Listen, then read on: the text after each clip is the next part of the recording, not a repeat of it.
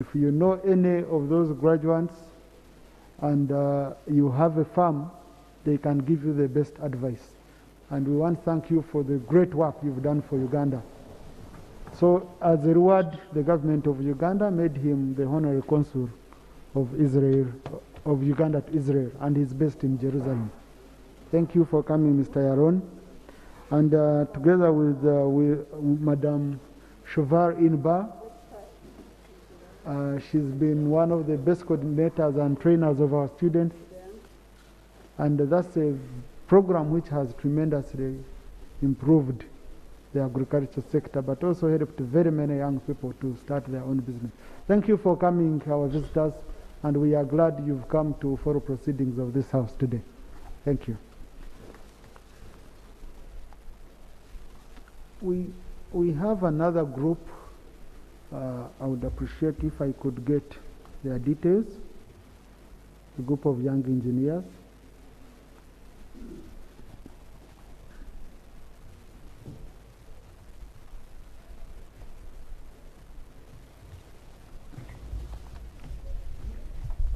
Yes,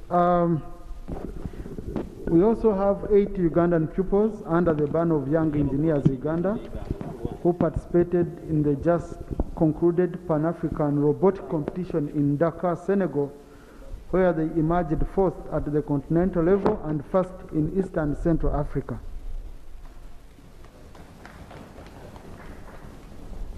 Where is the group? Maureen Rugendo, you can show us your group. Yes, you can see those young. You can see those young people. As a result, they have qualified for the World Robotic Championship, which will be held in May 2023 in the United States of America. So they include Queen Ankunda Kajwenje, aged 15. I don't know whether she's related to our very own Kajwenje, or that's a daughter. Congratulations, Honorable. Rowena Mwiza Rugendo, aged 14. You can wave at us, Rowena. Gabriel Josephat Kawadia, aged 12. We have Paul Ayebare. We have Esther Samuel Kazora. We have Serine Nyonyozi. We have Alim Israel Mangaji and Leona Pauline Aine Mukama. Now, I will request clerk you get the contacts so that we are able, colleagues, to send our children for such a trainings during holidays especially. That will be very important. Then Macho will stop complaining about regional balance on academic matters. Yes.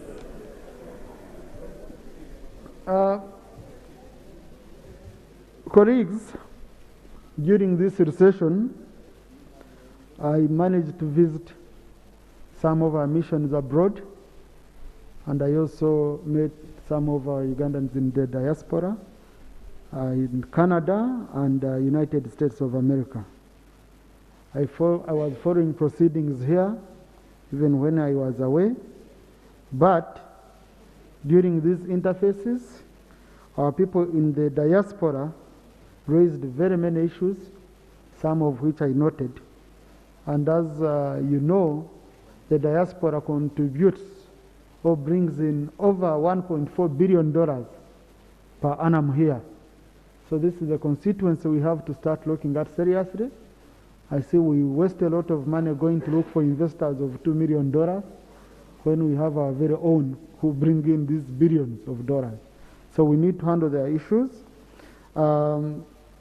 There is need, number one, I attended the unveiling of the Uganda Matters Shrine in Los Angeles, which was unveiled by Archbishop Odama.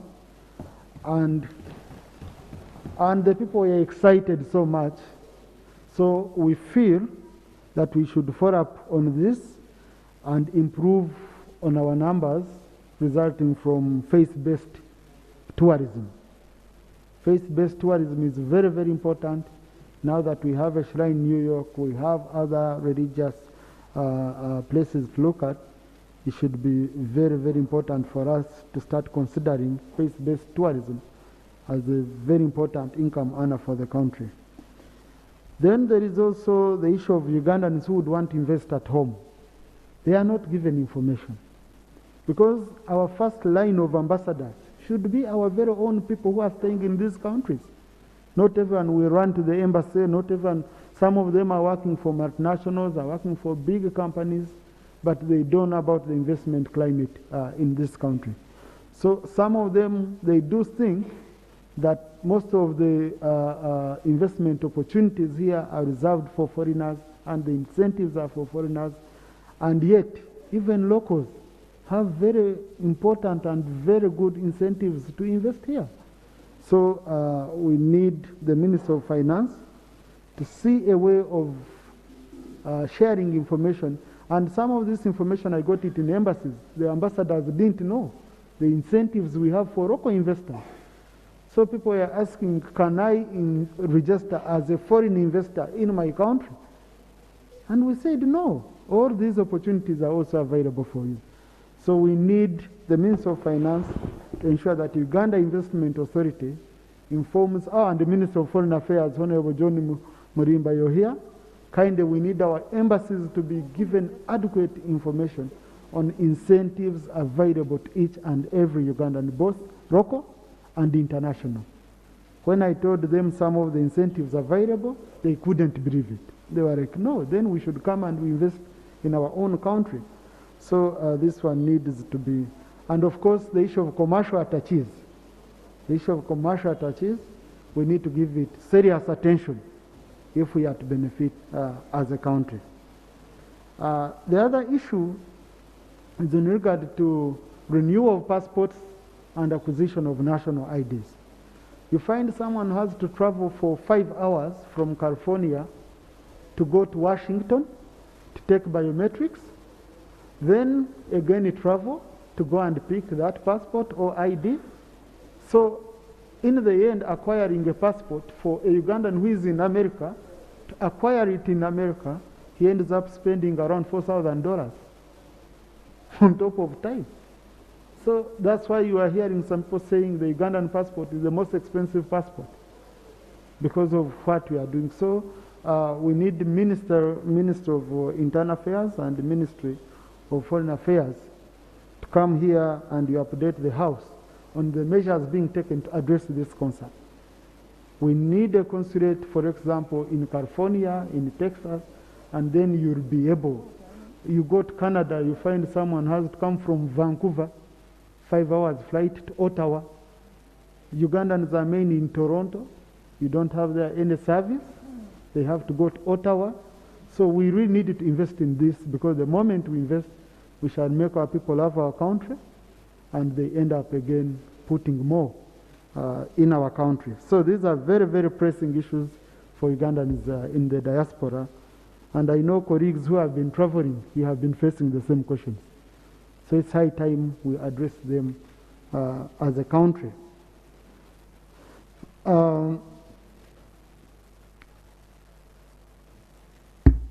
Yes, so with those issues, we also, I found the issue of our experts in these countries. We have very many experts. I'm seeing we are employing experts here, but it's Ugandans who are the best experts, wherever they are. So most of them said they would be willing to come back and work here, but they need to be well coordinated. And the biggest issue they said was the coordination of diaspora issues is scattered. You have under President's office, you have under Foreign Affairs, you have, so there are scattered efforts, and whenever they are coming, they don't speak the same language. So they would want an office which is very clear, where they know the diaspora issues. Beyond the political party mobilization desks at NRM, at NUP, where we need the formal ones which are very, very clearly defined. And then the students are saying they are having very many issues because we don't have student attaches. We don't have education attaches. Now, these education attaches would also be lobbying for our universities abroad to get research funds and collaborations. Universities are running on overheads they get from research. That's why you hear Harvard, you hear Yale, they have the research budget of Bloomberg School of Public Health at Johns Hopkins University is $3.2 billion per year. Now, out of that, 55% goes back to the institution to develop it. So, if we had education attaches who will work closely with the embassies and the universities here and universities abroad, Honorable Magora would tell you, him as a researcher, he would be, he would have made a lot. But now our researchers here have to fend on their own, try to struggle without any help. So, Honorable Minister of Foreign Affairs, we are interested in the issue of ensuring that we do have education attaches, engage with the executive so that they can allocate funds to this issue. With those very many words, Acting Rope, me first will, on my communication, let the Acting Rope first make a statement on my Thank you, Honourable Speaker and Honourable members. Honourable Speaker, I welcome you back from that journey, and thanks for the good information you have given us. But when I is it, also let me give this to you, through you to the ministers. Actually, Honourable Speaker, I've been on the Committee of Education since I came to Parliament, and we had the chance of visiting these areas where we have students on scholarship. India. When you go to India, we have so many students, and even other countries have children there. A country like Rwanda is giving a child every month $500 as upkeep. Then for us, we are giving them $100 per month, but our children take almost 8 months without getting that upkeep. And instead, they begin misbehaving. Minister of Education should come here and give us an update, Honourable Speaker, how far they have gone, because these people give us very good courses. So our role should also be maintained, that little part we are supposed to play. But spending, a child goes to Cuba or Russia or Israel, he takes 5 years without coming back home and is not getting all her upkeep in time, is unfair. Right now, Speaker, when it comes to business, I've talked to Foreign Affairs, even when I was when he was the minister. We have business, honourable members, right now, Speaker. Uganda has the best pineapples for Europe. We have the best food. But we have asked the Minister of Foreign Affairs to open up a market for Uganda in Europe, like in Britain, where we know that Ugandans are taking their goods to sell them without any problems. But don't speak what is happening, as you've stated.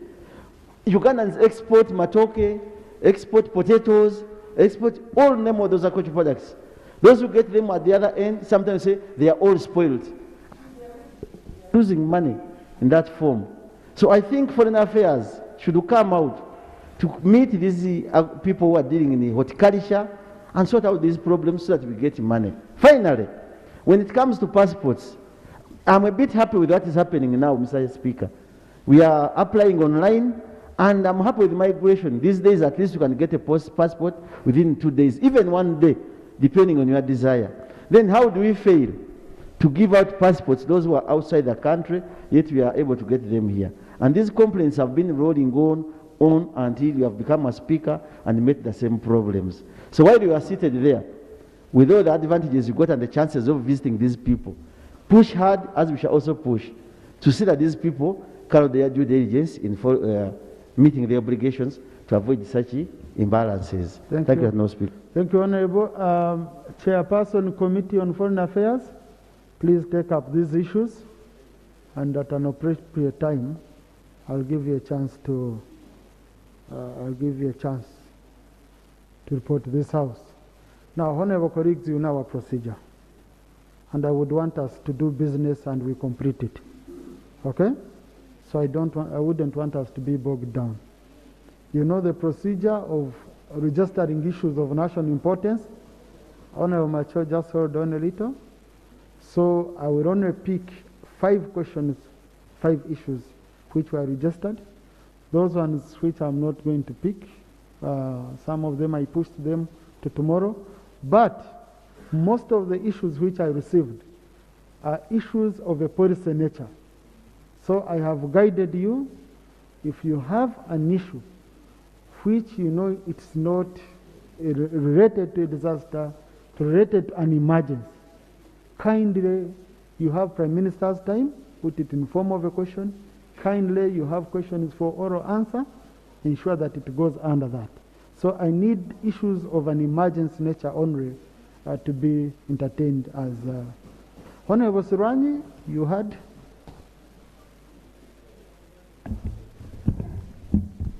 Thank you. Right Honorable Speaker, I want to thank you for your communication, and I have two pertinent issues. One is to thank the young children for participating in sports and encourage more young people in this country to come up and participate in different sports activities so that we can qualify and shine all over the world. However, Right Honorable Speaker... Honorable, I think we need to have our answer clear. This was not sports.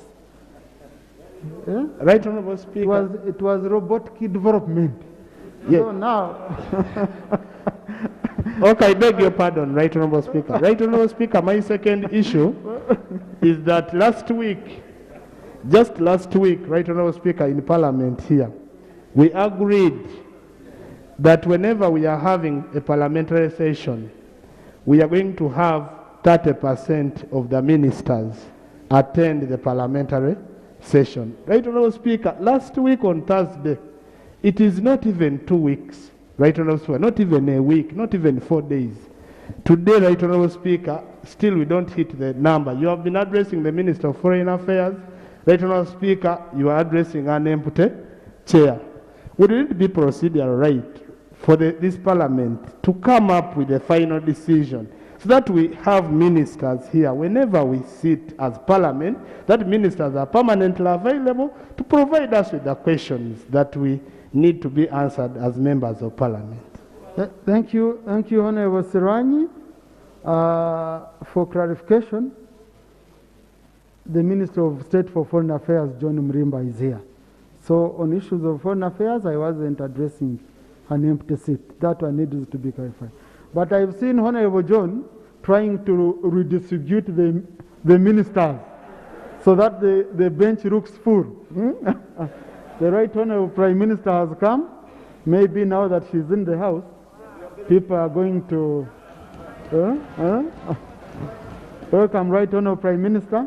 I'm sure they are watching, they are going to rush here. But it's a very serious issue for which we can't just take lying low. But also, that issue shouldn't derail us from doing our work. If they are not here, if ministers are not here, they will not stop us making decisions. So, because if we do that, what if they decide not to come? They would have failed us. What if it becomes intentional that if we want to derail Parliament, we don't attend? Okay? So let's go ahead. We make our resolutions and we ensure that our resolutions are implemented, whether the ministers have input or not, because they are supposed to be here. That's what the law says. Honorable Macho, you had a procedure matter? Yeah, Chair, my commissioner, sorry, Speaker, my brother, Commissioner Serwanyi, submitted on the matter I was giving as a submission because I was putting Honorable Bahati. I was putting Honorable Bahati on notice to tell us whether he's standing in for the Right Honorable Prime Minister or he's standing in for his docket as the Minister of Trade. But however, Right Honorable Speaker, it is also not fair for the Prime Minister not to be helped by the senior ministers, because when you look on the front bench, we don't have any senior minister in the House, in the Parliament of Uganda. And that is really, could has really disrespect to the Prime Minister, because it is always...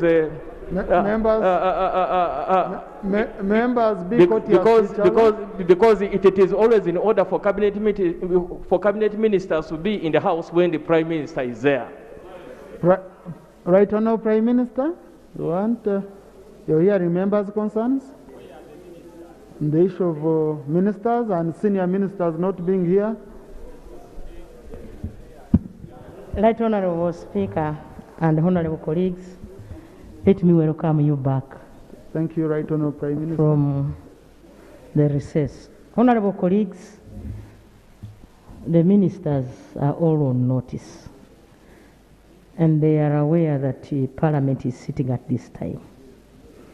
And I believe, I know some of them, there are those who are in State House, they are on the way coming. And the others, we agreed, colleagues, that in order for us to have both the work of government continuous and also have them present in Parliament, we agreed that at least we have 30% of our colleagues present here. And 30%, remember we agreed, I know they are on the way coming, but I am also trying my level best to crack the whip. Thank you. Thank you, Right Honorable Prime Minister. Yes, Honorable Semuja, I'm coming. Right Honorable Prime Minister, these young engineers who made us proud, I request that you give them an appointment. They are presented to your office. They moved around. Many would have gone, but they moved around fundraising to take these students, these pupils, to go and represent our country in Senegal. Only those of the rich, like Kajenje, could afford. They went. And most failed because they couldn't even afford. Some of us, they reached out to us. We were helpless because of the pressure we also have. Maybe we need to think of a certain way we should be helping people who make our country proud. You know, they've qualified for World Cup in making of robotics, designing of robotics. In 2023, they'll be going to the US. Some will again be stuck. So maybe as a mother, once they visit you, I know you will welcome them and we usually find a solution. So, Kirak, please coordinate with the Prime Minister. I can see she has accepted to meet the team. Yeah. Honorable Semuju.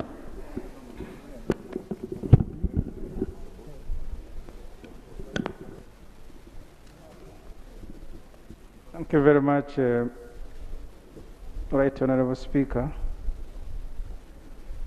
Right Honorable Speaker, in your communication, you spoke about attendance. Rule 15, and if you can allow me to read, Mr. Speaker. There shall be in Parliament a government chief whip, appointed by government from among members of Parliament representing the ruling party. 15.2, the role and functions of the government chief whip is to ensure due attendance, participation in proceedings and voting in Parliament of members of the ruling party. Mr. Speaker, the rules say there shall be. Why has the ruling party defied the rules? Because all the comments that have come to you, Mr. Speaker, from members immediately after your communication is a cry of non-attendance.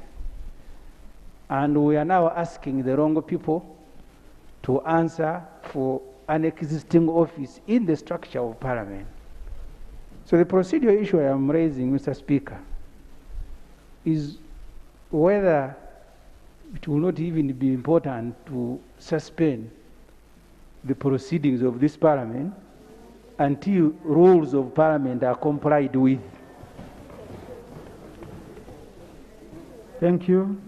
Because, Mr. Speaker, you remember we lost a speaker here. We couldn't even bury him. Said there must be a speaker.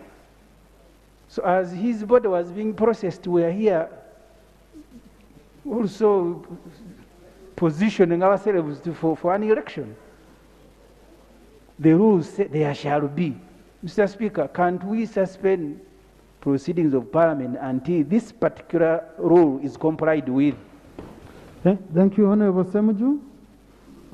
This is an issue which we shared with His Excellency the President. And of course, when you relate it to the one of the Speaker, a speaker is elected while the chief whip is appointed. So when we shared it with the president, he said he's considering the matter, but a chief whip works under the prime minister. The prime minister is the principal person in this regard to lead government business in the house. So the prime minister is here, and no, right honorable prime minister you don't need. The prime minister is here, and the appointing authority, we have brought it to his attention, and as the leaders of this house, we shall continue following up. But we are moving in a right way. We don't have any defect in whatever we are doing here because of lack of government chief whip. Colleagues, let's go on to matters of national importance. Honorable Chibadia, we don't have a point of further procedure in our rules. Honorable again David. Honorable again David. Thank you, the Right Honorable Speaker, for giving me the opportunity to submit, especially on matters of national importance. The Right Honorable Speaker, on the 20th of June, this very year, 2022, exactly 3 p.m., the Town Council of Adilang, the sub-county of Adilang, received unusual, reliable rainfall with serious hailstorms. These have been very unique in the history of the district. We have never seen an hailstorm to that extent that destroyed over 1,998 acres of crops. And there are 382 households that has been affected. If you see the place has become a desert. You cannot see the crops. Crop like maize, peanuts, sunflower, soybean, bananas, including cattle and goats. 10 goats were killed by the hailstorms, and 2 cows. The community now are at total loss. Prayers, Honorable. My prayer is, my community are suffering. There is famine already. We need the office of the Prime Minister, especially the Office of Disaster and Relief and Preparedness, to emergently respond to give our community food items. And then the second, we need seeds for replanting, because the seed they planted is destroyed. So we are requesting for more seed to be given. At least within 2-3 months, they will be able to harvest. Okay. So it is my humble prayer that my submission is taken into consideration. And with me, I have the evidence. The report that was written from the district, and I have submitted this report already to the Office of the Prime Minister, and I'm kindly asking you to help me lay this report on the table. Thank you, Honorable. You can lay on table. Thank you. Right Honorable Prime Minister.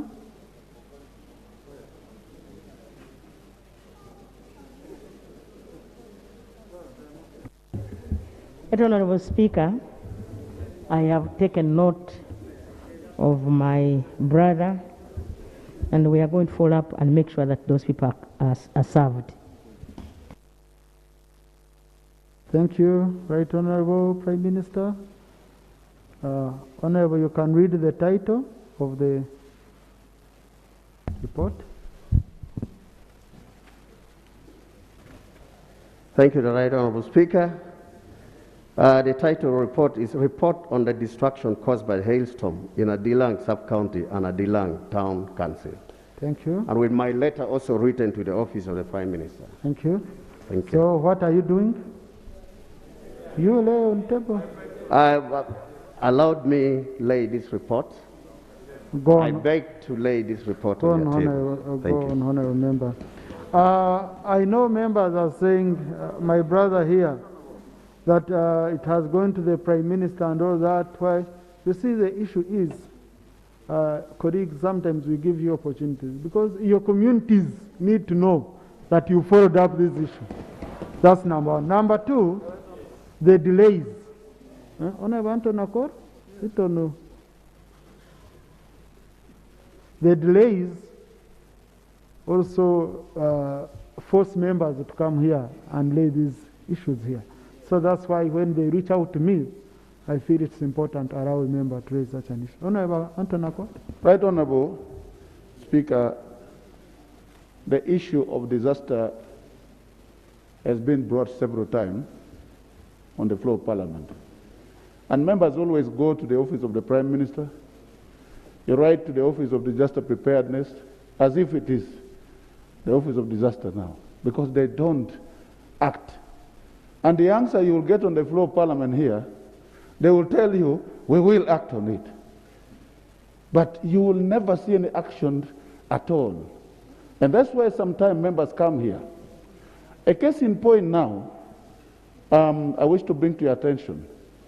I wrote to the office of the Prime Minister on the 2nd of last month, when the people were attacked in Apa, over 300 houses were burnt.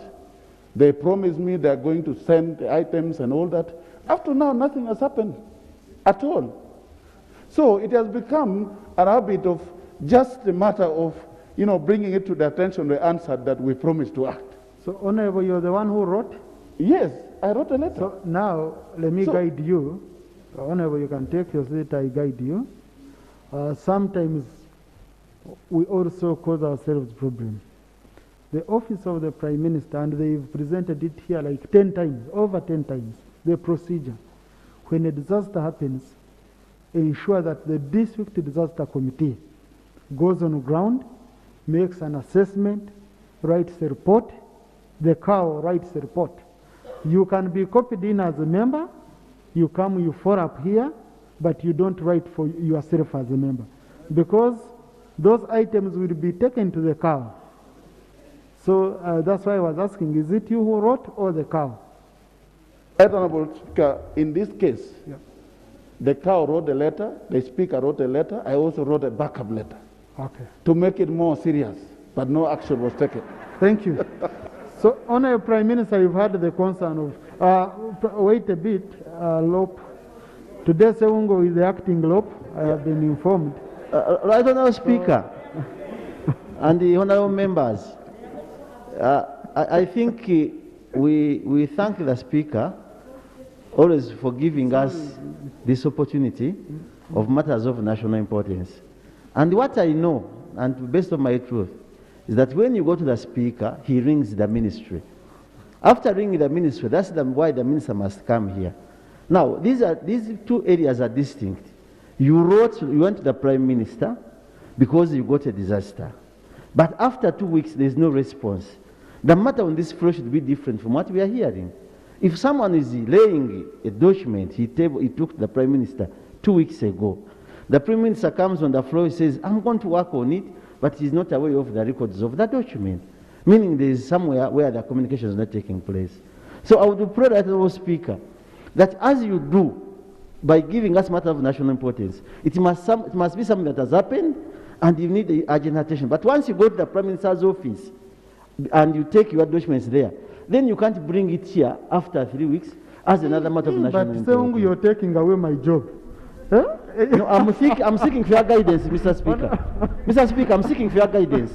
I'm just seeking for your guidance. So what could be the best approach? If I've taken the first option, should I come here when it has failed, or I should come here before I go for the first option? Since I've survived the coup from Sewungu, I will share his views.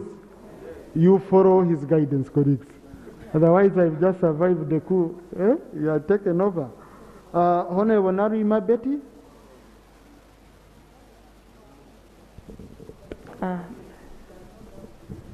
Thank you so much. Right Honorable Speaker. Please order. Please. Right Honorable Speaker, I'm Betty Thonalima, the Shadow Minister for Local Government.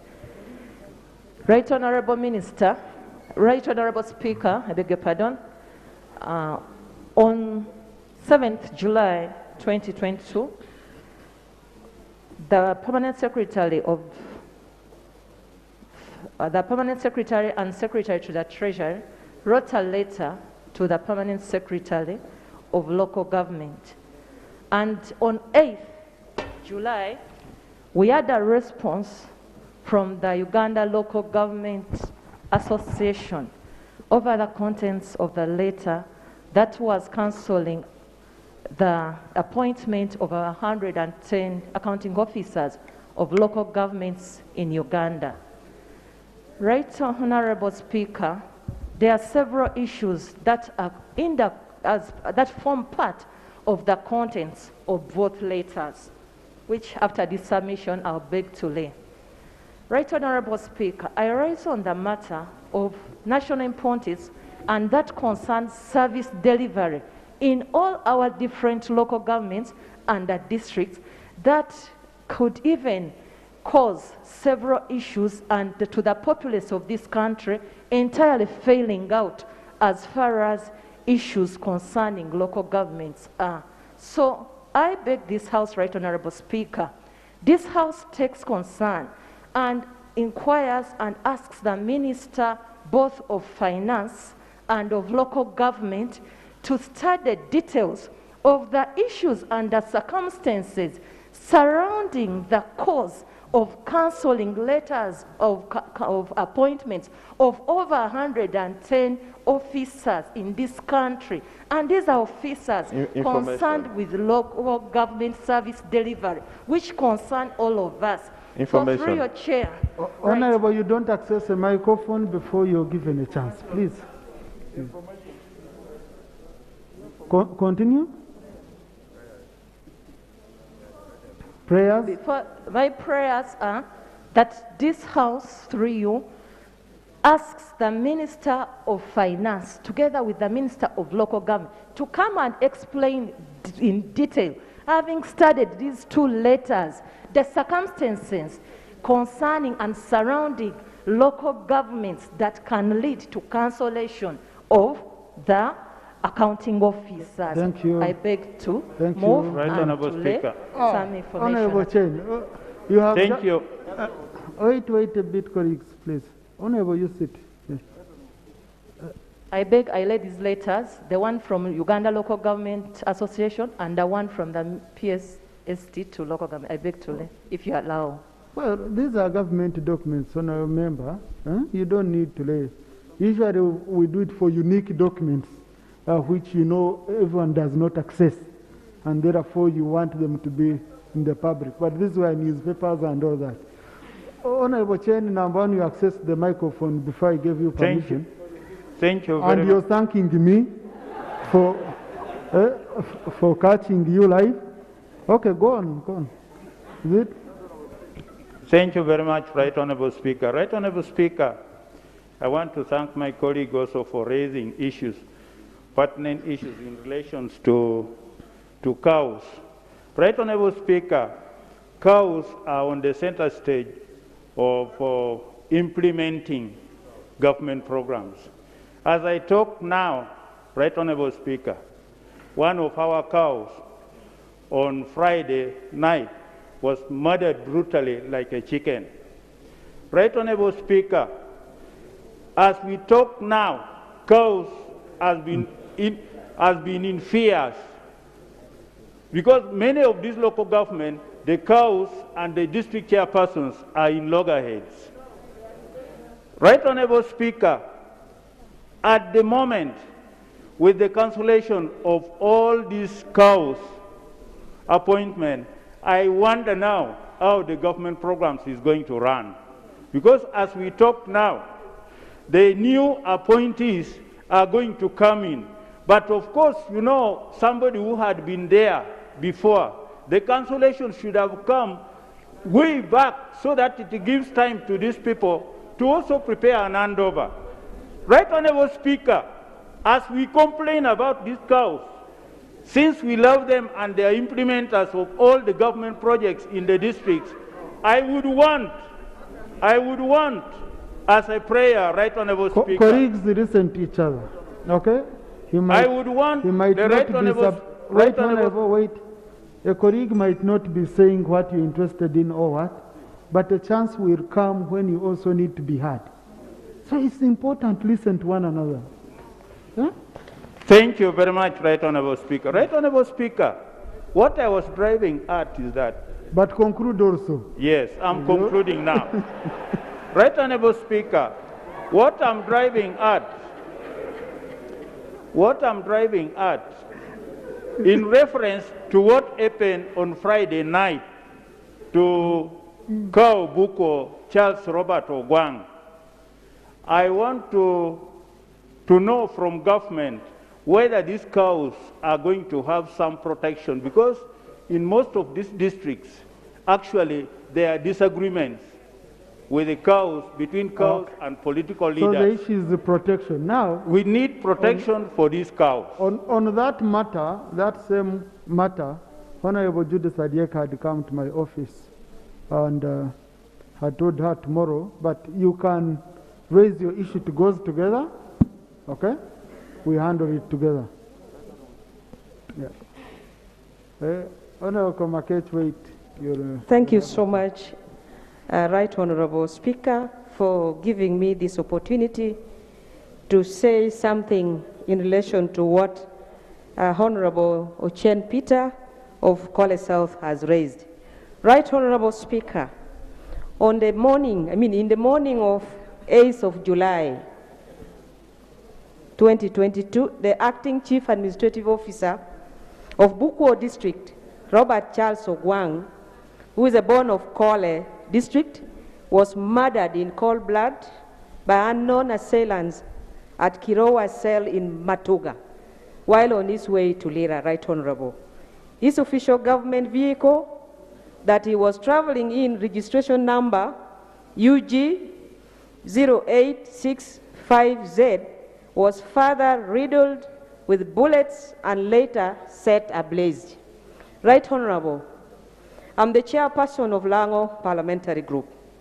And as Lango Parliamentary Group, we condemn in the strongest terms these atrocities, barbaric and inhuman act by unknown assailants.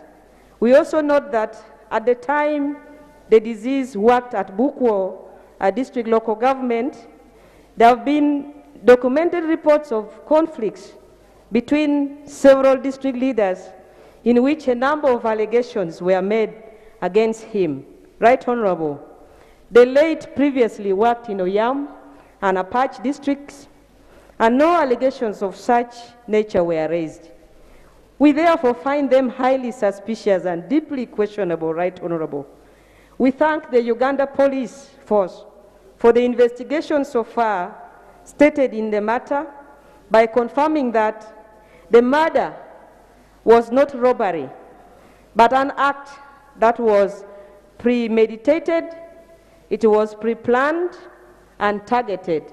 Right Honorable Speaker and honorable members, Lango Parliamentary Group has these prayers. 1, the Uganda Police Force conducts a full-scale investigation on the assassination of Mr. Robert Charles Ogwang, the acting Kao of Bukwo District Local Government. The assailants should be brought to book within the shortest time possible. We want to see this because it is a very painful situation that Robert Charles Ogwang was murdered. 2, the internal conflicts that we heard about at Bukwo local government, where the disease was drawn into, be further investigated by police and Ministry of Local Government, because foul play cannot be ruled out in this matter, and it should be keenly investigated, Right Honorable Speaker.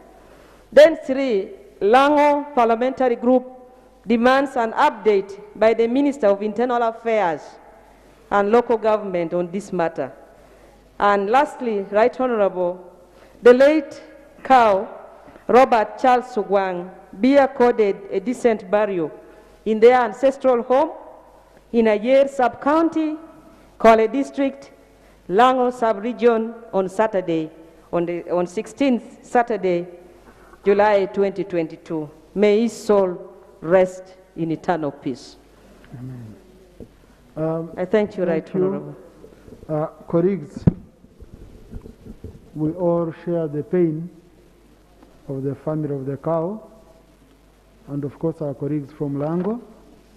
So we share with you the pain, Honorable, and you extend our condolences to the family as a house. Excuse me, Right Honorable. No, when I'm speaking, you cannot access the microphone when I'm speaking, Honorable. Thank you, Right Honorable. Yeah. Hey, you're still on it. Yes, Right Honorable, I wanted to lay this letter. Okay, please lay. Right Honorable, thank you so much. But colleagues, on issues where there are investigations, especially police investigations, and matters of a criminal nature, please let's restrain ourselves as a house.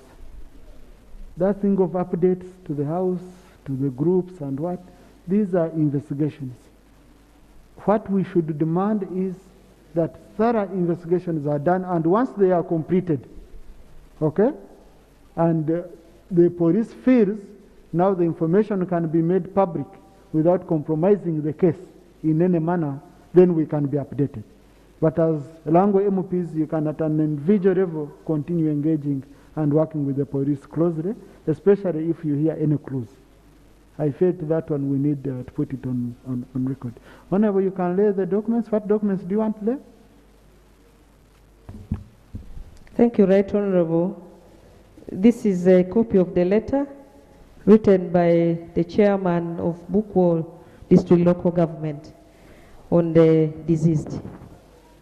I beg to lay, Right Honorable. Okay. Thank you. Sorry? Okay. Thank you, Right Honorable. Just you can the report is on the behavior on the acting cow Ogwang Charles. It was written on the 11th of June 2022, 1 month before the murder, and it was signed by Chelimo Julius Moses, Chairperson LC5, Bukwall District. I beg to lay, Right Honorable. Okay, so you have another document? Okay, thank you, Honorable. Right Honorable, I don't have another document. Thank you, Honorable. Thank you so much. Now, colleagues, kindly be very, very cautious with such matters, because we don't want to paint a picture of us coming to some conclusions as colleagues and as politicians and as leaders. These are issues of communities. One community can go for another. One community can. So let's give police a chance. I've read in papers, they are really moving quickly. So let's give them a chance. So let's go back to the issue of Honorable Bet Narima. Right, Honorable. Yeah, but what do you want to contribute, Honorable, on that issue?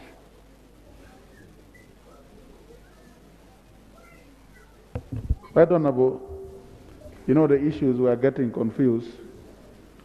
The issue that was raised at first was the issue about the letter written by the PSST terminating some accounting officers. And one of the members said that we love them, they are doing great work. I don't know, Speaker, I've been in the 10th Parliament and this is my second term. We have really been frustrated by the accounting officers. And I think there is need for action to be taken.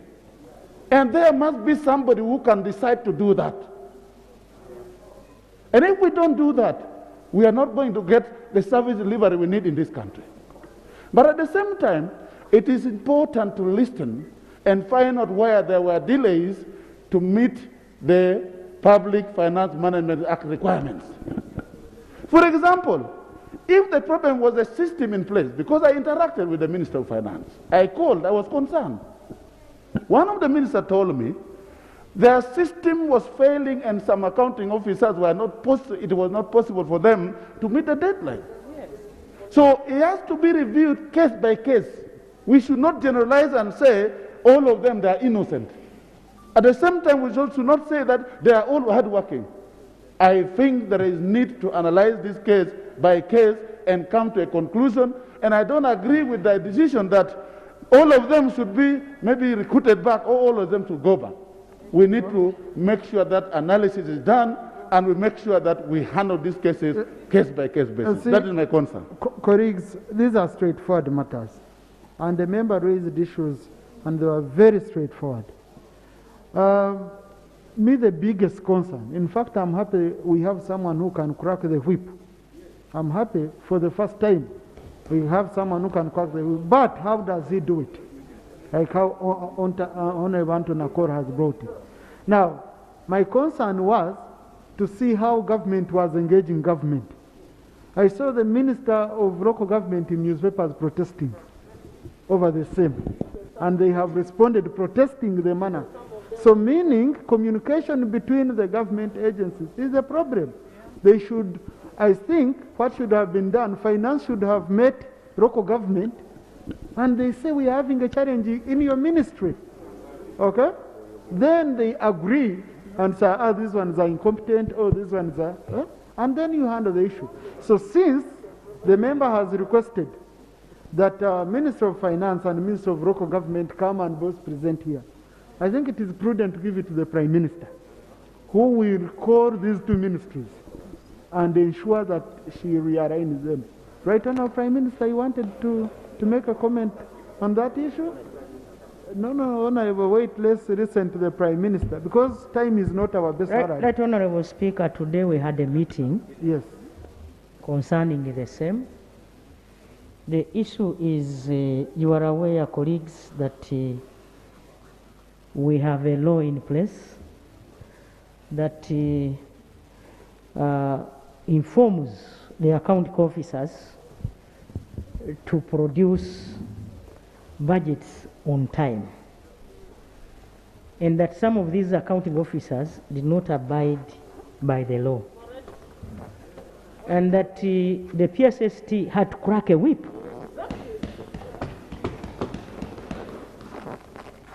That, Honorable Speaker, if we don't crack whips, some of these people are failing government. Today we had a meeting. We are going to handle case by case, and those that we find are still relevant will remain. But there are those who have made it a habit every year, year in, year out.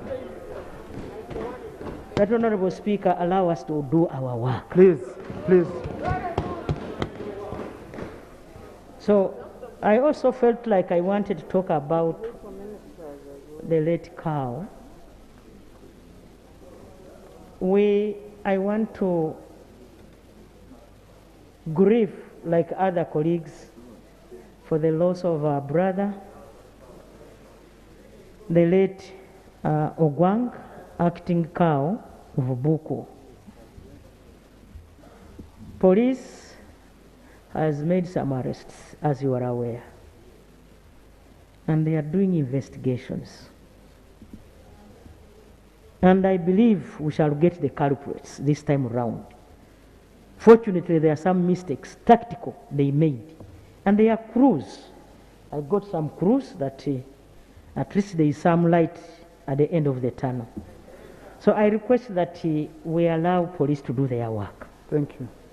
On the other hand, I wanted to appeal that moving at night, very late at night, is also dangerous for our lives.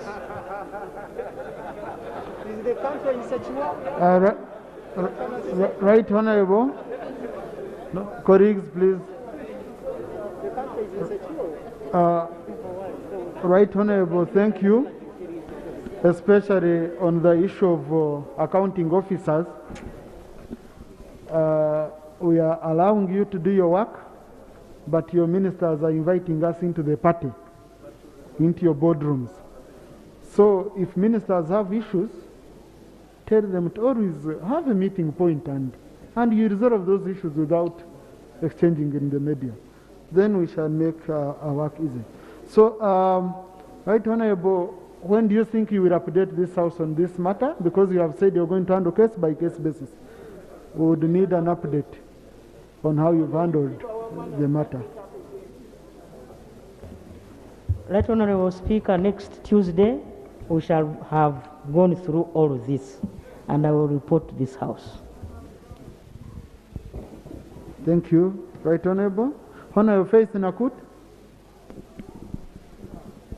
Right Honorable Speaker, allow me to thank you for two things.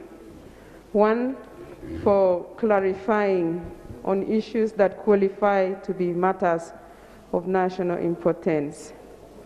Last Tuesday, I had submitted this issue that is really urgent, but it got crowded out by other important policy issues which would have fitted in the Prime Minister's question time. So I thank you for that.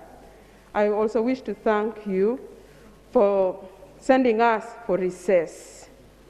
My colleagues and I, the MPs of the Karamoja Parliamentary Group, utilized our recess well.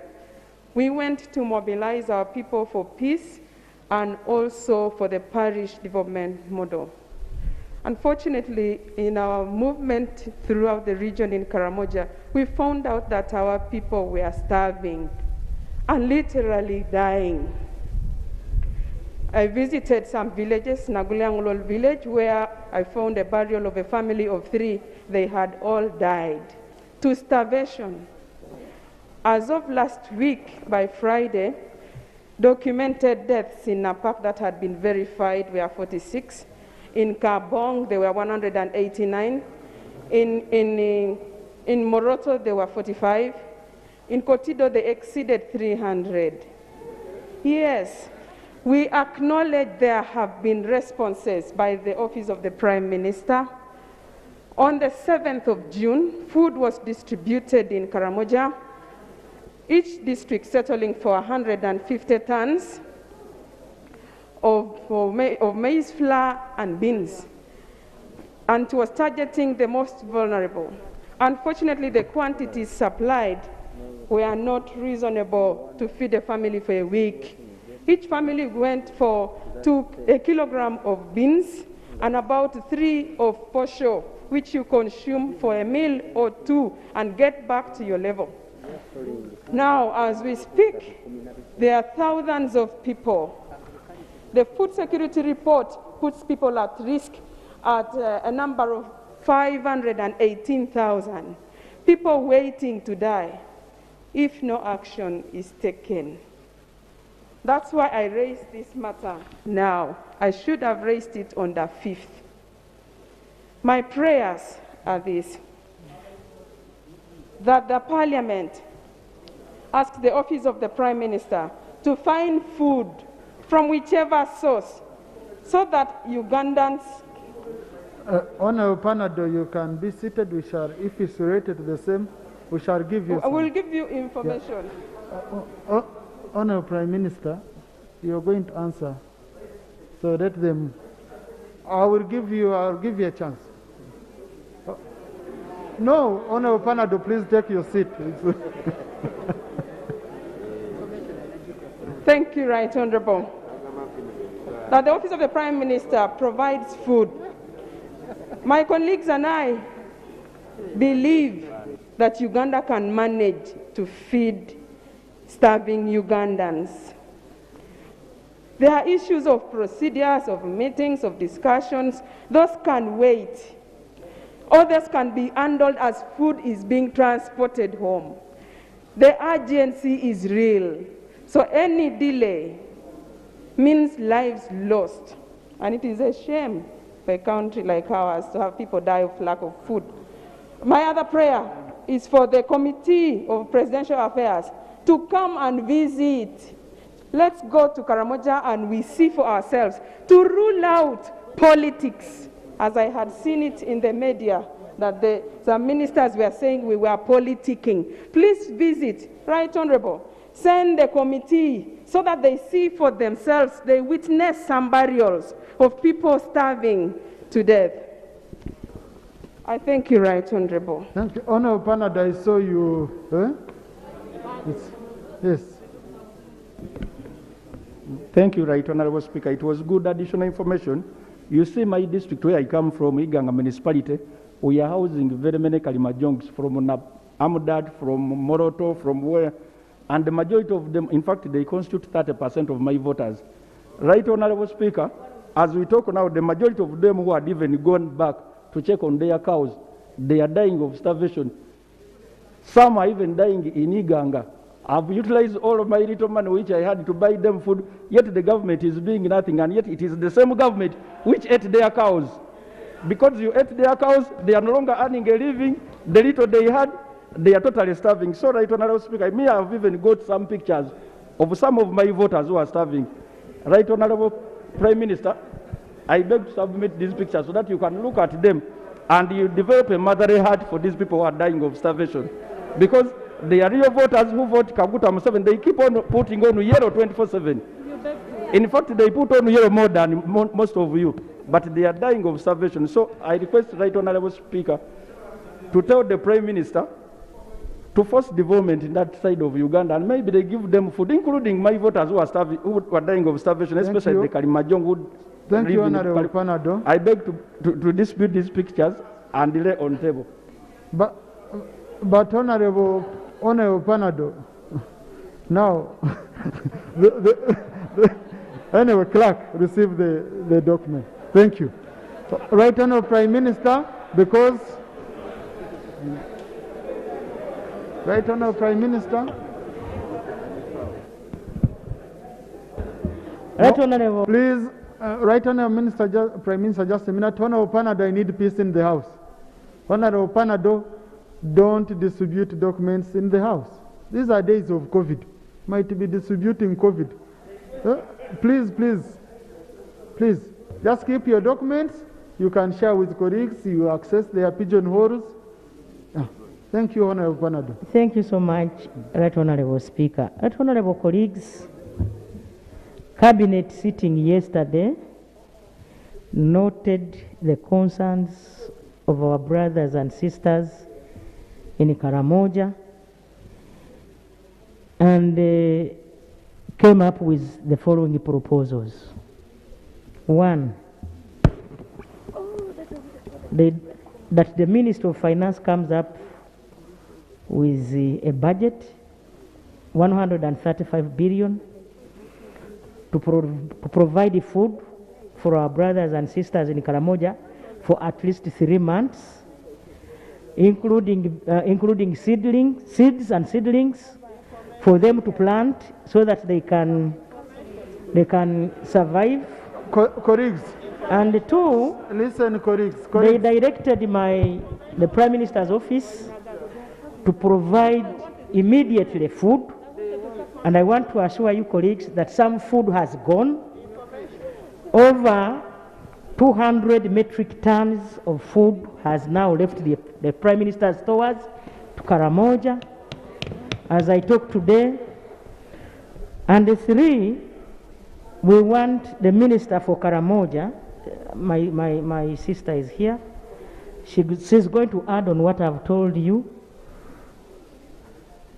Then three, we see how to secure, because one of the reasons why our people are not productive is because of insecurity. We continue pacifying that area so that, Honorable Speaker, protect me from Panado. Honorable Panado, the Prime Minister is seeking for protection. Kindly, No, please, Honorable Panado, please. Okay.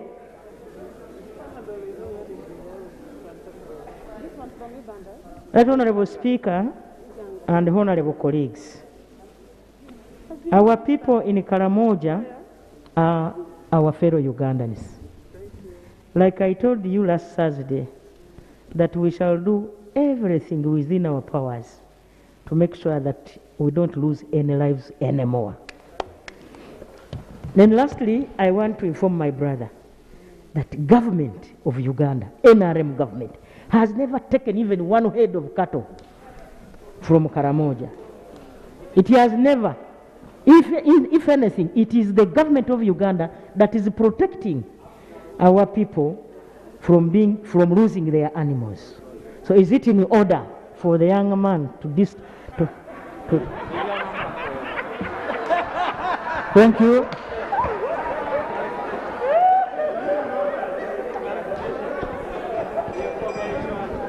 Colleagues, kindly take your seats. Take your seats. Right Honourable Prime Minister, you have been updating and meeting MPs of Karamoja regularly. I think it is important to again meet them so that you discuss the new measures and the new steps being taken. Honourable Frank Moroto. The Moroto, you see what Moroto? Thank you, Right Honourable Speaker. Right Honourable Speaker, first of all, I want to thank you for that guidance. But however, the biggest challenge that we have as Karamoja region is we are not being listened to. Honourable Speaker, it's true, recently we received some money through the supplementary budgets, about 39 billion. And we called for a meeting as leaders of the region. We said, let us sit down and maybe agree on some of the priorities that can be able to solve some of these problems. This issue of hunger has been there for quite some time.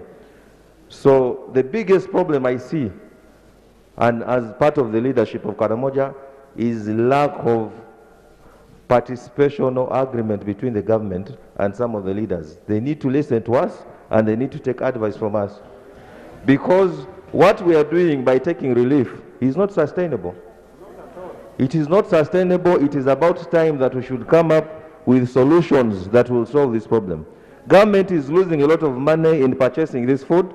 Why can't we put that money into the right use? If it's about mechanizing, because Karamoja has green belts, there are regions within Karamoja that can produce food, and we can create food, a food basket for the region. We can have food security. But colleagues, I'm not opening up this matter, please. I see my time. I'm already extremely behind the schedule with you, colleagues. So, Honourable Prime Minister, meet. Honourable Frank, I don't mind. You've raised your point. We've picked it. Honourable Prime Minister, meet with the MPs from Karamoja. The Prime Minister has a meeting on Thursday with MPs from Karamoja. So, and Teso, yes. The ones of Teso also want you, everyone wants you. So, Honourable Prime Minister, when you're coming on Thursday in your opening remarks, you can update us on what you would have done with the people. Honourable Santa Room, then we go. Yeah, Honourable Santa Room. Thank you, Right Honourable Speaker. Prime Minister, this is also Right for you. Honourable Speaker, I rise on an issue of national importance concerning scarcity of food in Oyam district. Right Honourable Speaker, our district was hit by hailstorms in many parts.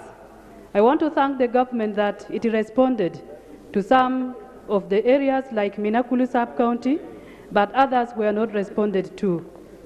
Mr. Speaker, sir, now that I talk, there are very many people who are sleeping hungry because of lack of food. To the extent that the women are hit hardest, they are moving up and down, trying to look for food, which they cannot find. And the children and the elderly are almost failing even to walk.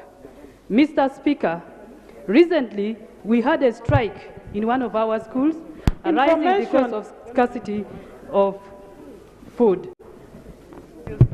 My prayers, Right Honourable Speaker, is that the Office of the Prime Minister gives us food to address the issue in the short run. But as we have noted, this is not tenable. My long-term prayer, Right Honourable Speaker, is that we don't even have seeds. The seeds that we planted all dried out because of the dry spells. And people are roaming around. We are expecting rain soon. But even if the rain comes, people will have nothing to plant. So I request that the government, through the Office of the Prime Minister, provides for us seeds so that when it rains, we have something to plant. I want to thank you. Honourable Beatrice Akori, I saw you hijacking a microphone, and Honourable Sasaga, just wait a bit. Thank you so much. The member is having her maiden, her maiden presentation. Yes, Honorable. Thank you so much, Right Honorable. I wanted to give additional information. When Honorable Nakut was giving a presentation on the issues of Karamoja, I witnessed Agago borders, Karamoja sub-region, and as I speak now, more than 2,000 Karamoja, they flee, Karamojong, they flee, and they are living in Agago. They are starving. They are dying in Agago. And in Agago, we have 9 sub-counties affected by the cattle rustlers. And those 9 sub-counties, they don't even have time to cultivate. And as a result, right now they are starving. There's no food. We are from there. So I request that the Prime Minister, we know you, we trust you, because you always give us quick response. Even in this situation, I am very sure that you're going to respond to the plight of the people of Agago, who are also starving because of lack of food. Thank you. Colleagues, on this matter, there are MPs from areas which are affected. Yes. So I'm going to allow Honorable Isaac Atimgui. Yes. That one will handle for West Nile. Honorable Susan Amero will handle for Teso. Okay? Yes. And then I have Honorable. Please, let me, Honorable Sasaga, a procedure. Before Honorable Isaac, procedure from Honorable Sasaga. Yeah, thank you, Right Honorable Speaker. Right Honorable Speaker.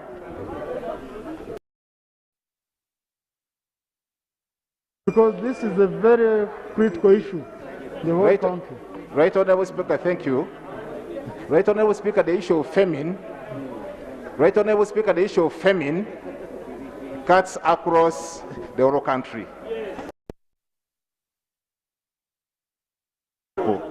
If you go to Sebei, you cross to Bugisa you come from, you cross to Langa and Bukedi, even in parts of the central here. Those who can afford, for example, where food is, there are those who cannot afford it because of the escalating prices. Then there are areas completely where food is completely not there. So all of them come to the same. Either food is there or there's no money to buy food, it comes to the same equation.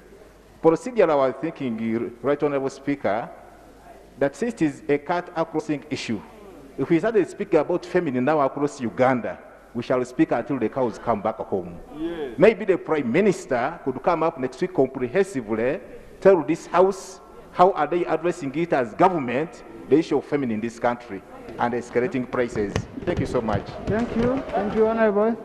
Honorable Isaac, I've taken note, Honorable Sasaga, and I will give my guidance. I wanted to get members' views, then I give my guidance. Thank Otherwise, if I guide and then I give members' views, then it won't make any sense. Thank you. Thank you, Right Honorable Speaker. Yes. For the record, Isaac Otimgiu, Padire County, Nebi District.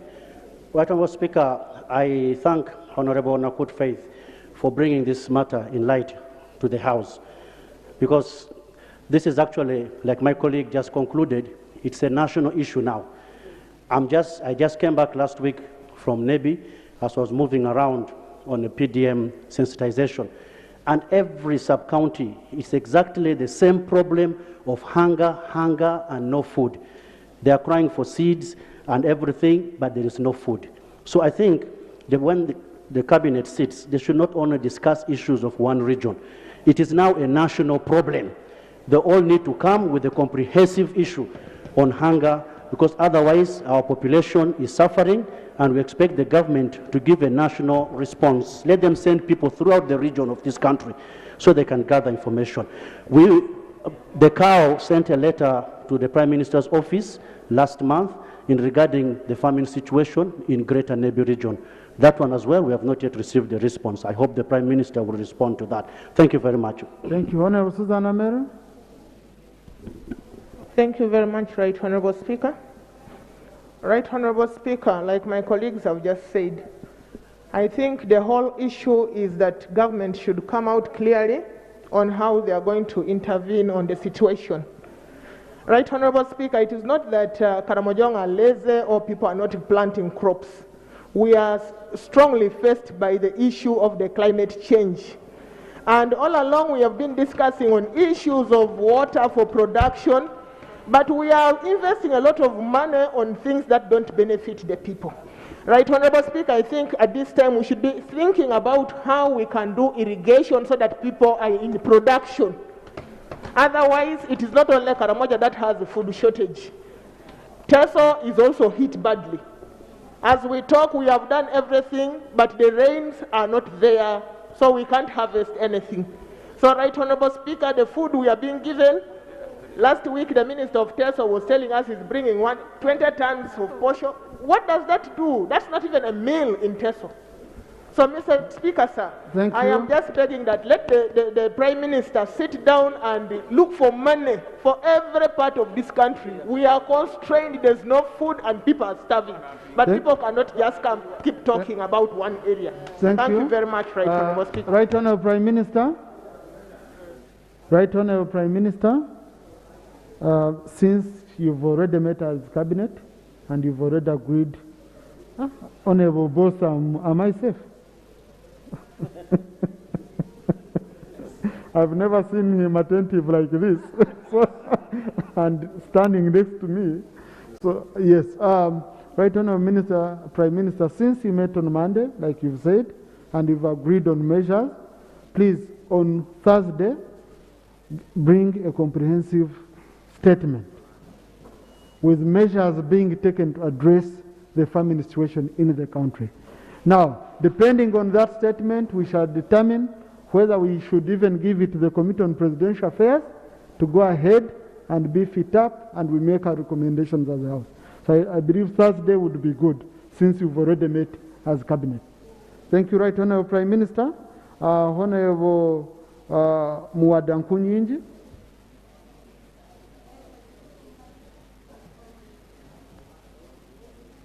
Today, colleagues, it's my first day in the session. I'm generous.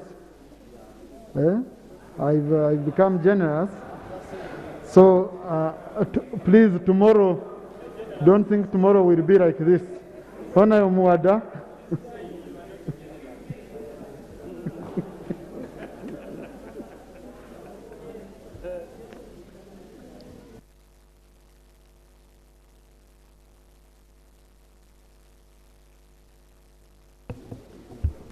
Thank you, Right Honorable Speaker. Right Honorable Speaker, I rise on a matter of urgent national importance, first as the MP Chadondo East and as the Shadow Minister of Foreign Affairs. And I'm glad, Right Honorable Speaker, in your communication, you considered the plight of Ugandan nationals in the diaspora.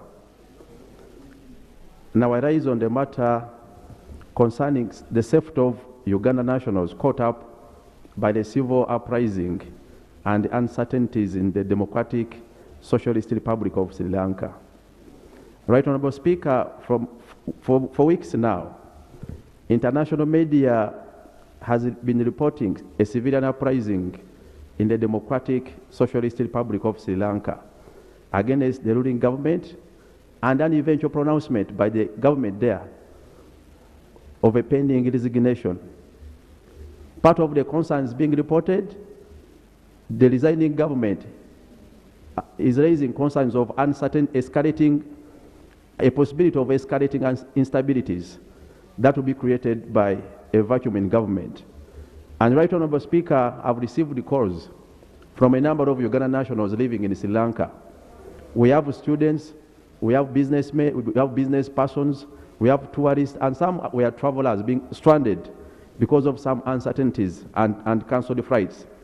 Right Honorable Speaker, I now pray that the Minister of Foreign Affairs and the government of Uganda briefs Parliament on the total number of Ugandan nationals being trapped at the moment or stranded in Sri Lanka. And secondly, the measures being undertaken by Uganda government to ensure the welfare, safety, and in the event of escalation, the readiness to evacuate these Ugandan nationals. I beg to submit. Thank you. Honourable Minister of Foreign Affairs.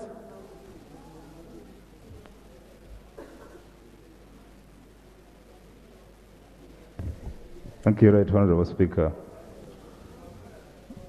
Honorable Speaker, Minister of Foreign Affairs is following up on matters which are happening in Sri Lanka very closely.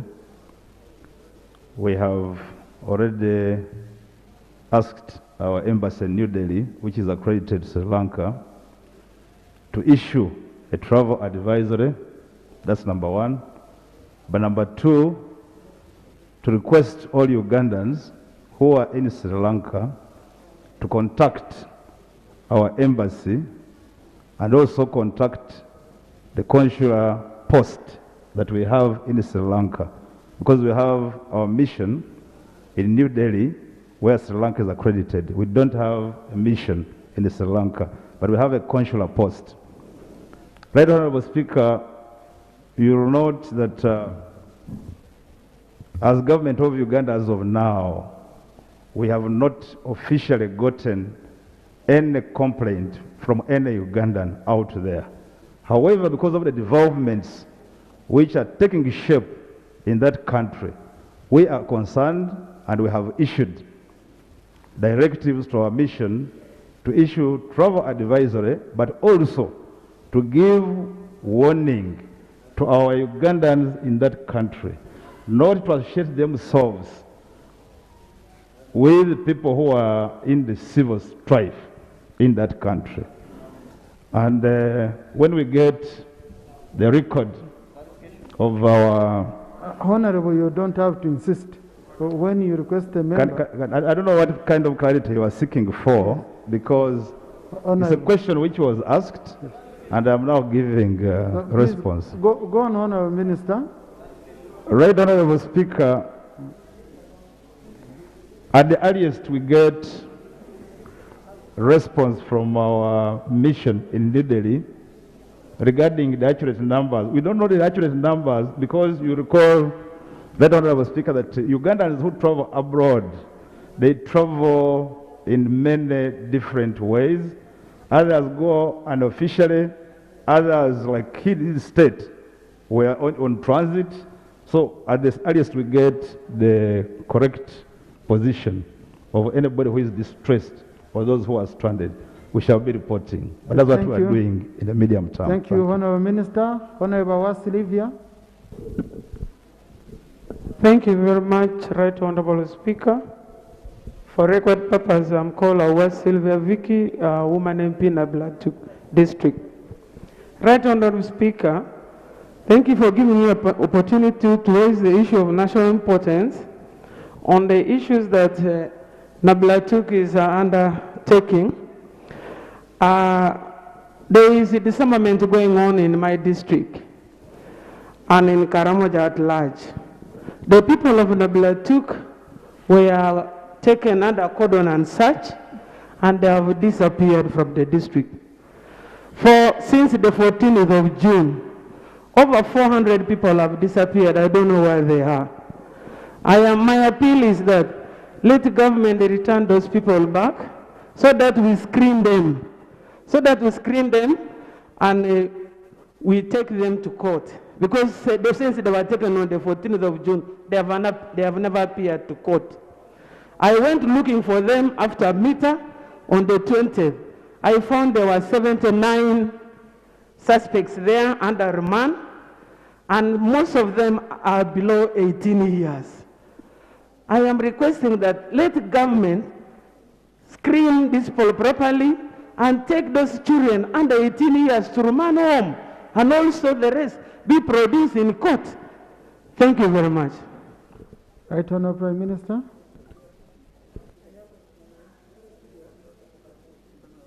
Oh, Minister for Karamoja.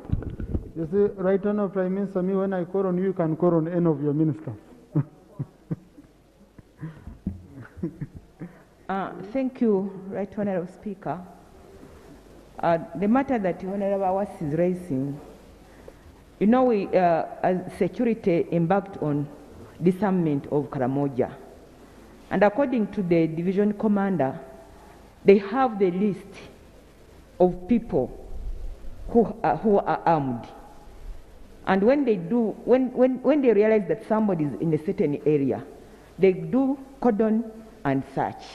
And that is ongoing as per now, because they were instructed to ensure that there is no more insecurity in Karamoja region. So I will consult the division commander to find out how many people were arrested, and if they have not been produced to courts of law, I think that should be done. Thank you. Thank you. Thank you. Thank you, Honorable Minister. Honorable Gilbert Olanya, finally.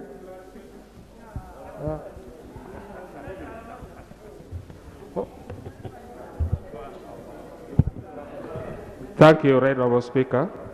Right Honourable Speaker, I raise on a matter of national importance concerning the diversion of Parish Development Model funds to the payment of the staff salaries. Right Honourable Speaker, the Parish Development Model is a new program, and it has never been kicked off completely. Right Honourable Speaker, when we are launching the Parish Development Program in my district, together with the Honourable Minister, Ilarunek, my Chief Administrative Officer of Amoro District Local Government claims that he got permission from the Permanent Secretary, Ramadan Gobi, authorizing him to use part of the Parish Development Model funds to pay the salaries for the sub-county chiefs and the town agents. Right Honourable Speaker, this is how government programs and the funds is normally abused. Right Honourable Speaker, when we asked the Chief Administrative Officer, he confirmed and gave us the letter written by the Permanent Secretary, Ramadan Gobi, authorizing the cows to use part of Parish development money for the payment of the staff salaries. Right Honourable Speaker, aware that district local government have their own votes for paying salaries. And this Parish Development Model Fund must not be used in the payment of the salaries of the staff. My prayer, Right Honourable Speaker, my prayer is, Right Honourable Speaker, money meant for Parish Development Model programs for Amoro District Local Government must not be diverted. And the money which was diverted by the Chief Administrative Officer should be reimbursed. Let the money benefit our people in the parishes. The money should not be mixed in the payment of the salary. Right Honourable Speaker, secondly, civil servants who are fond of diverting money meant for particular program should be dealt with seriously. We need a clear implementation of the government program. And we thought this Parish Development Model Fund would help our people who are deep in the parishes. Right now, we are not happy as a community of Amoro District Local Government. We need our fund to reach the parishes as has been designed by the government. Thank you, Honorable.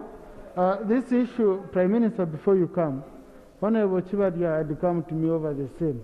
And Honorable Chibadia.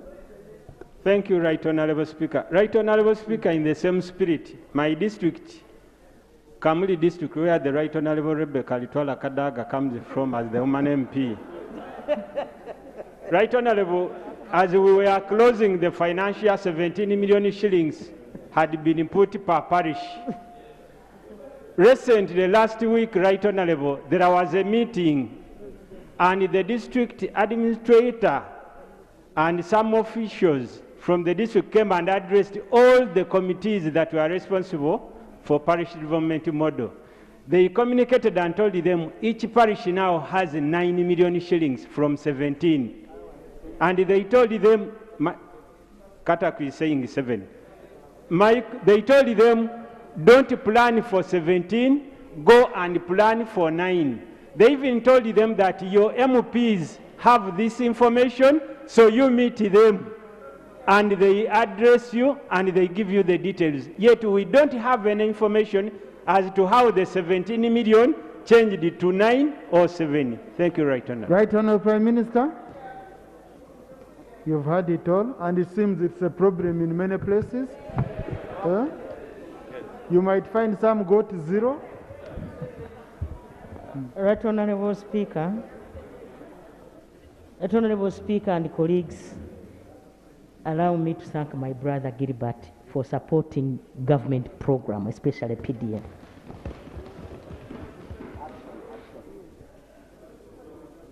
Right Honourable Speaker and colleagues, it is true that some districts received less money last financial year. We had a number of meetings. Because we were not yet prepared to roll out, we agreed that that money be taken back to the center. And so that we can send it once. But some districts had already rolled out this money to the parish circles. What I want to assure this House and the country, that the money that we planned for last financial year, that is the 17 million per parish, will not be diverted. It will go back to the parishes. Even that money that had not gone to the districts will be sent to the districts together with the money this quarter. This quarter. The money that has been diverted by the cow, we shall investigate. And if he is found culpable, he will be arrested. Then lastly, Right Honourable Speaker, we plan to send this money in 2 quarters, depending on the season. This first quarter, like you have been told by the ministers, we shall send 50 million. Those districts that did not return the other money to make it 17, they will send the balance. So in this case, if each parish, like Chibali has said, got 9 million per parish, they will send 8 million to make it 17. Then they will send the 50 in July, August, and then send 50 in January, Feb. Thank you so much, Right Honourable Speaker. Honourable Chair, Committee on Local Government, they've not given you space. No, Honourable, that's not how it works. That's not how it works. Yeah, so Honourable Chair, Honourable colleagues, you talk to me when you're seated. You're still walking on your journey. So, Ropa, I'll give you a chance, don't mind. Chair, Committee on Local Government, Chair, Committee on Local Government, get interested into this matter. For up, at a certain stage, we might require you to report to the House. But work closely with the Prime Minister, because he also needs to first get information. Now, Honourable colleagues, during responses to urgent questions last week, the Minister of State for Sports undertook to table the public-private partnership agreement for the redevelopment and upgrade of Nakivubo War Memorial Stadium, and therefore vary the order paper to accommodate the reading of this agreement. Honourable Minister, the procedure matters will also come.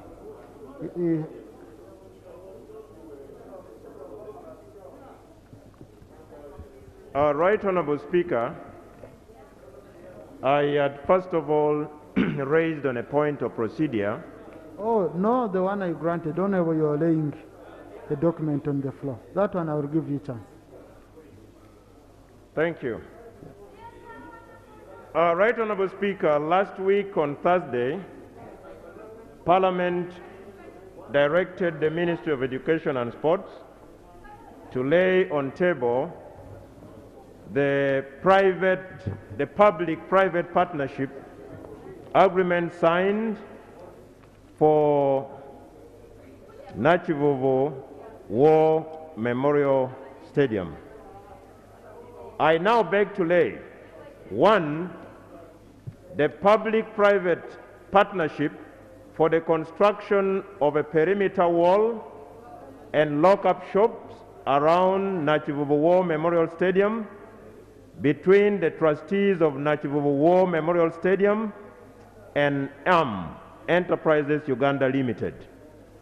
This PPP was signed on the 22nd day of October 2013. Right Honorable, before I leave, I would request that for the record, because under our national constitution, you can still be held liable whether you're in office or out of office, to read those who signed in the different. Absolutely. There is a provision under the constitution on accountability. On behalf of the trustees of Nachivubu War Memorial Stadium, for this agreement of 22nd October 2013, it was signed by one, Mr. Mabirizi Godfrey, who was Chairman, Board of Trustees. Two, Mr. Sembatia Eddie, Vice Chairman then. Three, Mr. Lubega Ivan, Secretary to Board of Trustees. Four, Miss Nabukera Afisa, who was a member of the board. On the side of Ham Enterprises Uganda Limited, it was signed by Chigundu Amis, Managing Director, Musoke Abdu, Manager Operations, and Namutebi Samira. The designation is not indicated. I beg to lay. Yeah.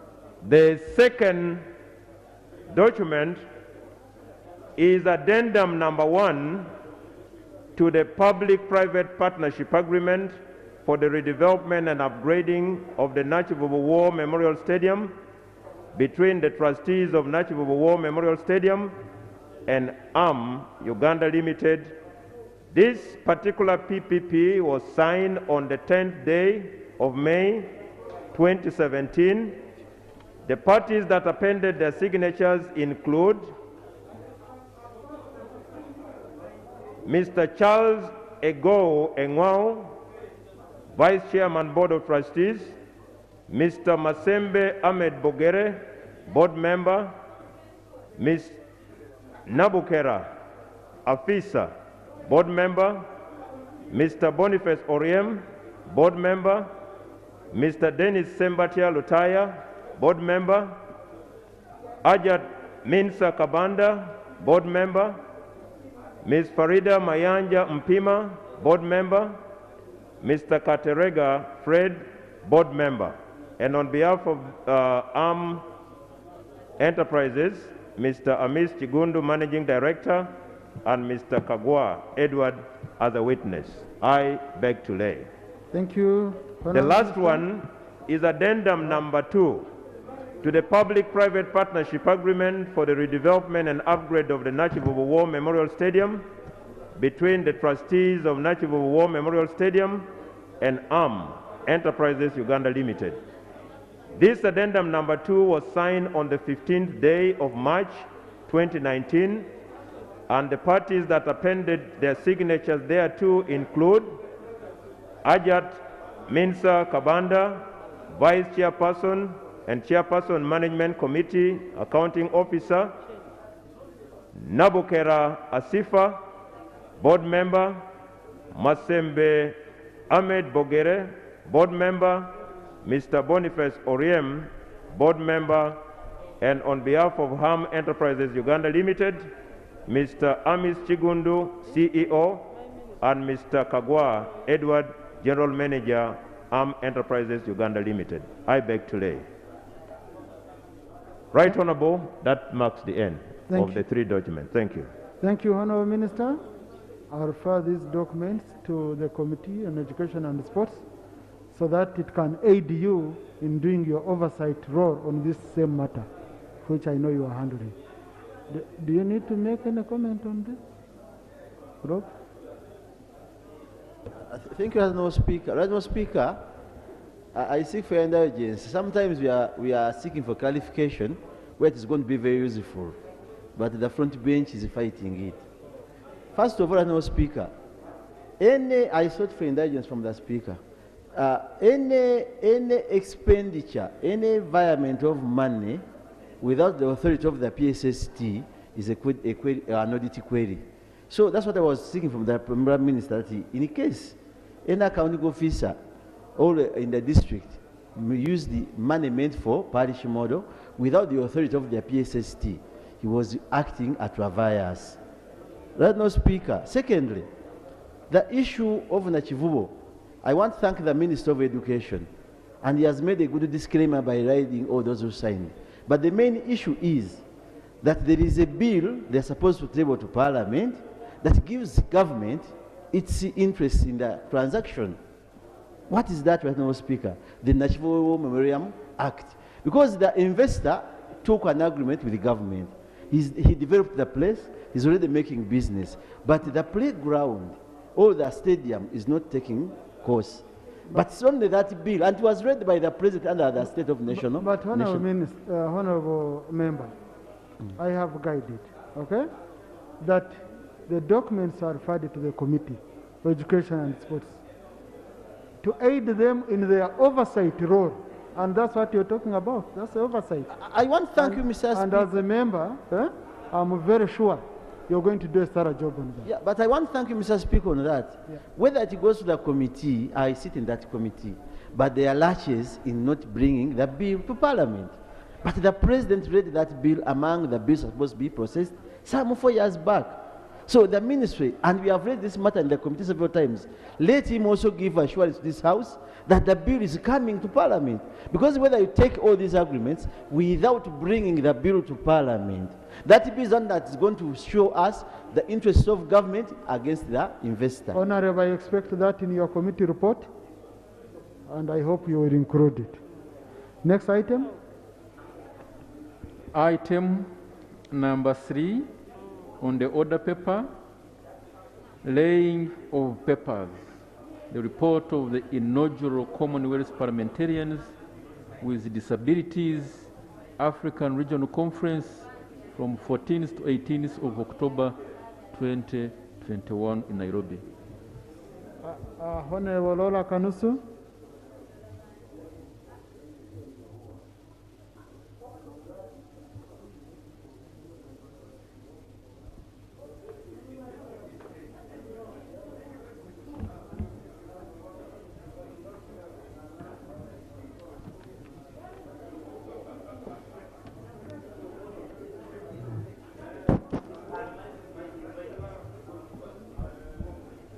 Thank you, Right Honorable Speaker.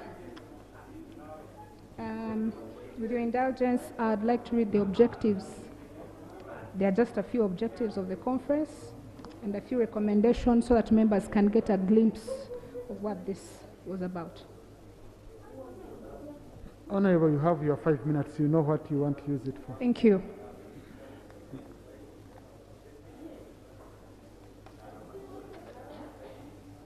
I have been informed that this report has been uploaded, so I believe that members have it.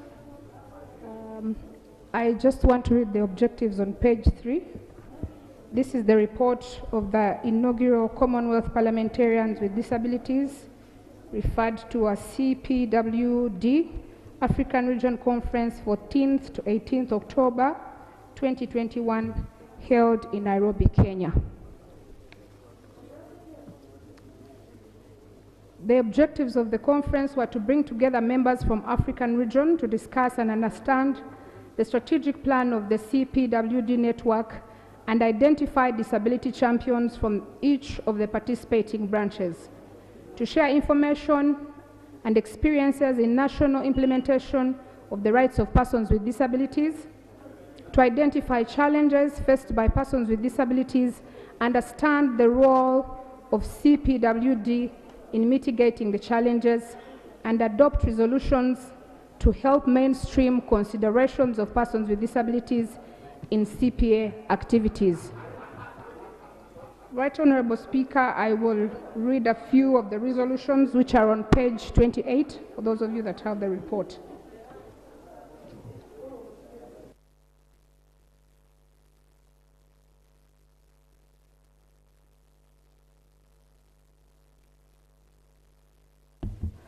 The first resolution is that Commonwealth Parliamentary Association regional member countries should expedite the ratification of the UN Convention on the Rights of Persons with Disabilities, which Uganda has already done.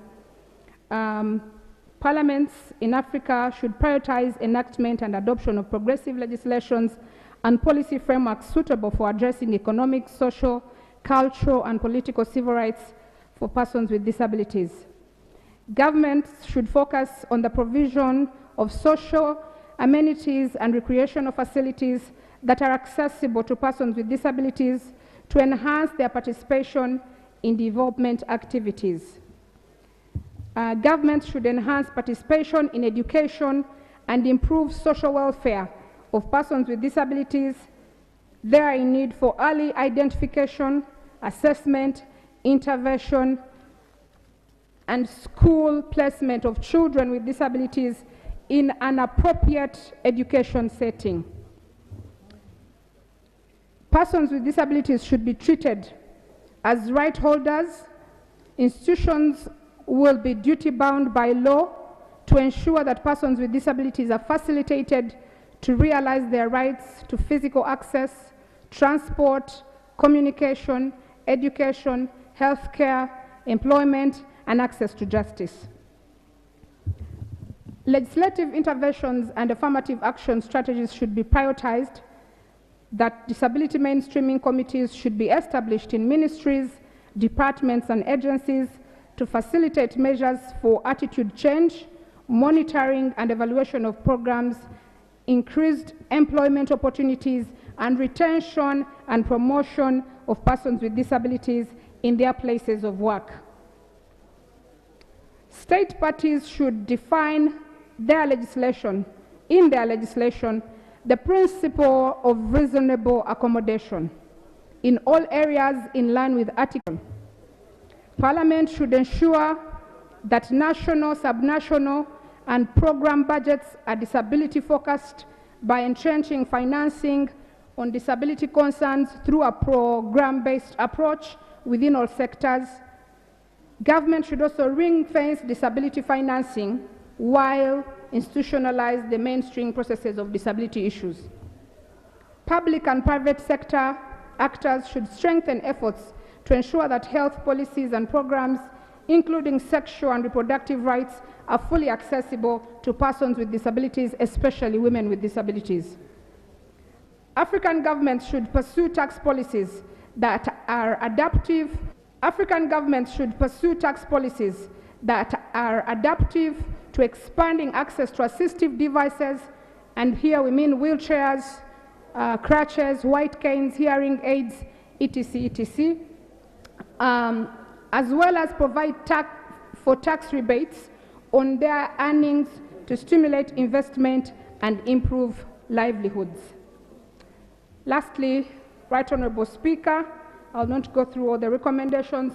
Political parties and election management bodies to develop congruent measures that encourage culture of inclusivity of persons with disabilities by way of nomination and campaign financing. This will expand the participation of persons with disabilities in policy decision-making representation. Right Honourable Speaker, I beg to lay the report of the inaugural Commonwealth Parliamentarians with Disabilities, CPWD, African Region Conference, 14th to 18th August, October 2021, held in Nairobi, Kenya. I beg to lay, Right Honourable Speaker. Thank you, Honourable Korik. This is a very important information document for all of us colleagues. Clerk, please upload it on our online document repository so that we can use it. The several committees, because these are overlapping recommendations. Of course, the Committee on Gender should pick serious interest, but there are overlapping recommendations across all sector committees. So you need to use it so much whenever we are processing, especially the ministerial policy statements and the laws. And we ensure that indeed our disabled people are considered in many aspects. Honourable Singham, proceed. Okay. Thank you very much, Right Honourable Speaker. Right Honourable Speaker, I would like to raise another matter regarding Rule 38 of our Rules of Procedure. Right Honourable Speaker, according to this rule, we should have got in this House by now reports twice from the Ministry of Foreign Affairs regarding the decisions of the African Union and the resolutions and the way they, they pertain to this House. But Right Honourable Speaker, to the best of my recollection, since I started sitting in this House, we have not even got a single report from the Ministry of Foreign Affairs regarding the decisions of the African Union. Interestingly, Right Honourable Speaker, I don't even remember ever seeing the substantive minister in this House. Therefore, Right Honourable Speaker, the procedural matter I'm trying to raise, are we really proceeding well when now we have started the second session of the 11th Parliament and we have not got any single report from the Ministry of Foreign Affairs in as far as this rule is concerned? I beg to submit, Right Honourable Speaker. Thank you, Honourable colleague. In as far as today's session is concerned, we are moving well. Okay? I just wanted first to give you that assurance. Okay? In as far as this document or this report is concerned, I need to cross-check with the clerk, because sometimes some of these documents at the clerk, and when we are scheduling order papers, items on the order paper, we consider the urgent issues we have. So what I'm going to do, I'm going to cross-check with the clerk. Clerk, please cross-check and tomorrow, and I ensure that indeed this rule is adhered to. I thank you, Honourable colleague. On the same matter, Honourable Song? No, this really Honourable. This is a report for information, and we have said committees can use it at any time. So if we open a debate on it, we shall be in trouble here. I don't know what time we shall finish. Procedure. So, Procedure. Procedure, Honourable? Yeah, Right Honourable Speaker, P.O. Samuel, for record purposes. The procedural matter is on the laying of the items on the order paper. Recently, I raised the matter of national importance, and the prayers were that the Attorney General be directed to lay the list of the livestock compensation beneficiaries from Acholi, Lango, and Teso sub-regions. Last week, the lists were available, but they could not be laid because it wasn't on the order paper. So I just want to request that provision is made so that they can be laid this week. Thank you. Please, clerk, if those documents are available, ensure they are put on the order paper tomorrow. Okay, thank you, Honourable, for alerting us on that. Honourable, what's the Thank you so much, Honourable Speaker. Yes. Honourable Speaker, Rule 33, laying of reports of parliamentary delegations abroad.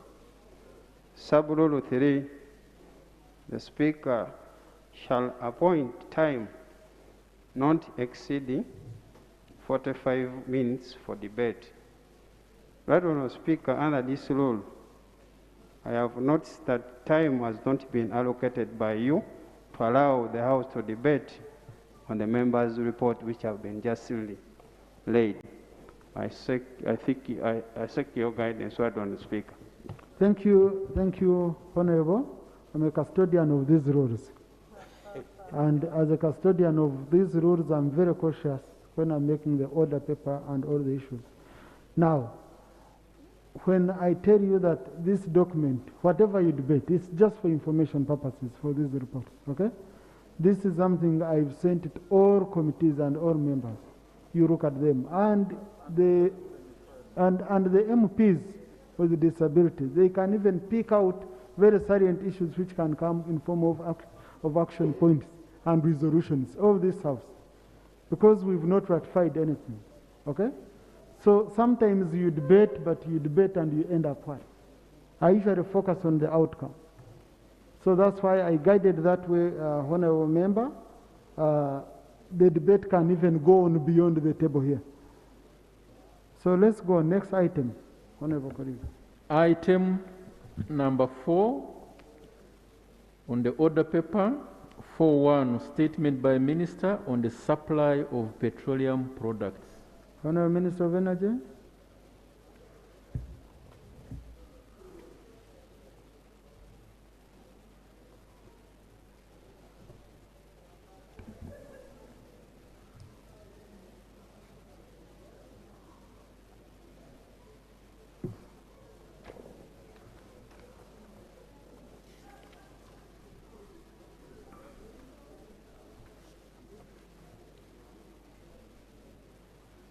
Right Honorable Speaker and colleagues,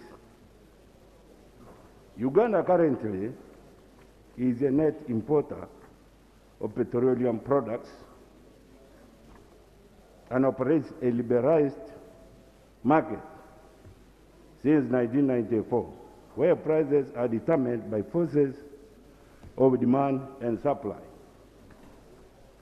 The subsector is guided by Petroleum Supply Act of 2003 and the attendant regulations. Right Honorable Speaker, the purpose of the statement is to apprise Parliament on the product supply, associated prices, and action taken by the Ministry. Right Honorable Speaker, currently, about 80% of the country's petroleum products requirements are supplied through the Kenya route using the open tender system, which Uganda joined in 2011 after a series of engagements with the Kenya government. Tanzania, which was providing 5% of Uganda's product requirements, has now increased supply to 20%. The strategy to keep the country well supplied, therefore, hinge on the effectiveness of the import routes and the in-country storage facilities. In this case, Mombasa and the Dar es Salaam ports, together with other terminals in Kenya, are being utilized by oil marketing companies to import products into Uganda. Right Honorable Speaker, you may recall that in April 2022, Government of Kenya introduced changes in capacity sharing that require the oil marketing companies in Kenya to declare 60% of all imported products for Kenya local markets and 40% for transit.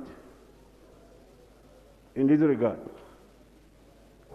Kenya Pipeline Company is to ensure that all flammable stock within its system adheres to a ratio of 60 to 40 Kenyan local market to trans ratio. And B, the Kenyan oil companies with higher transit stocks than the prescribed ratio to immediately localize the excess stock.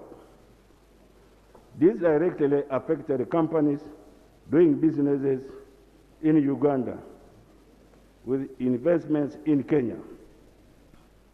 Localization of all parcels of super petrol about empty cargo square with 85,000 metric tons or 133,509 million liters that discharged during the weekend of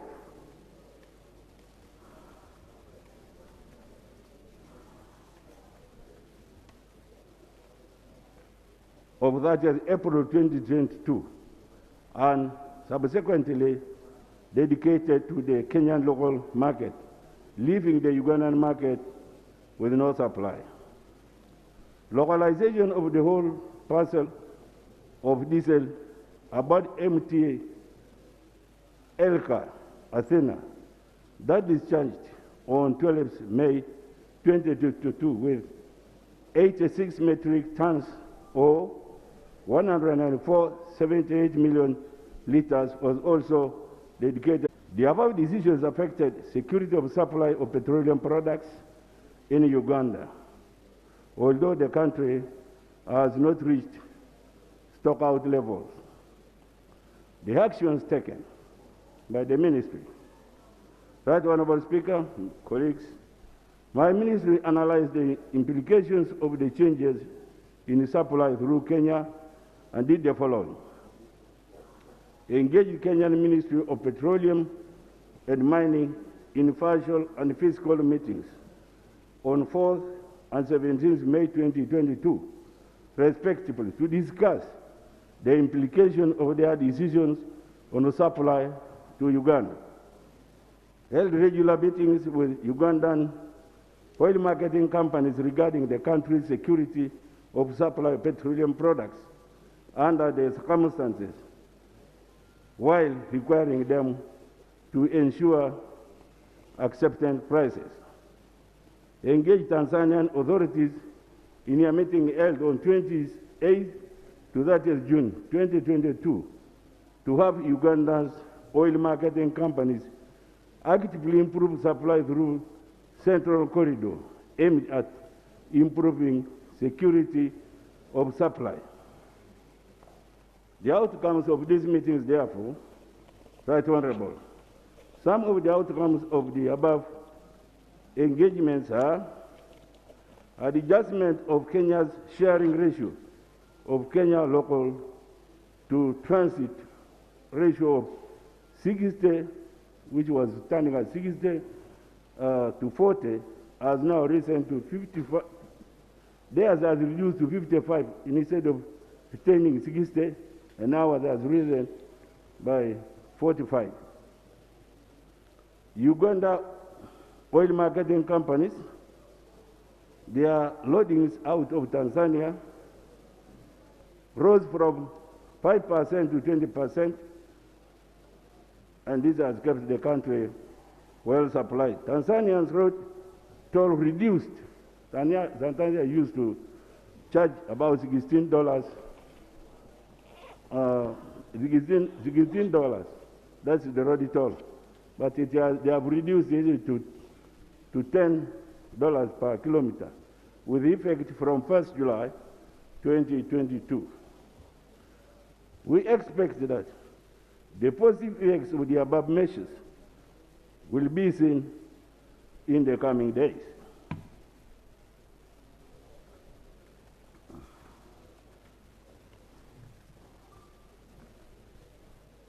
Transportation of petroleum products over Lake Victoria. Right Honorable, Mrs. Mazi Infra Uganda Limited has been developing a system to transport fuel over Lake Victoria by barges. Construction of storage facilities of 72 million liter capacity is complete. Assembling of the first batch with capacity of 4.5 million liters has also been completed and is ready to transport the fuel. Other than tarmacking of the 4-kilometer Kauku, that is of Kampala, Entebbe Road, Bwerenga Road to storage facilities. The key challenges to operationalize these projects is finalization of oil spill and shipward pollution emergency plans, which are to be which we discussed with our stakeholders on 8th July. We hope that this impediment will also be resolved on 15th July, thereby but raising the country's preparedness in case of any supply disruption during Kenya's electioneering period, when that batch can make 2 round trips per week. Current pump prices in the country, Honorable, as we continue to focus on the supply to allow the interplay of market forces on demand and supply on these pump prices, you may appreciate that the prices of petroleum products have been increasing globally. The increase in global prices was initially triggered by the post-COVID-19 opening of global economy, which required much more products than suppliers could meet. This resulted in product scarcity and supply price increases. The freight also increased due to the fact that there was a high demand for ships. Yet during the lockdown, business was slow and new ships were not being manufactured. No, Honorable, leave the minister to finish his statement, please. And some old ones that were no longer at sea, were at sea, could not sail.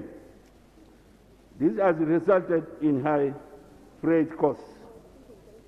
The Russia-Ukraine war has also further affected supply chain, resulting in high supply premiums, since products from the region can no longer be accessed. The US-Uganda exchange rate has also affected the prices tremendously, with oil marketing companies facing exchange losses actually required. Right Honorable Speaker, while prices of all products are currently high, the focus remains on sustaining supply to allow the market to continue to determine pump prices.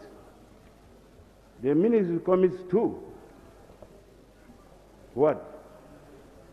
Continue to engage the government of Kenya to keep the supply route active, encourage Ugandan oil marketing companies to further increase their usage of the Tanzanian route so as to reduce risks associated with supply disruptions or interruptions. Closely monitor the industry to ensure that it continues to thrive in a free and fair, competitive environment. I beg to submit. Thank you very much. Thank you, Honourable Minister.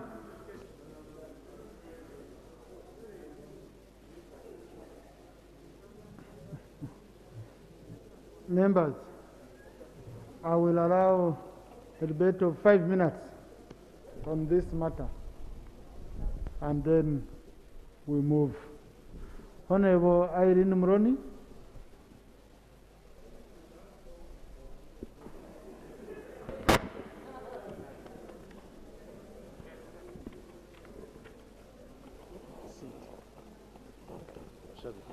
Thank you, Right Honourable Speaker. Right Honourable Speaker, I would like to thank the Honourable Minister for the statement that he has made on the petroleum supply. Right Honourable Speaker, we know the Kenya elections are in less than a month to happen. I don't know how prepared we are as a country in ensuring that much as the prices are skyrocketing, but at least we'll be able to get fuel flowing so that we are able to move. The other issue, Right Honourable Speaker, that I would like the Honourable Minister to update us about, in the Petroleum Supply Act, there is an emergency petroleum supply plan, which details a number of issues that the ministry should be able to prepare so that as a country, we are able to know at any point in time the volumes of petroleum supply that we have in the country. How far has the ministry gone with digitizing that information so that on a daily basis we know how much fuel we have in the country? Thank you. Honorable Teira. Thank you, Right Honourable Speaker. Honourable Minister, thank you for your report. In 2011, one of the key issues which captured the presidential manifesto was transportation of fuel on Lake Victoria.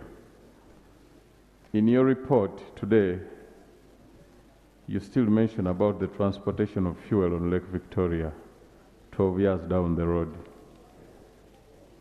Do we have a clear plan other than the oratory gestures on this matter?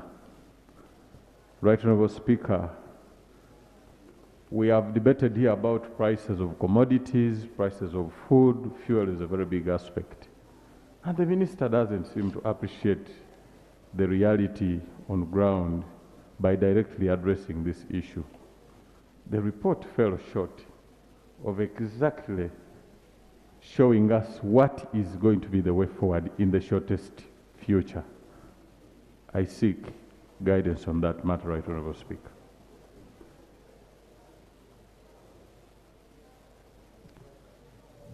I pick Honorable Nsamba, Honorable Florence Akiki, then I conclude with the Shadow Minister for Energy and Law.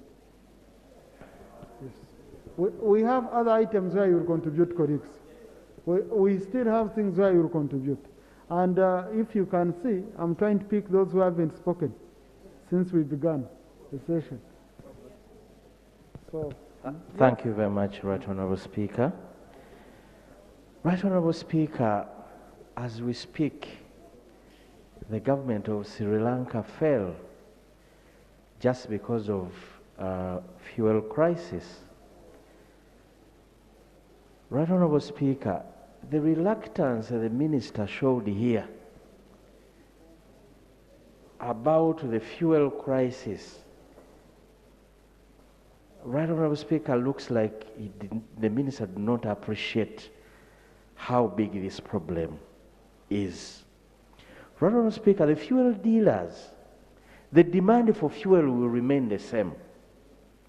But the increases in prices continuously reduces the amount that people can import. Right Honourable Speaker, instead of the minister going and coming here just to talk about things they're theorizing about, we have a problem before us. Right Honourable Speaker, this morning I went to a petrol station. I asked for them to put for me a full tank in my car. They said, no, we can't give you a fuel tanker. We are only giving you less than 200,000. And Right Honourable Speaker, if that can be told to a member of parliament, then it tells you the problem is bigger than the way we are looking at it. Right Honourable Speaker, we demand that the minister gets more serious about this problem. Fuel has become a problem, Right Honourable Speaker.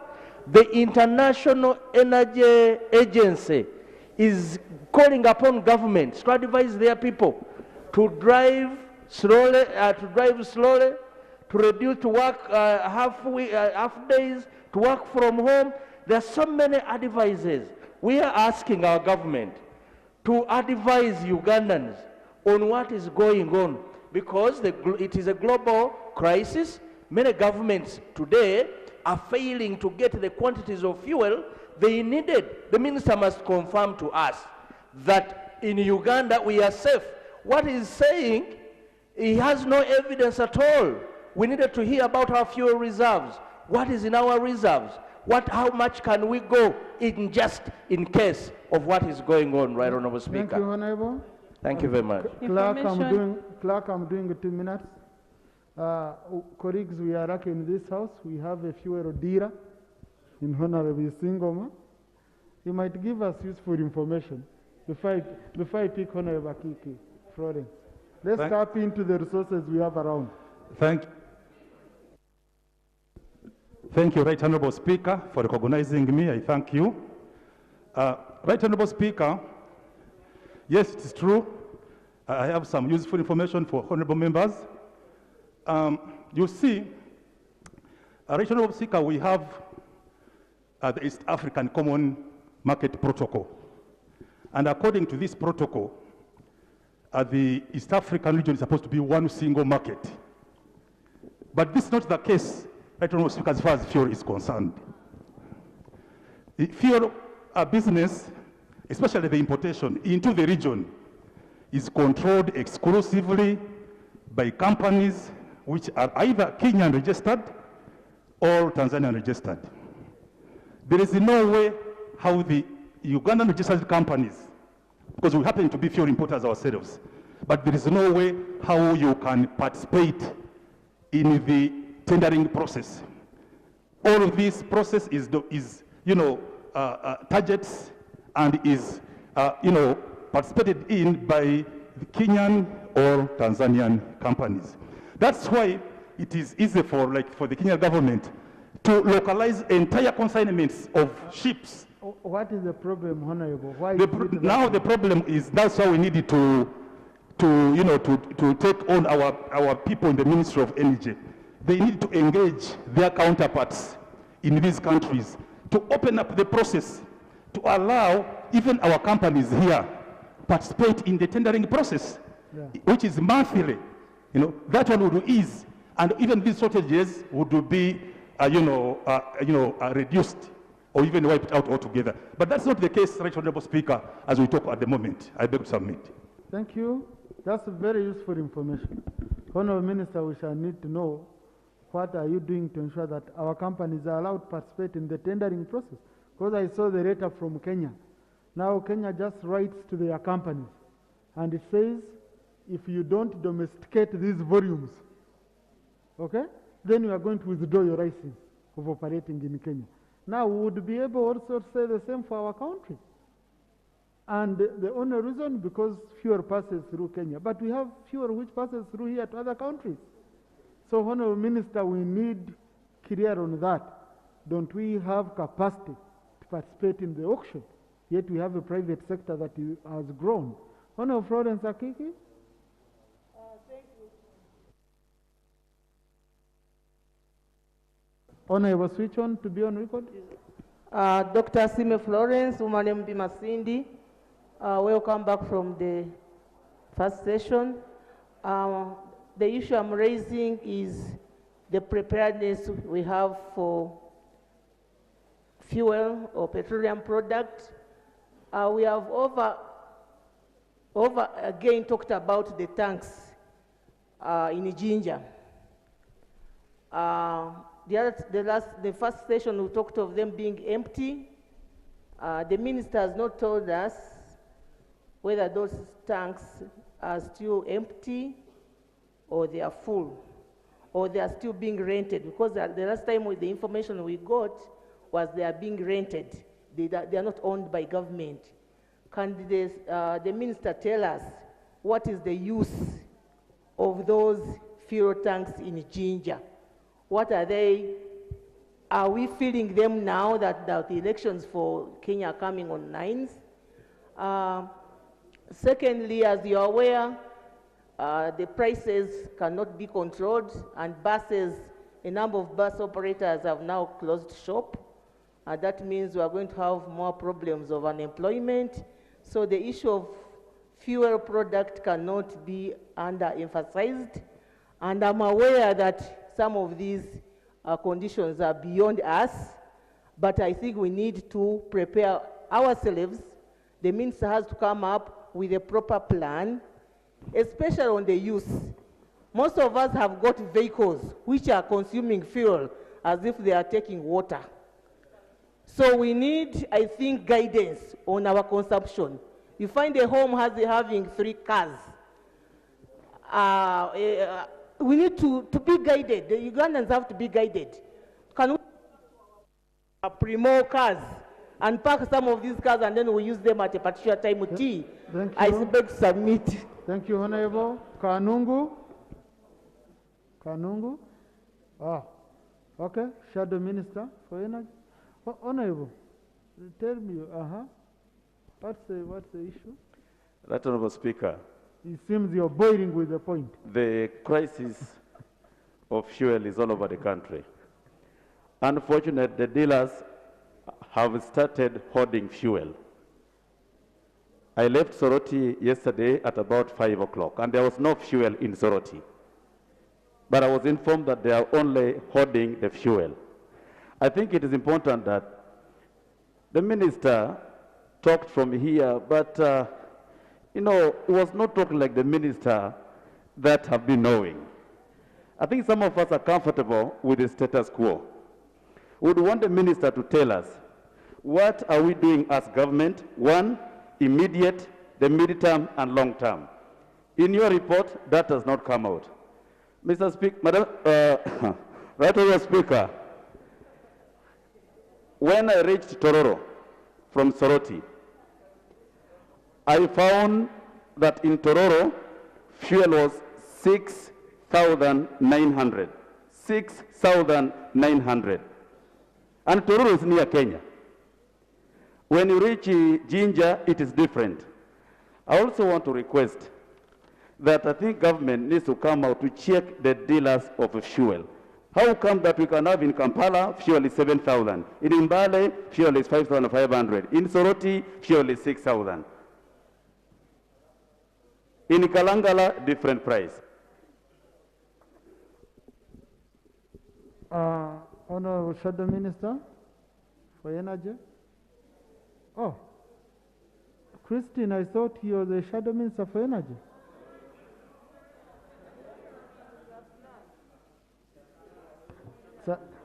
Thank you very much. Very good. Thank you very much. Why I was asking, when we were handling the ECOP bill and I was the chief whip, that's how they introduced her to me. I delegated. So, thank you very much, Mr. Right Honourable Speaker. I want to thank the Honourable Minister for the statement. However, as Parliament, we are disappointed because it is an empty statement. Every other day, we've had government say... Honorable B. Court has a colleague. A colleague cannot come here, submit a statement, Most and you say obliged, it is Mr. empty. You can disagree, you can say it's not satisfactory, but it cannot be empty. That's not good. Most obliged. Yes. Most obliged, Right Honourable Speaker. Right Honourable Speaker and colleagues, this is not the first time that the Minister of Energy is lamenting about Russia, Ukraine, COVID-19, Kenya, elections, issues of the kind, Right Honourable Speaker.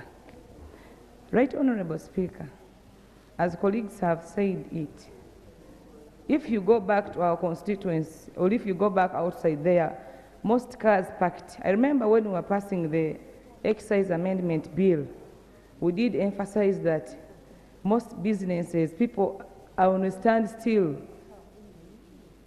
People are just confused, they don't know what to do. Businesses are closed. Why? Because of the fuel prices. And you very well know that, even in fact, one time, one of the ministers was hearing with Honorable Ntabaz. She was complaining about how a truck which used to leave Chikubo fueling 1 million shillings now is fueling times 2 million. By the time the products have been delivered to the main consumers, to the retailers, of course, automatically the retailer has to recover his money which has been consumed in the fuel, hence increasing on the prices. Right Honourable Speaker, now that this government signed the final investment decision, we want the Minister of Energy to update this country how far government has gone with establishing our own refinery. Last time when the Committee of Trade moved, traversed this count refining out and comparing on the Honorable Speaker, we also did recommend... Honorable, please, your time is up. Your time is up. And you can have your seat. Thank you. And the problem is you have not helped us. We have a situation where we need solutions. Now, as a shadow minister, you've not given us alternatives to what the minister has said. So we've remained the same. You've complained, we've complained.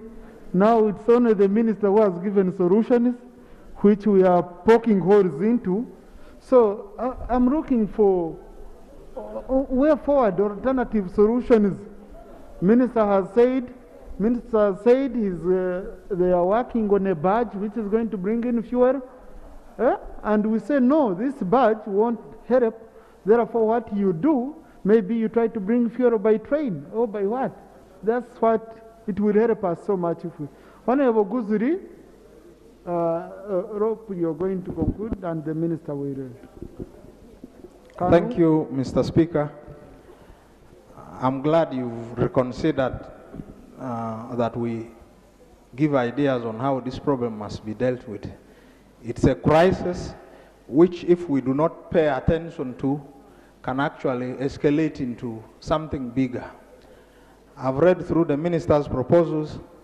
Indeed, they cannot address the issues at hand. He seems to suggest the problem is like a transportation, a mere supply chain issue, and yet there is the issue of how much we can store, we can import, we can be able to work with if we want to bring costs down. Right now, right Honorable Speaker, in Congo, fuel is cheaper than it is here. And yet Congo takes fuel and South Sudan takes fuel through here. What is happening? That is an issue the minister should interrogate. Two, it's not true that Uganda has been stopped from participating in international markets to buy fuel. A member misinformed this House, and I think that is wrong. What countries do is to hedge. Ideally, the minister should have anticipated. Kenya is going to have elections, and there could be disruptions. So our government should have gone into forward contracts with other governments to guarantee supply. Three, the International Energy Agency requires that countries must stockpile to last for at least 90 days. And the minister has not told us how much. Kanungu? Thank you so much, Right Honorable Speaker, for giving me this opportunity. I want to give more information on this fuel crisis. In Kanungu right now, the fuel is over 7,000 Ugandan shillings.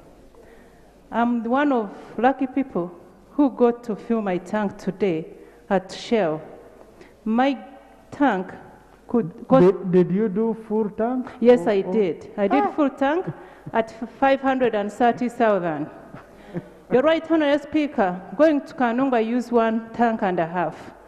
That means I have to use 800,000 before I get to Kanungu. Returning and rotating in Kanungu, consuming at 7,000, I need 3 million to go home every weekend in my constituency. Honorable Minister. Yes. Honorable, please, they are not on record. It's you who is on record. Thank you, Honorable Right Speaker. Today, I don't know what you expect as our Right Honorable Speaker and Minister of Energy. How do you expect us to go back to the constituency?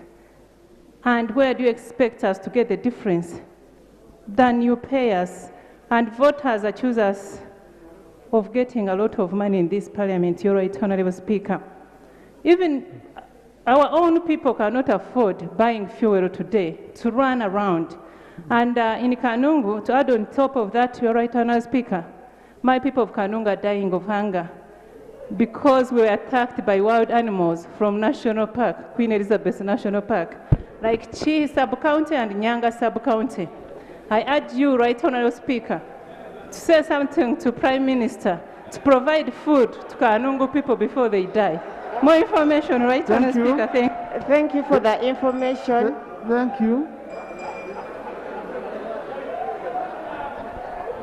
Now, Utareja. Thank you very much, Right Honourable Speaker. I would like to add my voice to thank the Minister for the report. I will address myself to the issue of people not being happy. It's an international problem, by the way. Last week on BBC News, Uganda was rated as being one of the countries with the people who are least happy. So it's a big problem. These are some of the issues. And I pull it down to management and regulation. These companies feel free, they feel that they can change prices at ease because they're not regulated. And I don't know what the issue is. Maybe the minister could come out clearly and tell us whether they fear them or there's something in between. I believe that they could be holding fuel silently to make money and also take advantage of the elections which are going in Kenya. So I believe the issue is regulation and management. The minister needs to come out clearly and comment on that. Otherwise, if it's not, they're going to take advantage of the situation. Thank you. Busia.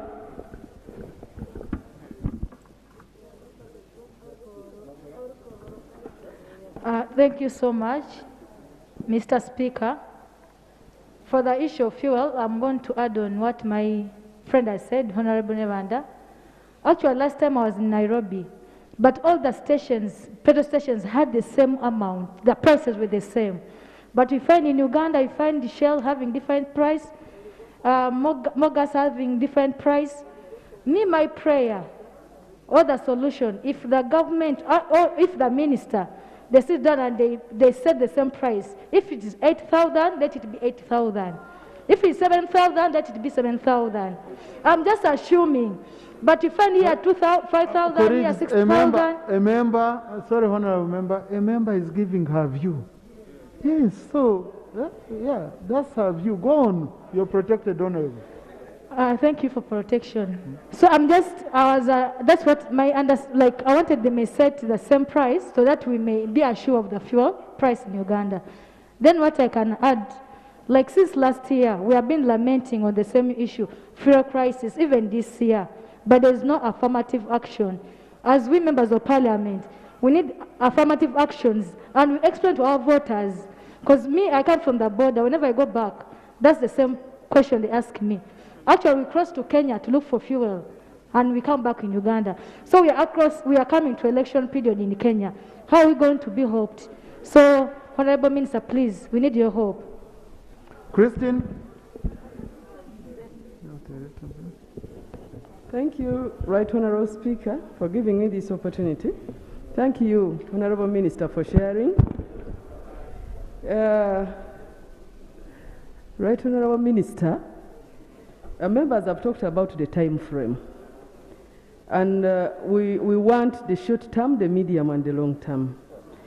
During our budgetary processes, we had highlighted the need for us to benchmark from the neighboring countries, and then we see how they have gone about the issue. The tendency of comparing our performance with other countries, poor performing countries, is also not good. We need to come up with solutions that our country specific has come out with. Comparing us with UK, with Kenya, is actually an insult, because we have not exhausted the actions we proposed. We had also proposed the issue of promoting the growing of biofuel crops like jatropha. At this moment in time, we would be processing jatropha right from May last year. We would be processing. And then the issue of food scarcity is accelerated by the problem of fuel. People now cannot ferry food from Chiboga to Karamoja. They have decided to sit with their food. So, Right Honorable Minister, fuel discussions with the other countries needs to be accomplished in the shortest time possible. If it is to reduce on the taxes per barrel, the tax per barrel by us Ugandans, let's do it. Because what we see now, colleagues, you see, this is an issue.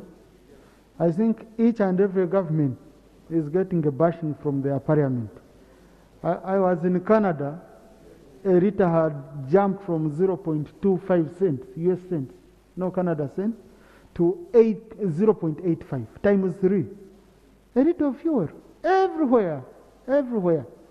So, but now, of course, we have in the issue of steady supplies, sustainable supplies, especially because of the Kenya elections that are coming in.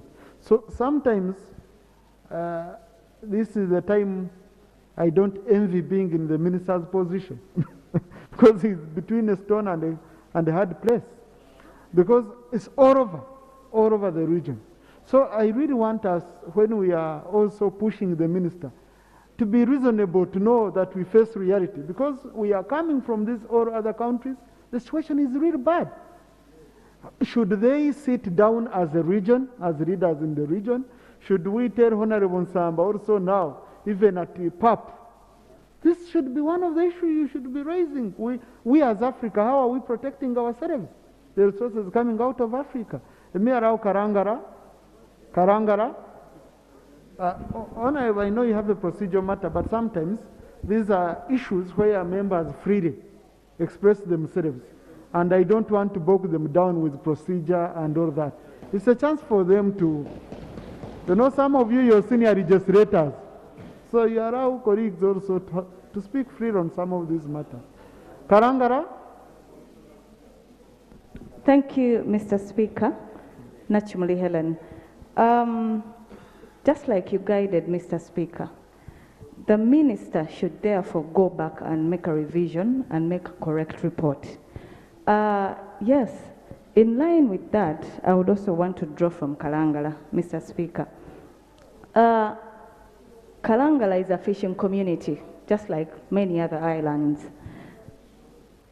From June to August, the winds are very, very strong. It is very hard for anybody to traverse, even with the members of parliament who have those very fast boats. The people in Kalangala do not fish this time round. That means their boats are up. They don't have food. So the fuel prices in Kalangala start from 10,000 to 12,000. It is very hard for a fisherman to go out fishing to waters in next to Kenya or Tanzania. When they go there, they come back with 10 kilograms of fish.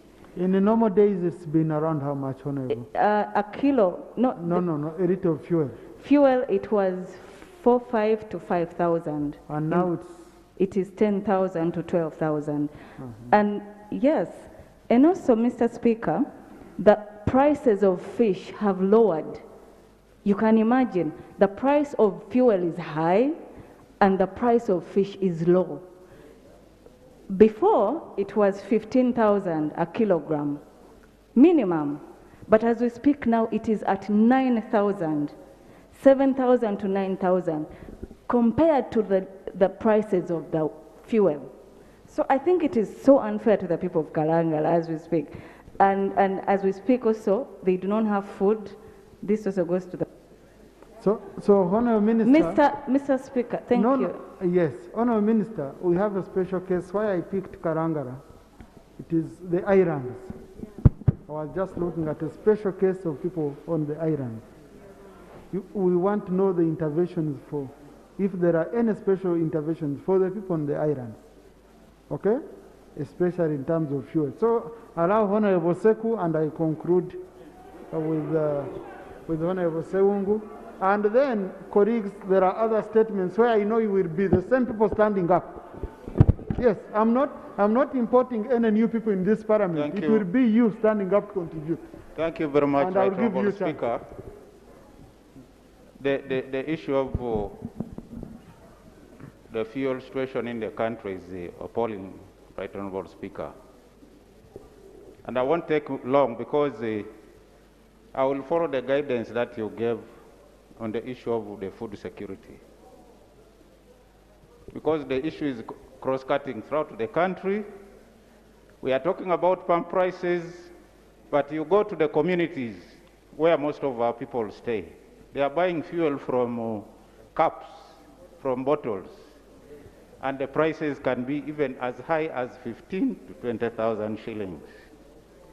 So our people have difficulties with accessing, medical care because they have to use the border transport, but they are telling them 20,000 shillings to the health center.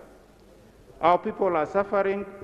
They cannot even afford the high food prices now because fuel is the driving factor. So, Right Honourable Speaker, beyond the minister, I think as Parliament we need to take a position.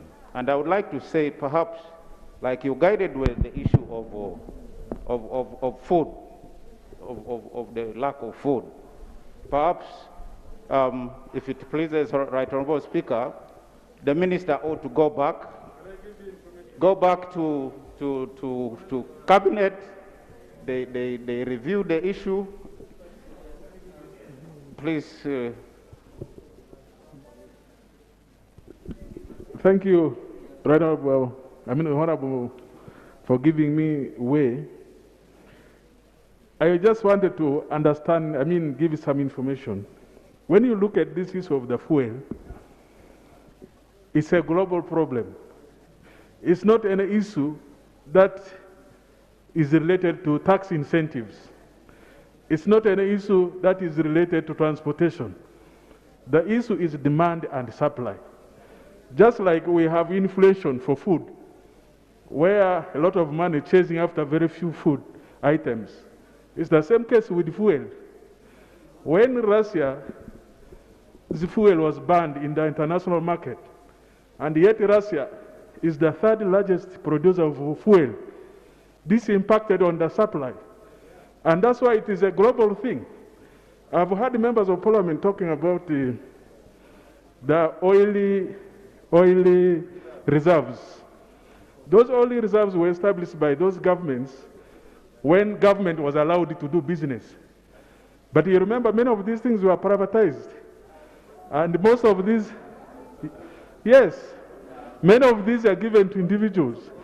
Right now, at the moment, when you look at the issue of this fuel here, the issue we should be talking about is how... Order, Right Honourable Speaker. How can we enhance the ability of the private people where they have challenges? Point of order? Yes, Right Honourable Mr. Speaker, sir, thank you very much. The point of order.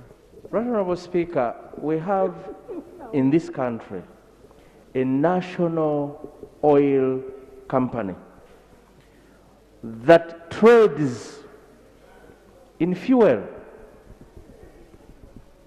It is a government company. When we talk about reservoirs, Right Honourable Speaker, when we talk about having enough stock, we do not want to reach a time when there is no stock at all. Right Honourable Speaker, I have been talking about the reluctant minister. Now we have a reluctant colleague who thinks we cannot have reservoir through the national oil company. Right Honourable Speaker, if we provided the money to the national oil company and we said stock these sums of monies, oils, we can have reservoir that can take us through this period. Right Honourable Speaker, is the member in order to stand here and tell us that it's only those governments of the Idi Aminis who would restore energy, fuel? It is only those governments of Obote that could restore energy, and this government cannot, is in order. Now, Honourable, other than looking at it as a point of order. What if a member says, I didn't have this information? You get it? A member might not have had this information. So it is important you have informed the member that government has a national oil company, which national oil company we appropriated money as a house for them to stock our reserves. Okay? So Honorable Onzima, I would say you have received good information from the honorable member than a reprimand.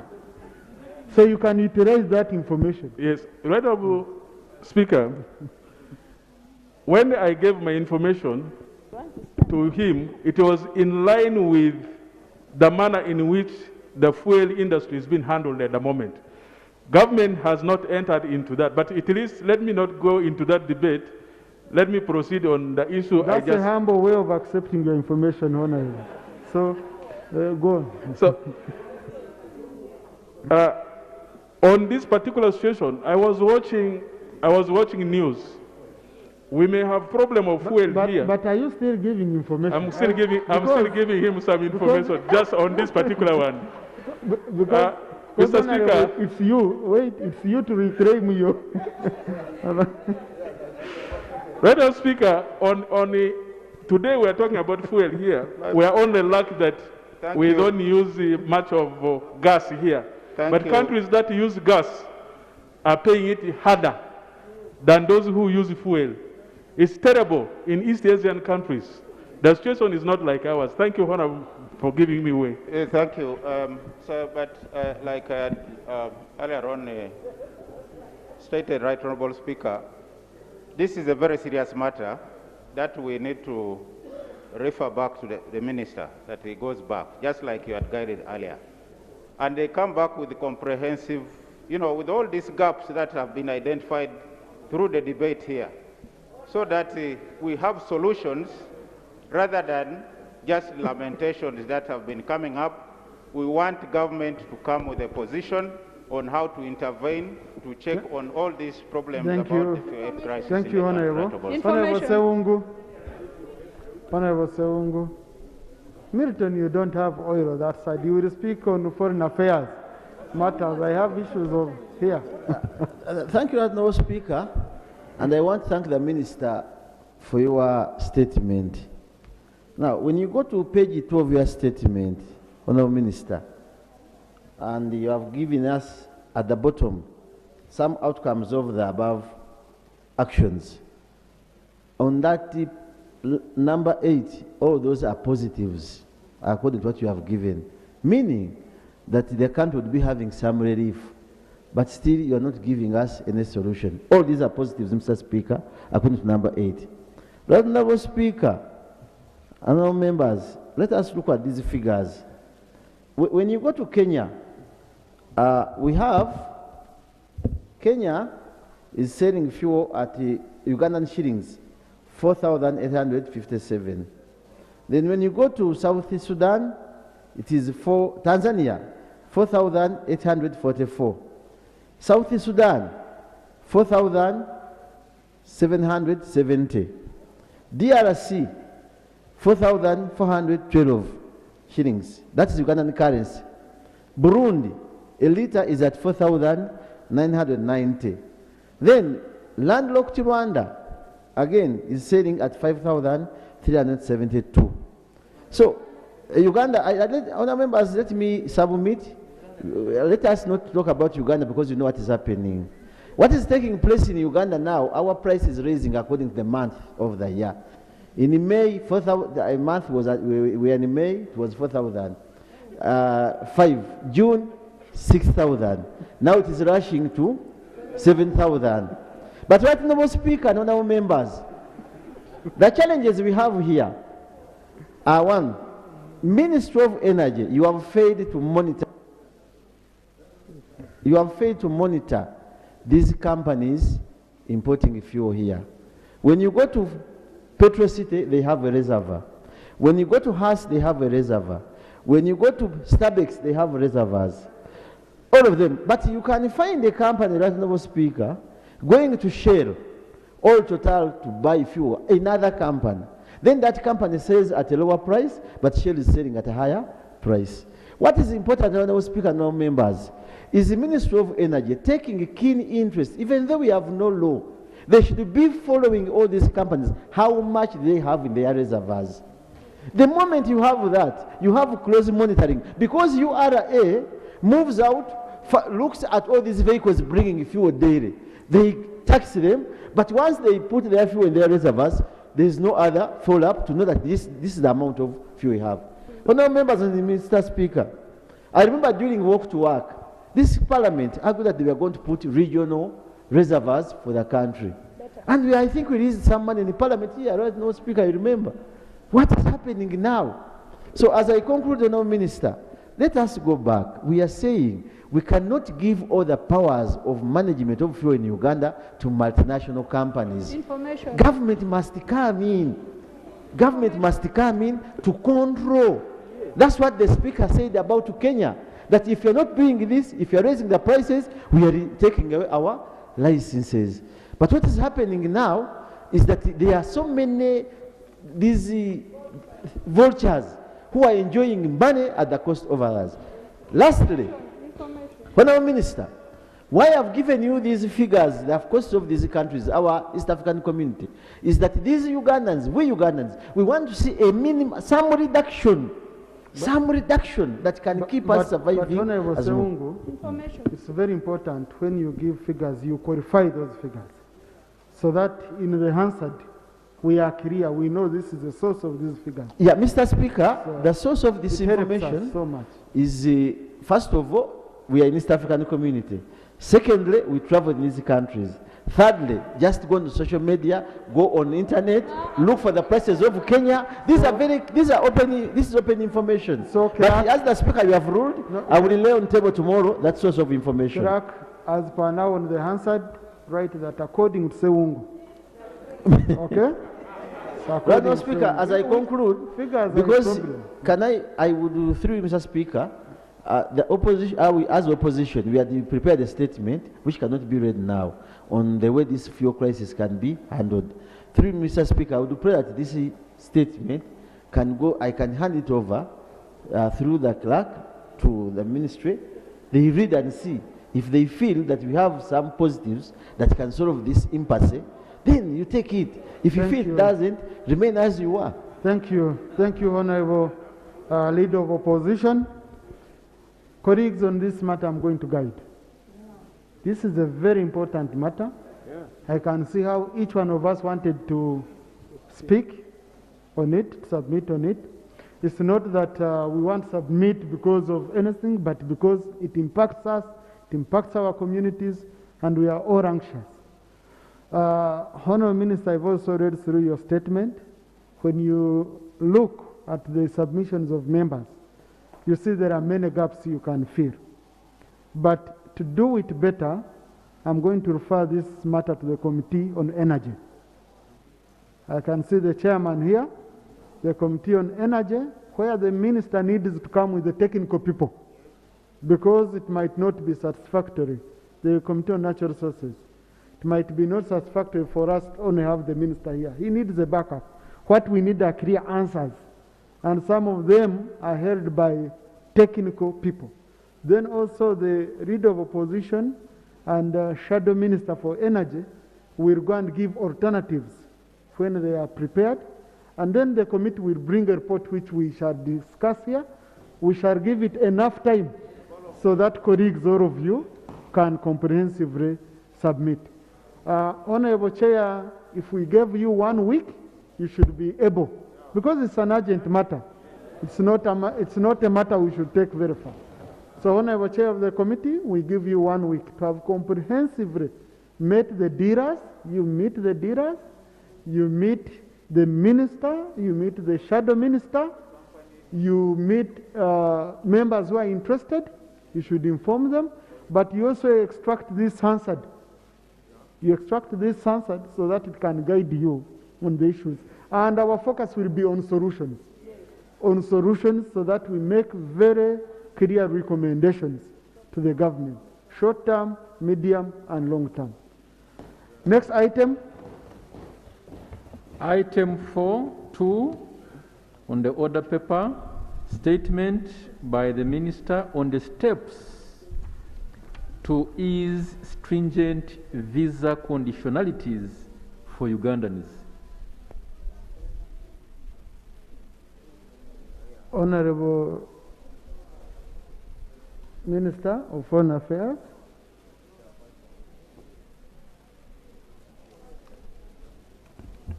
Thank you, Right Honorable Speaker. At the 26th sitting of the fourth meeting of the first session of the 11th Parliament of Uganda, held on 28th April 2022, the House noted with concern. Colleagues, please, colleagues. Colleagues, I have Honorable Chibadia, I know what you're raising, but you are seated there, you've been moving, having breaks. I saw the minister has been seated there all day. You have even changed locations, so he also needs a break. He is coming back.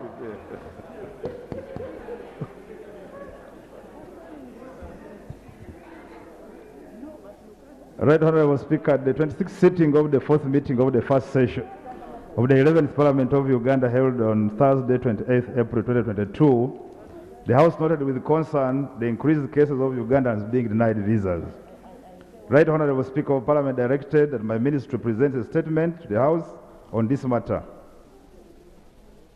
World over, countries issue visas through embassies, high commissions and consular posts to applicants intending to travel their respective countries, taking into account various considerations, including but not limited to the following. Number one, reason for travel. 2, applicant's financial position. 3, applicant's travel history. 4, political relations between the two countries. 5, national security, among others. Diplomatic missions in Kampala and regional capitals continue to process and grant visas to Ugandan applicants. Similarly, a number of Ugandans have been denied visas due to several reasons that include: 1, failure to properly articulate the reasons for travel to consular officers at the embassies or consulates. This is especially in cases where face-to-face interviews are conducted, whereas one may have the requisite documents to support his or her application. She oftentimes may fail to articulate the reasons for travel, hence leading to visa denial. Secondly, late submission of visa applications. Diplomatic missions have time frames within which they process and issue visas. Some Ugandans are generally known to be last-minute applicants. Delaying submissions of applications for a time-bound engagement abroad often leads to visa denial, especially for diplomatic missions where visa approvals are done at their capitals. 3, submission of false documents to back up visa application is another common reason for visa denials. These false forged documents include bank statements, invitation letters, birth and marriage certificates, among others. 4, overstaying visas. Mr. Speaker and honorable colleagues, you know this is a criminal offense world over, punishable by being banned from travel to the affected country for a given period. 5, the COVID-19 pandemic affected travel globally. Diplomatic missions scaled down their operations, thereby leading to visa application backlogs. Right Honorable Speaker, I wish to underline and inform this House that the issuance of visa is a sovereign right, and different countries have different policies which are used to protect countries' interests. Uganda too has its own visa policy and parameters for visa issuance or denial. On the same note, countries may choose to provide a reason for visa denial, but are under no obligation to do so. However, Right Honorable Speaker, in a bid to reduce cases of visa denial, and restrictive migration policies, my ministry continues to engage with other countries on this issue. As a matter of fact, my ministry yesterday concluded 5 days joint commission for cooperation with the Republic of South Africa, in which immigration issues have been discussed. Right Honorable Speaker, will recall that one of the destinations that have been quite restrictive for Ugandans has been South Africa, but we have fully engaged on this matter, and the outcome, which I don't want to announce here today, because we're going to have a joint communique tomorrow, is positive and promising.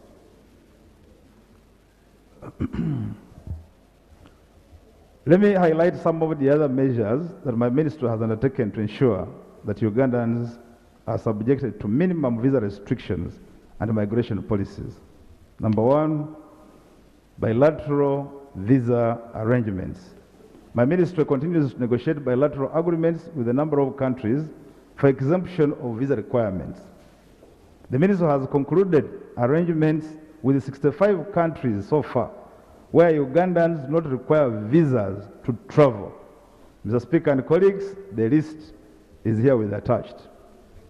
Similarly, my ministry has concluded bilateral agreements with Italy, India, and South Africa, like I said, among others, where Ugandans holding diplomatic and service passports are visa exempt.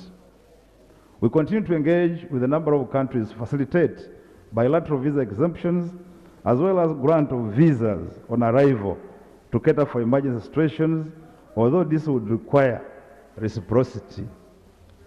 Secondly, Right Honorable Speaker, issuance of diplomatic notes for government officials on official travel. For government officials intending to travel on official government business, my ministry issues a note verbal, also known as diplomatic note, to respective diplomatic missions as a way not only to facilitate, but also to authenticate the application. Mr. Speaker, I would like to underline here that this is only in respect for those who are holding service or diplomatic passports, but also going for official government business. Thirdly, the regional engagements with partner states.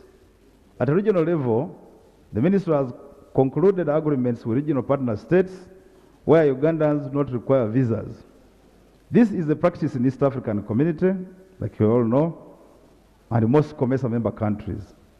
Our ministry continues to raise these issues of visa denials and restrictive visa terms and conditions with these diplomatic missions, and I can report this House that tremendous progress is being made in this direction, though a lot still needs to be done. I must credit diplomatic missions, particularly those in Kampala, for the consideration they gave to Ugandan visa applicants where most visa requests were granted. That's during COVID. This was demonstrated at the peak of COVID-19 pandemic, where a number of Ugandans were granted visas to travel abroad at the time where there were many global travel restrictions. Right Honorable Speaker and colleagues, while the Ministry of Foreign Affairs engages our counterparts, fully cognizant that granting or denying visas are matters of sovereign rights of countries, we appeal to Ugandans who intend to travel to always do due diligence on visa requirements specific to countries they intend to travel. Ugandans are further urged to desist from falsification of visa supporting documents and instead be transparent throughout the visa application process.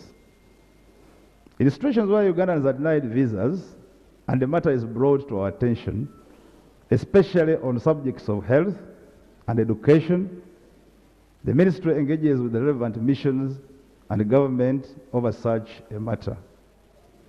We also encourage colleagues and government officials to submit their visa application documents ahead of time, as some visas are issued from countries' capital outside Uganda.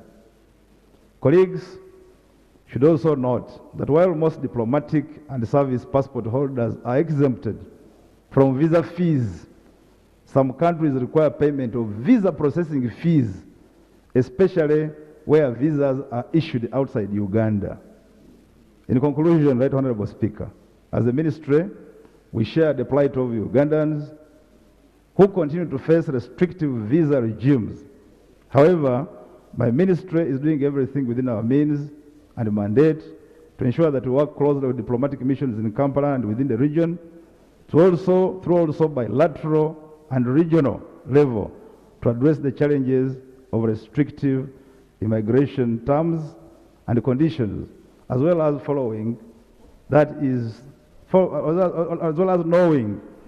this issue is a sovereign right of a country in question. I thank you, Right Honorable Speaker. Thank you, Honorable Minister. This is a good response. I've looked at your list, and of course we know, as a student of international relations, Honorable Minister, as a student of international relations, I raised this matter to you cautiously. That's why I talked of measures you are doing yourself. I don't expect you to say you're going to force an embassy, to threaten an embassy, but some of these measures were not only about giving visas, but the process. For example, if you say you get an appointment 11 months, how many? And you're talking of a trader. And that's why I'm telling you can negotiate. They lessen the period, for example, of getting appointments. Now, if I get an appointment and I'm denied a visa, at least I've appeared and I've been given a reason. But do you know, even not getting an appointment, and I'm talking about young people who have come to be their traders, this is where they survive. So they are appealing. They are not saying, help us to get visas. They are only saying, hey man, the period for appointments is untenable. I need 11 months to get an appointment to go and help my sick wife. Then you write emails, you do what. So that's the focus where I should take the focus. We were happy, for example, when I raised the issue in the 10th Parliament, the same issue whereby at 1 p.m., at 1 a.m., people would start lining up at the Chinese embassy. At 1 a.m., people used to line up. You engaged and they did online. Now I no longer see those lines. So you've made it very easy. So that's our focus. The issue we are not saying go bombard, push, do what, but engage. And some of them reached out to me, some of the missionaries reached out to me, but I said Foreign Affairs should handle this with you. We are trying, Uganda, we are playing a critical role on the international stage. You know, our country is open, so we are saying push harder. We are encouraging you, Honourable Minister. We are saying push harder. Honourable colleagues, let me start with Honourable Katsabe. Oh, we have a shadow minister, we have youth, we have Honourable Frank. Mr. Speaker, sir. I'm seeing.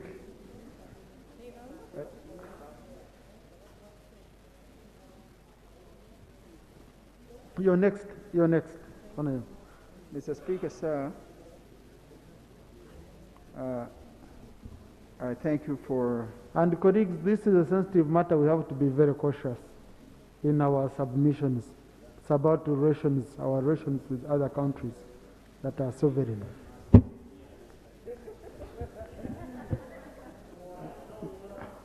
Mr. Speaker, sir, I really want to thank you for the opportunity. We have Honorable Saro Pend here. Mr. Minister. She will interpret for us. Yes, Honorable Atkin is sorry, we love you so much. Just love. You're turning my... I usually allow you to speak without a mask. Okay. To be audible now. Thank you very much, Mr. Speaker. I really want to thank the Minister. This is a huge milestone. I remember in the 10th Parliament, by the grace of God, I had the opportunity to serve as Shadow Minister Foreign Affairs, this was not the case. That Ugandans now have opportunity to travel to different countries without even a visa. Mr. Minister, and those that support you, I really want to thank you for this great work. Mr. Speaker, sir, allow me to also ask the minister to take note of something that I personally pursued with the government of the United States of America. I went to Washington, D.C., and met up with senior officials of the State Department. And my point was, the presiding officer there, or Speaker, Right Honorable Rebecca Kadaga, invited me to her office and said, Atkins, you know, I feel, you know, kind of, we can do something, you being a shadow minister for foreign affairs. Can't you reach out to the United States government and try to see the upscaling or scaling up our visa years? Mr. Speaker, sir, as you're aware, the United States gives us 2 years. And then I met up with the ambassador then, Ambassador Deborah Malak, and I had also the opportunity to meet up with State Department officials. Mr. Speaker, sir, there is a window, Mr. Minister, there is a window that you should tap into. The United States government allowed to give us 10 years of visa, but it was conditioned. Uganda gives the United States citizens 6 months. Thank God for the generosity and kindness of the American government. They give us 2 years.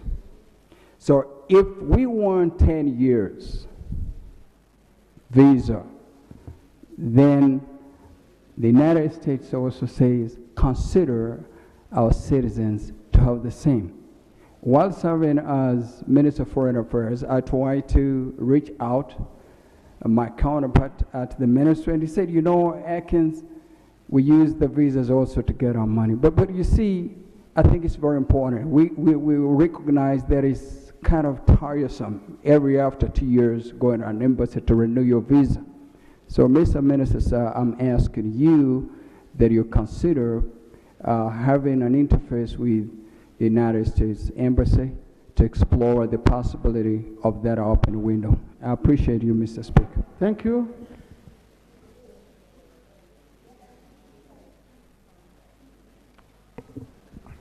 Thank you, Right Honorable I hope, Speaker. Chivadia, you had the proper. Yes. Thank you, Right Honorable Speaker.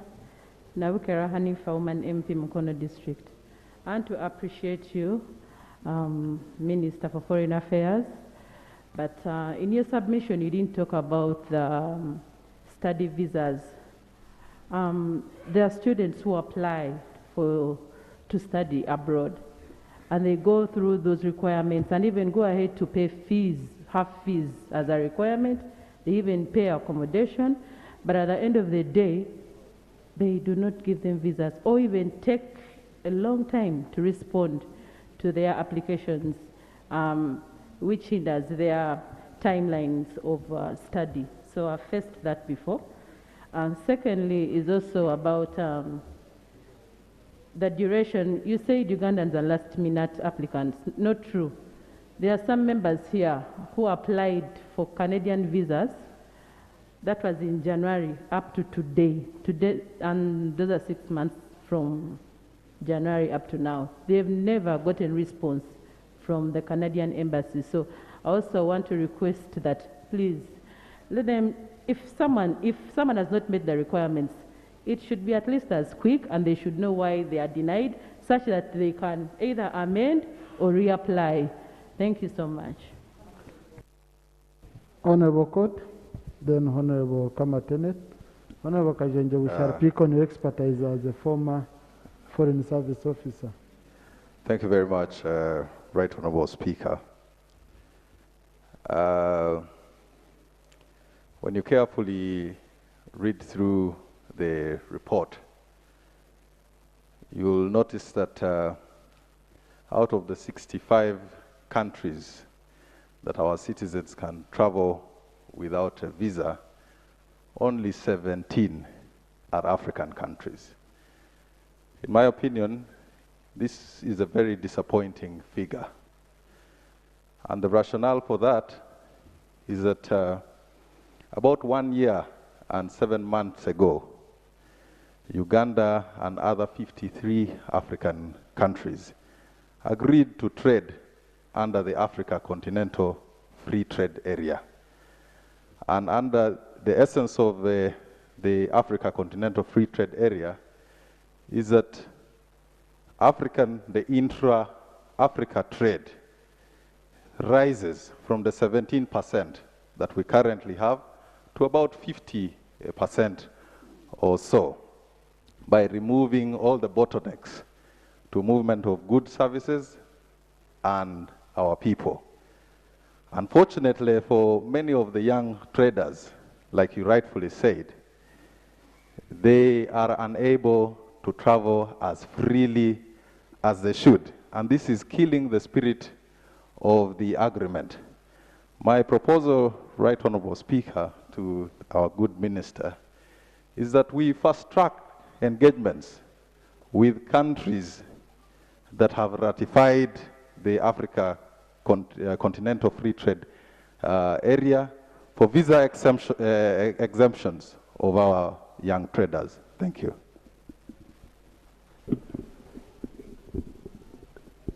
Honorable Kamatenetu. Thank you so much, Right Honorable Speaker.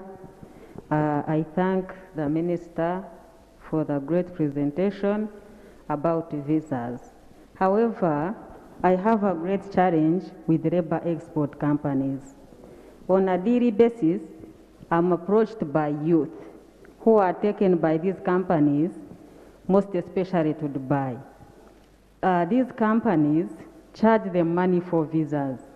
And you find people are going to the same country, but they are charging them different amounts.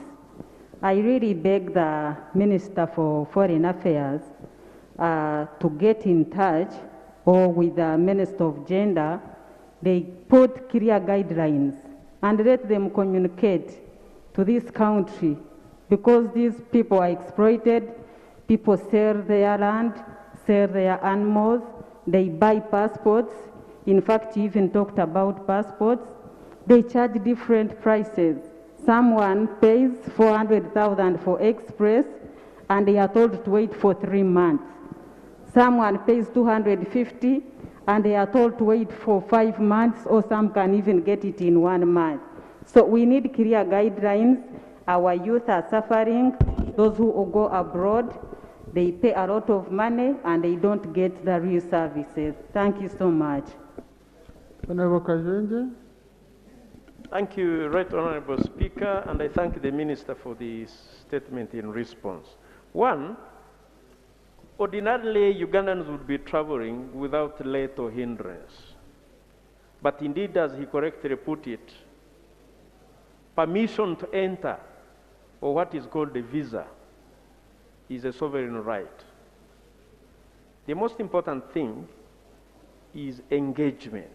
The Republic of Uganda must engage on equal footing with these member states that we are giving visas or are giving visas to our nationals to enter. I have noted on several occasions that Ugandans who pay to enter country X or Y, especially in Western countries, out of 100%, 40 are allowed. What is the fate of 60% of Ugandans who are not allowed to enter a country after they have paid the visa fees. First, they are demoralized. Second, their esteem is perforated, and they are not told why they have been denied to enter country X or Y, and they have lost money. I think it is incumbent upon the Ministry of Foreign Affairs to engage these countries to say, if you deny a Ugandan a right to enter, you must explain why. 2, if that Ugandan has paid money, that money must be refunded. Exactly. 3, if the reason was falsification of a document or what, if an explanation was given, then a Ugandan can make good on that so that he's on a second application is given a right to enter. In most cases, Right Honorable Speaker, and I speak because for 17 years I've been in foreign service. I have also denied people visas to enter Uganda, and I was also disappointed that a person I denied entrance in Republic of Pretoria hopped on a plane and was allowed to enter at Entebbe. Why? Again, because this is something that we need to rearrange. When you are entering a foreign country, it is the Ministry of Internal Affairs, or what they call Interior, welcoming you. When you are leaving a country, it's the Ministry of Foreign Affairs that is responsible. So there should be close working relationship between our internal affairs people and foreign affairs at the same time. But my point I'm making is that Ugandans' dignity must be respected. You cannot deny one a visa without explanation. You cannot take one's money and you deny him entry into a foreign country and you are not refunded. Thank you, Honorable. I thank you. Clerk, I'm doing 2 minutes. It seems I'm too generous with time. Bundubujo? Is that Bundubujo? Oh. Ah, Mamao. Yes. Thank you, Right Honorable Speaker, for giving me the opportunity. And I want to thank the Minister for the elaborate report he has given as far as visa is concerned. Right Honorable Speaker, about a month ago, I went to protocol to process a visa to go out of the country. But I was told, unless I wait for Feb next year, which is close to a year, and the purpose of the travel is urgently needed. I don't know, Right Honorable Speaker, as you guided, you said we need to debate this diplomatically, but we also want to ask the Minister that in a diplomatic way, as here Ugandans, we are facing a lot of problems as far as visa is concerned. Can the ministry help us? If the members of parliament are facing in this form, what about the locals who will want to go outside the country for their businesses? Really, we are so much grateful as this matter is here in parliament today.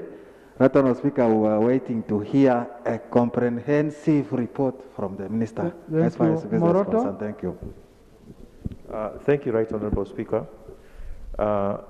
Honourable Speaker, it's true that our citizens are facing a lot of challenges, especially when they're traveling abroad. But what I've noticed is the biggest challenge is with countries that you get visas on arrival. Because in most cases, we pay tickets here expensively. Sometimes we pay $5,000 to travel. But the moment you land, you're not sure whether you'll be let in, because most people think it's obvious that since it's free entry, they think you just get there and you enter into the country. But in most cases, when you get there, if you're denied, you're not even given reasons as to why you're denied. They only bring a form, especially countries like Hong Kong. They bring a form and they don't even speak to you. They just tell you, fill this form. The next thing, they put you on the plane and they take you back to your country. And even when you get here, they don't explain to you anything why you've been sent back. They just welcome you and you go. And this happens regularly, because at one point I was traveling, and out of 20 Ugandans who were trying to access Hong Kong, almost 17 of them were sent back without any reason. They just stopped them. Their policemen actually wait at the entrance. They just, the moment they see any black walking, they just tell you, step aside, step aside.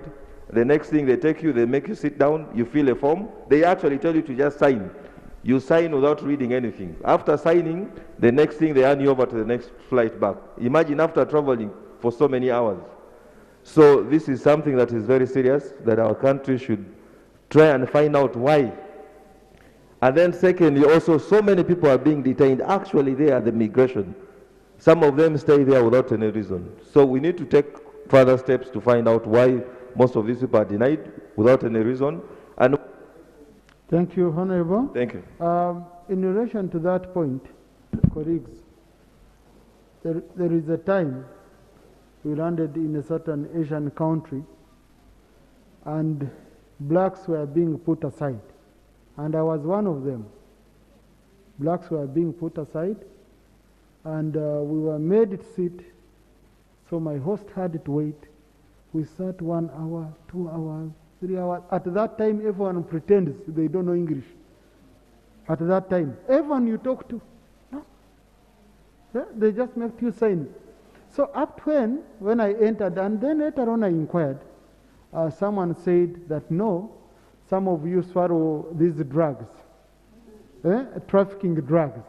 So they hold you for long to see whether the drugs react.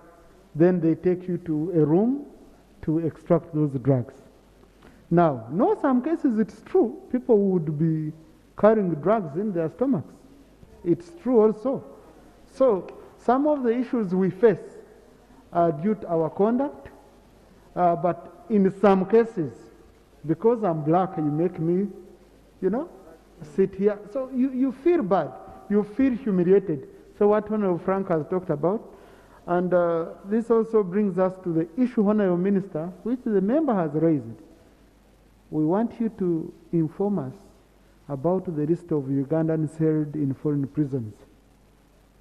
In foreign prisons, it used to happen to be presented here, and I'm very happy the ministry used to negotiate really, really hard, especially in Asia where they face life sentences, death sentences. One person came to me. The mother was supposed to spend 10 years. Now she has spent 11 years in one of the countries. Honorable Minister will share with you. She's supposed to be released. Now she can no longer even access visitors, but she gets away with talking on phone. So we have very many such cases.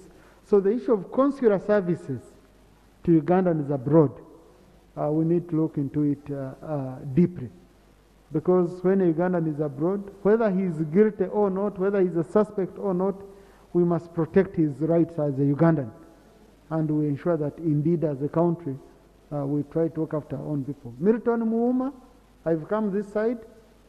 Now, Honorable Siranyi, you want, but Milton Muuma thank you first, very much. then I've come Right this Honourable side. Speaker. Right Honourable Speaker, I have to thank the Minister for the statement and the efforts so far done to promote diplomacy and the foreign policy of Uganda. Right Honourable Speaker, the Minister has fallen short of informing us of the engagements done so far, where Ugandans are compelled, and this one I should be specific, to travel to Nairobi for them to have visas processed. If at all somebody did a security scan, Uganda is one of the most secure countries on the African continent. Uganda is known for being very receptive, very hospitable. I wonder why Ugandans are subjected always by some countries, including our colonial master, to keep traveling to Kenya for them to secure visas. I would wish that he also explains what efforts and interventions are being done to this. Second, Right Honourable Speaker, the Minister should also give hope by creating a desk at the Ministry of Foreign Affairs where these granted people, where people who have been bounced out of malice can run to. I have to thank him recently. He helped a doctor from Makerere, but because I had to call I have personal ties with the minister here. So I called that this officer is stuck. He has been invited in one of the big countries to go and make a presentation. But he was stuck because he was asked to fill online. After applying online, no feedback. And the dates were running until I reached out to the Honourable Minister. That's when... Honourable Aisha Kabana. Thank you, Right Honourable Speaker. Then I'll pick the two colleagues. Yeah. Honourable Speaker and... Right Honourable Speaker, I don't know sometimes whether we don't debate in vain. If you pay a fee while knowing that the fee is non-refundable, it is clear it is non-refundable, and then we debate why the fee is not refunded if a person does not succeed. If you pay in advance well knowing, I think there we debate in vain. But I'm motivated by Honourable Kamatika's submission, while she says that, particularly Dubai, that the visa fees vary from one person to another. I thought I should inform the House that Dubai has made their investment policy so flexible to foreign persons that want to establish businesses there, and they give visas directly to investors. If you open up, you establish a business there and it is registered, depending on the size of the business, visas are allocated to that particular investor, and it is upon that investor to award those visas to the people he is intending to recruit in his companies. So that explains sometimes the variance. I've engaged those people, I've met some of them. It explains the variance in the fee because it is now a particular person that is inviting people. I don't know whether it's a matter that would call for legislation to be able to regulate that fee that comes from particular individuals, but such visas come from individual companies. I thought it's information I should give. Thank you, Honourable. Then we got him. No, colleagues who have already spoken, I'm not picking you. I'm just making it easy. Thank you, Right Honourable. I want to give chance to those who have not yet. Thank you, Right Honourable Speaker. Honourable Speaker, I would like also to join my colleagues in thanking the Minister, because I think his statement is organized. It might not save us from everything, but at least as far as he has said, the statement is organized. I would like to raise one issue, Honourable. Right Honourable Speaker. Of recent, there has been lockdown in parts of China, for example. And as a result of the lockdown, a number of Ugandans were held without jobs. And some of them had their visas expire under the lockdown. And now they could not continue living in China. They could not also continue working. They had to exit. Right Honourable, they require that when you have to exit under such circumstance, then you need to process exit visa. And some of them take like about 2 to 3 weeks in order to process exit visa. Last month, Right Honourable, I was contacted and I participated in supporting one Ugandan to try and find her air ticket, because it is a requirement for them to process the exit visa. I would like to request the Minister of Foreign Affairs to look into this matter, to try and list those Ugandans who may be held in other countries, especially those under lockdown, that they may automatically not raise either the air ticket or even the visa. I would like to suggest and call upon the Minister to create a desk. Ugandans have all this information. How I wish they could create a desk so that any Ugandan who comes back and wants to give information to Foreign Ministry is able to give information. And this information can be processed and used for other, to resolve other matters. Thank you, Honourable. Thank you.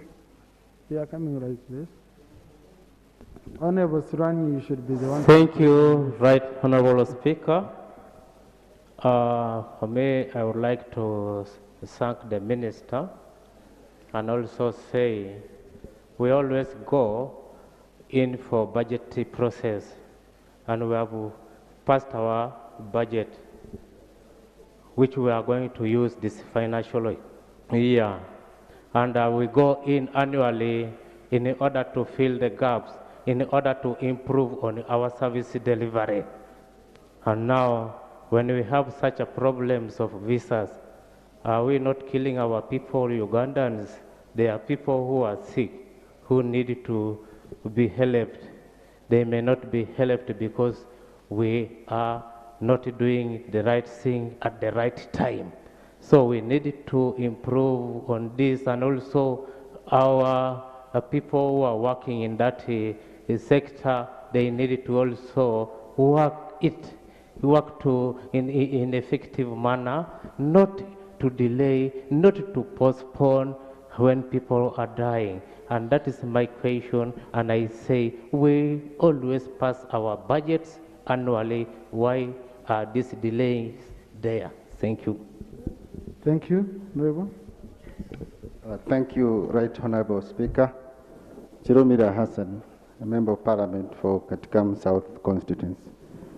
Right Honorable Speaker, Ugandans travel for different reasons, but the category I want to focus on is that of migrant workers, commonly known as Cheyo.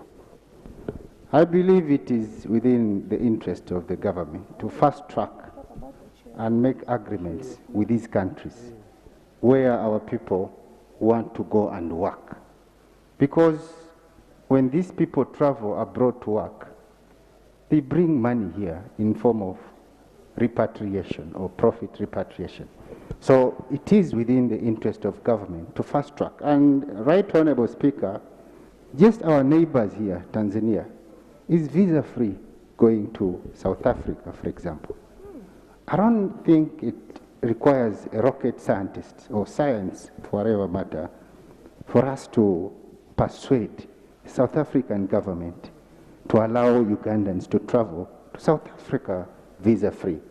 It should be noted that worldwide, actually according to the International Organization for Migrant Workers, over 1 billion people travel, and it is expected to multiply in the near future.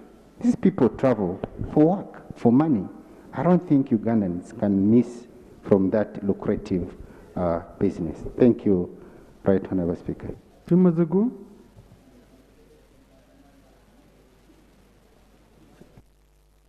It's historical, you are coming. No, Timazagu first. Timazagu Michael. Behind you, then Mama Cecilia.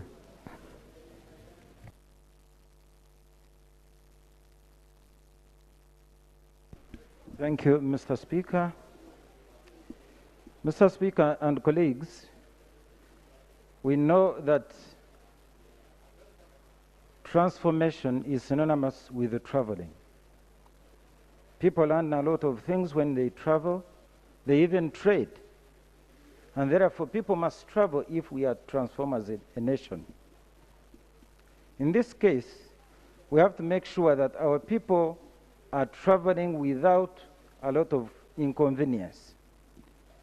And in this case, I suggest that the Ministry of Foreign Affairs works with other ministries and agencies such that we effect civic education concerning traveling.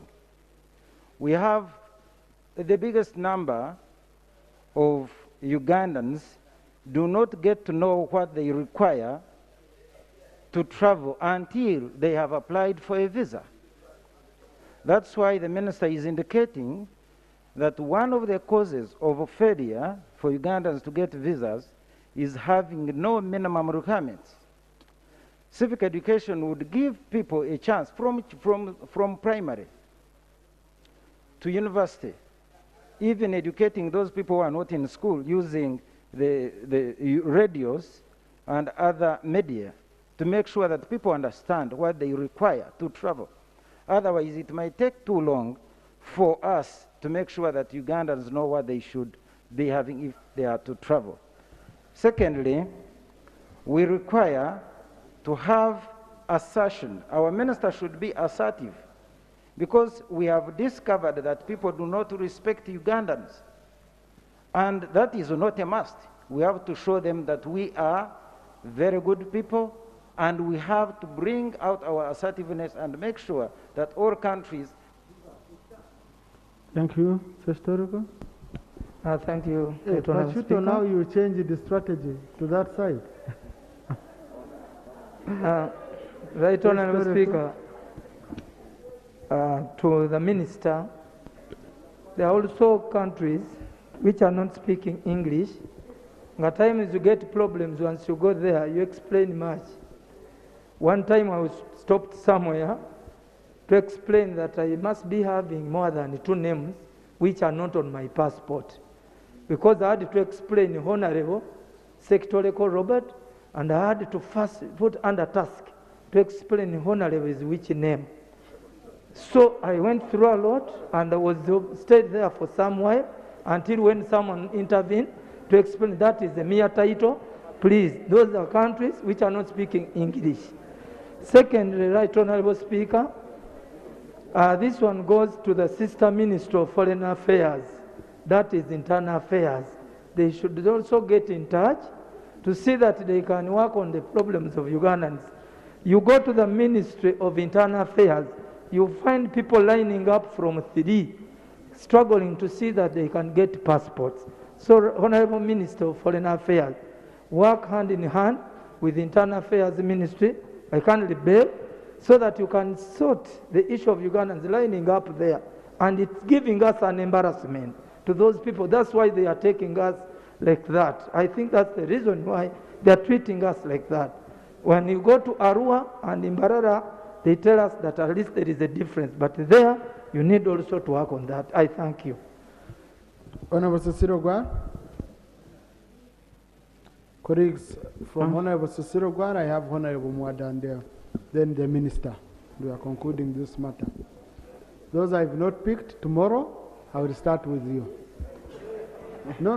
We have other items coming. Thank you, Right Honourable Speaker.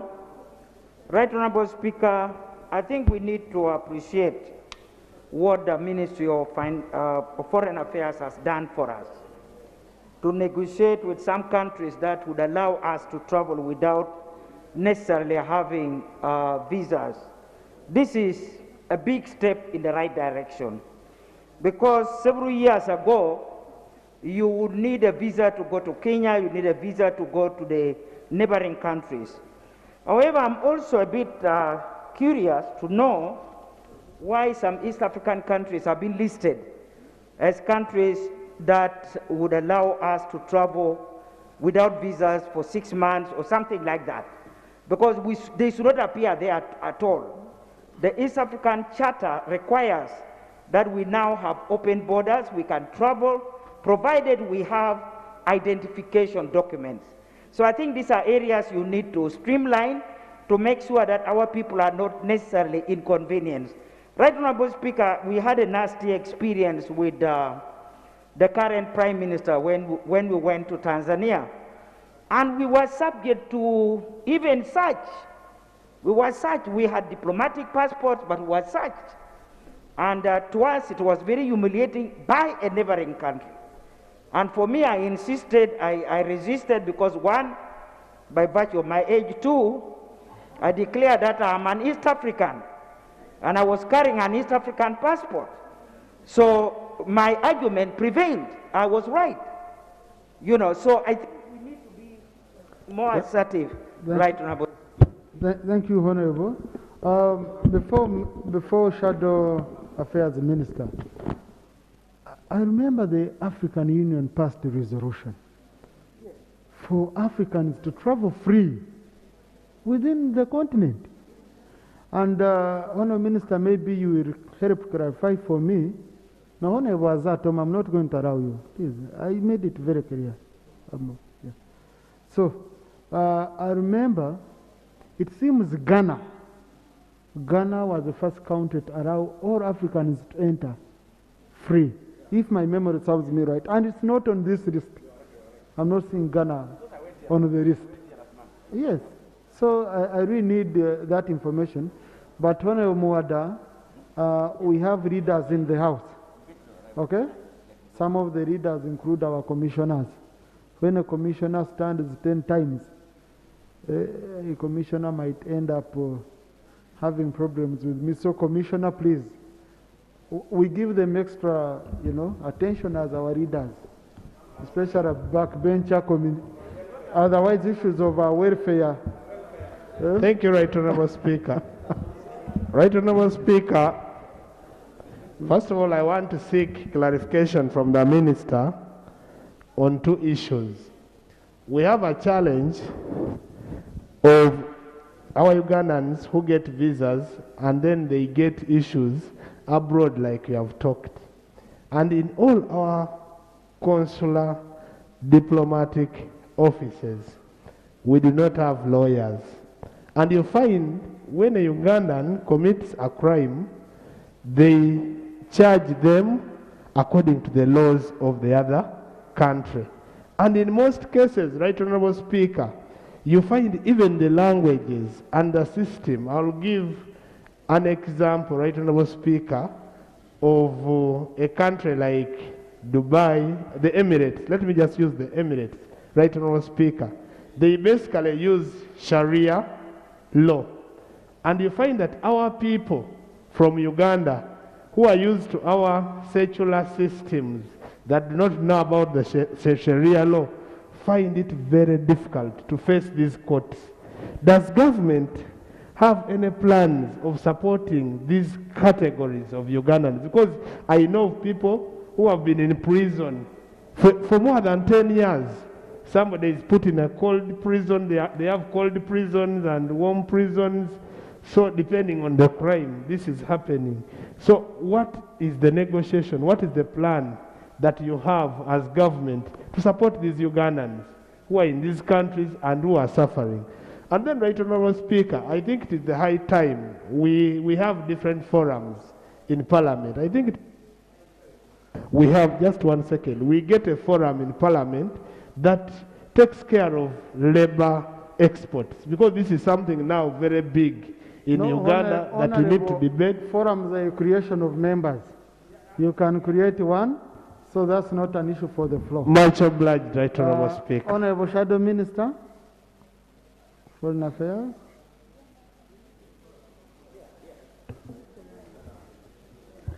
Thank you, Right Honourable Speaker. Mwada Nkunyinji, Shadow Minister of Foreign Affairs. Right Honourable Speaker, as earlier noted by this Parliament and as opposition, we strongly caution ourselves as Parliament and as opposition as to the whereabouts of the Cabinet Minister for Foreign Affairs, General J.J. Odongo. His whereabouts are unknown, and little wonder we are in a mess. Honourable Member, Honourable J.J. Odongo informed my office that he will not be in office for some time due to health issues which he was handling. So, and the minister is here. Yeah. But it's also important for you to always look out for your colleague. Yeah? Instead of coming here on the floor. Okay? Most obliged, Right Honourable Speaker. Right Honourable Speaker, the minister's statement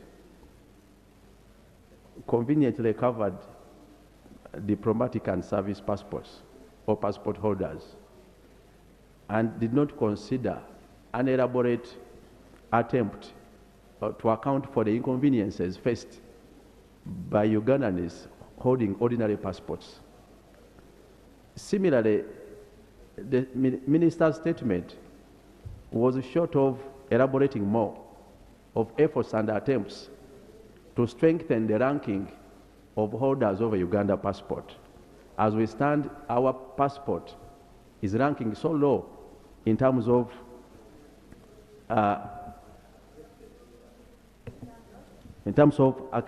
acceptance and ease. Little wonder we are having the now challenge to do with the visa and visa applications. Right Honorable Speaker, there are some countries which are exempt and whose nationals are exempt to come to Uganda, but they require us a visa. They require holders of Uganda passport or passport holders for Uganda to acquire a visa. I think the Ministry of Foreign Affairs needs to do more negotiation to ensure we have reciprocity in terms of passports. Sure. Where too, the ministry would have come up and negotiated or briefed this Parliament as regards bilateral agreements being negotiated in line with equitable consideration. Those who have easy access and free access to Uganda should accord us free access to their countries. Equally, as raised by senior legislator, when it comes to the East African region, ordinarily the citizens could cross border using a national ID, but we have countries even within East Africa where you can't cross with the Uganda national ID, whereas Uganda accords them fair and free entry. Right Honorable Speaker, I want to bring it to the attention of Parliament that I've interacted with some diplomatic missions, and they raise a concern that the Ministry of Foreign Affairs does not respond to diplomatic notices and communications from these diplomatic missions, even to do with passports and visas. Equally, they are raising concerns that diplomatic notices, and this explains instances why sometimes even government officials and holders of service passports are denied visas, that diplomatic notices are now for sale at our foreign ministry. We are receiving this feedback from diplomatic mission that the response and communication channels from our foreign ministry and diplomatic missions has been almost closed down. The ministry is doing nothing to ensure they respond or communicate to these particular missions. And lastly, Right Honorable Speaker, we are urging the Foreign Affairs Ministry to negotiate further with the countries of the world. A member raised a matter to do with the United States of America. We can negotiate for longer visas, like other countries in the region have done. Kenya have negotiated, Rwanda have negotiated. What is the problem with the Uganda Ministry of Foreign Affairs? We did an negotiation undertaken so far to ensure that we have longer visas for our nationals. It is possible. I beg to submit, Right Honorable Speaker. Thank you. Thank you, Honorable Shadow Minister. Now, Honorable Minister, we have people who have destroyed the image of our country, also have contributed, and us being denied visas. Someone has never even stood for a funeral association leadership. And he goes, he says, he reaches in a country, if I go back to my country, they will hang me. Okay? So I can't leave. Because in Uganda, the regime kills people, and they want to stay. And the reason, they don't know they are destroying the image of the country. Some of them, they claim, me, I'm a homosexual. And yet they have families here. They have been behaving like he-goats in this town. They are the ones who have terrorized the people's families, breaking families, sleeping with people's daughters, and what? They go the other side. They claim, I'm homosexual if I go back to Uganda. Those people have made Ugandans undergo a lot of scrutiny, some of them, before you're given visas. They are destroying opportunities for people who are clearly genuine. What are you doing about it? And I can give you an example. We have the gentleman from Israel, whom I introduced here, under their program, Agro Studies, have been taking 250 students from Uganda to Israel. Each student in the end earns, in 1 year of study practicals, earns around 50 million. And they come back and they do business. Now students linked up with the organized sales of criminals, They started claiming political persecution, claiming homosexuality, claiming what? And the Israeli government has written saying they are going to reduce our numbers from 250 to 50. Yes, and if we don't change, they are going to cancel Uganda starting next year. Uganda will no longer be sending students to Israel. Because some of them are from my area. And they reached and said, I said, but you have never even voted.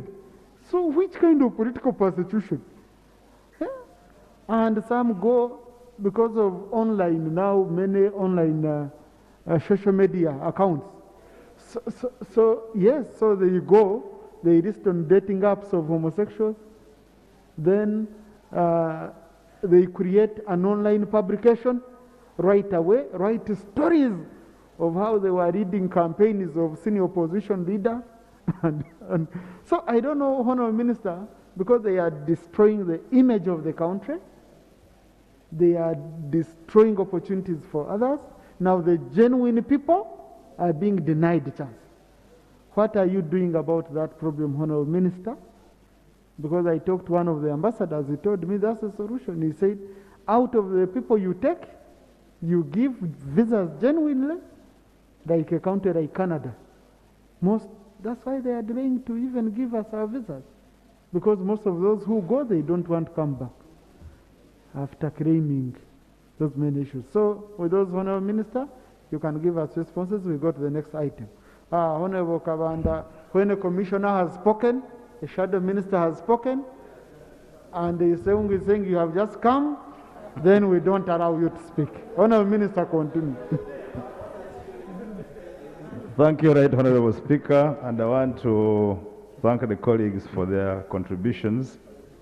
They have been of very immense value, and where we can make a contribution as a ministry, we'll pick and add to our agenda of furthering progress.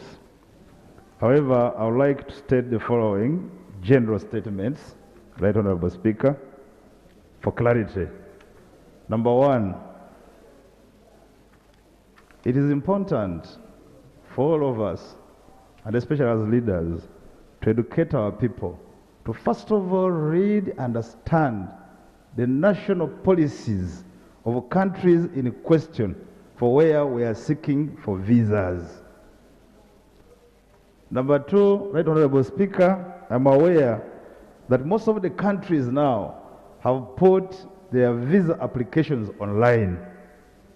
I don't think there is any known to me country where you are required to travel to the embassy or the mission to fill in a handwritten application. Most of the applications are online. Now, that online application has terms and conditions which you must read clearly and understand. And I want to thank the Honourable Aisha Kabanda for this information. One of the first items you need to look out for is the processing fees for visa. They will tell you it is non-refundable. So those are rules of engagement. So you begin to engage while knowing very clearly that this is non-refundable. Mr. Speaker, in my statement, I said the engagement bilateral other countries for purposes of facilitating visa processing. When we engage, we need to do a reciprocal approach. So the first question is, for you in Uganda, do you really refund when you don't grant visas? The answer is no. We as Uganda, as a country, when we deny a visa application, we do not refund. The principle of reciprocity. So I just wanted to make this abundantly clear for us as leaders, so that when we are really debating, we don't debate in vain. There is nowhere you have read the terms and the conditions, and by the way, there is even a provision for accept. You click accept and you proceed. So you do it well knowing you're not going to get a refund. Secondly, Mr. Speaker, like I alluded to in the beginning, the issue of issuance or denial of a visa is a sovereign right of the country in question. And Mr. Speaker, may I also add that no country is under obligation to inform the applicant why they have denied or granted you a visa. For security reasons, for colleagues to understand, Ministry of Foreign Affairs, for example, in Uganda, is not responsible for issuance of visas. And in many other countries, the issuance of visas is a preserve of homeland security. Yes, like members have alluded to, we would ordinarily be moving, like in the East African arrangement. Ordinarily, we would be using our identity cards to travel between the member countries. That is the protocol governing the Common Market Protocol. However, because of the emerging security situation, some people are denied. And therefore, when you are denied a visa, because of security concerns, nobody is going to tell you that we have denied you because you are linked to a terrorist. No. They want to withhold that you also test the probability of their decision. So we need to get this abundantly clear from the onset. Mr. Speaker, the honorable colleagues who have submitted have also touched on issues of consular services. Consular services, first of all, let me give a disclaimer, Mr. Speaker. Under Rule 48 of our Rules of Procedure, in respect to supplementary questions, Sub-Rule 3 provides that all supplementary questions must resonate with the answer given to the original question. I would therefore like to give a disclaimer on labor export, such that maybe we can have another chance to bring a comprehensive statement in respect, because it wasn't an attendant question to the answer at hand. But in respect to consular services, I know we have so many Ugandans who are under distress in many countries wherever they are living, leave alone those who are for labor export. However, Mr. Speaker, one member alluded to the fact that we recently passed the budget. I want you to revisit the graph of the budget for Ministry of Foreign Affairs in a backward trend, in reverse order, and look at it for the last 5 years. It has been on a declining trend. And yet the demands of Ministry of Foreign Affairs in respect to consular services have always featured as a component for funding, and we have not done that. The Speaker, I think it's high time that now all of us realize the concern, the importance of consular services abroad, so that we can really beef up the budgets of our missions abroad. The Speaker, recently we visited Abu Dhabi and Dubai.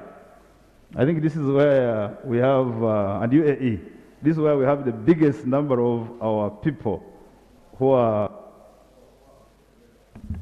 Honourable Minister, try to conclude.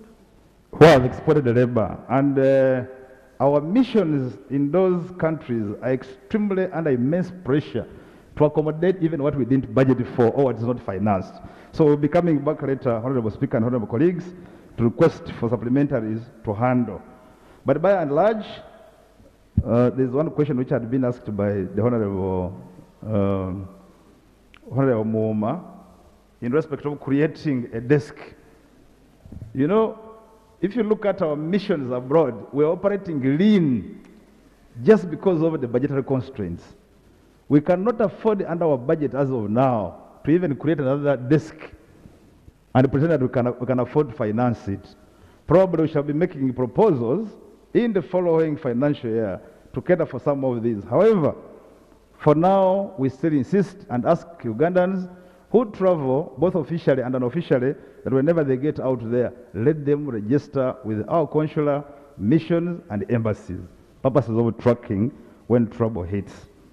Finally, Right Honourable Speaker, I would also like to stress that application of a visa is a matter of an individual applying and the country in question. Minister of Foreign Affairs can never interfere. That would be called an interference in respect to helping you process a visa.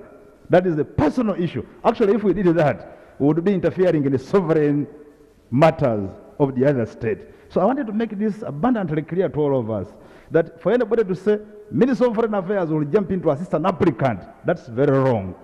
But in respect to students, those who are seeking medical attention, wherever we have gotten to learn about, Mr. Speaker, we have always intervened, and the cases are very clearly enumerated. With those many remarks, I really want to thank you, Honourable Speaker, and I want to thank all the colleagues who have engaged. I know we're on track. We have done something. A lot remains to be done, but I want to assure you we are on track for progress. Thank you very much. Thank you, Honourable Minister. You've done a wonderful job. You did tell us whether Ghana is visa-free. I think you need to cross-check your update, but also in your list, Swaziland changed the name to Eswatini. It's very important. These are very important for you to note, so that at least we have the record very clear. Thank you, Honourable members. These issues we shall go on, but overall, Honourable Minister, we want you to negotiate more, but we appreciate the work you've done. We just want you to negotiate more, which is not bad. Issues of your budget, for example, some of the officers say their in mission is just earning huge money by the rook of salaries. Of course, the other side is very expensive, but they are not facilitated to do most of the work, especially like on diaspora issues, mobilizing for diaspora issues. Then there is also the issue, the Chair of Foreign Affairs, please take note, there is the issue of our serving officers in missions abroad, the allowance they get for education of their children, 2,500. It's extremely, yes, because you tell someone take a child to Washington. I found, for example, in Canada, there is an officer, her mind is here because she brought a child, she couldn't afford education for the child, the child had to come back to Uganda, but an officer is crying every day. The child is crying on phone. And the overall, I think, money you needed was around 2.8 billion, Honourable Minister, to top up, to meet their requirements. So the committee of Foreign Affairs should look into that issue. Annually 2.8 billion, colleagues. It's not much to reunite families, for sure. We should be looking at it. No, Honourable, your issue, you'll continue engaging the minister. You see, as a diplomat, issues which he has avoided directly here, especially involving countries which we've mentioned, it can cause something. So let's continue engaging him. So let's go to our colleagues. The Minister of Health requested me that we do the issue of malaria on Thursday.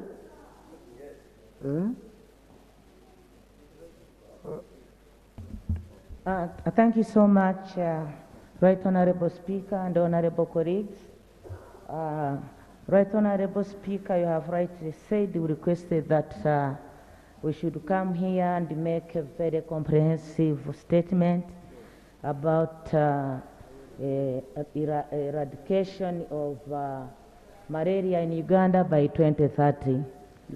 Right Honourable Speaker and colleagues, I know all of you are interested in this because at one time you have had an intruder in your homes, bedrooms, everywhere in the form of a mosquito, and I'm sure you would be interested to have a long time of debate. I just came here, Right Honourable Speaker, to reassure you and reassure the honourable colleagues that definitely on Thursday we shall come here and make that comprehensive response to allow even members to debate. Thank you so much. Clerk, ensure that is item number 3 on Thursday. Correct. Make it item number 3 on Thursday. Honourable, I'm the one on the floor, I'm in charge. Am I proceeding wrongly? So, in the interest of time, save me. Okay? Item? No, the next item, number 5, I've also referred it to tomorrow. It's going to be done tomorrow. So I need us to handle item number 6, Clerk. Item 6 on the order paper, a response by the Minister of Public Service on the delayed payment of pension gratuity, interest, provident fund, and other terminal benefits to the former employees of the East African community. Honourable Minister, Public Service. Right Honorable Speaker and honorable members, I beg your indulgence to summarize this response because it's been with us on our iPads for quite some time, and also in the interest of time. Right Honorable Speaker, this is the response regarding that item, the status of payment of pension, gratuity, stroke refund of the Provident Fund to former employees of the defunct East African community, raised by Honorable Samuel Opio Achuti. Right Honorable Speaker, by way of background, the East African community operated their own pension scheme managed by the Crown agents, and it was independent of the state governments. And the scheme, of course, was provided for under the East African Community Pension Act. Upon the collapse of the East African community in 1977, the Crown agents failed to honor the pension benefits of its members. Now, the implication of this was that members of the scheme lost their pension rights, and therefore the former employees of the defunct East African community remained at the mercy of their respective governments. Fortunately, the respective governments decided to take up the pension issue. And in the case of Uganda, the issue was taken up under Decree number 6 of 1978. And then the government set up a committee, the Adrian Sibo Committee, to make sure that it works out all the requirements that were needed for people who are eligible for pension under the East African community. A report, consequently, was produced. It was an interministerial report, a technical committee report, really bring out all the issues regarding the compensation of the former Ugandan employees. That was in June 2000. And that report was quite comprehensive. It includes really a list of all those people who are eligible.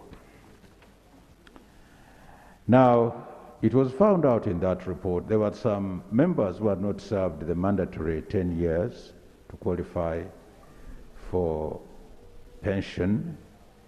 So it was recommended that those are given a lump sum payment. And the other legal provisions were also mentioned in the report.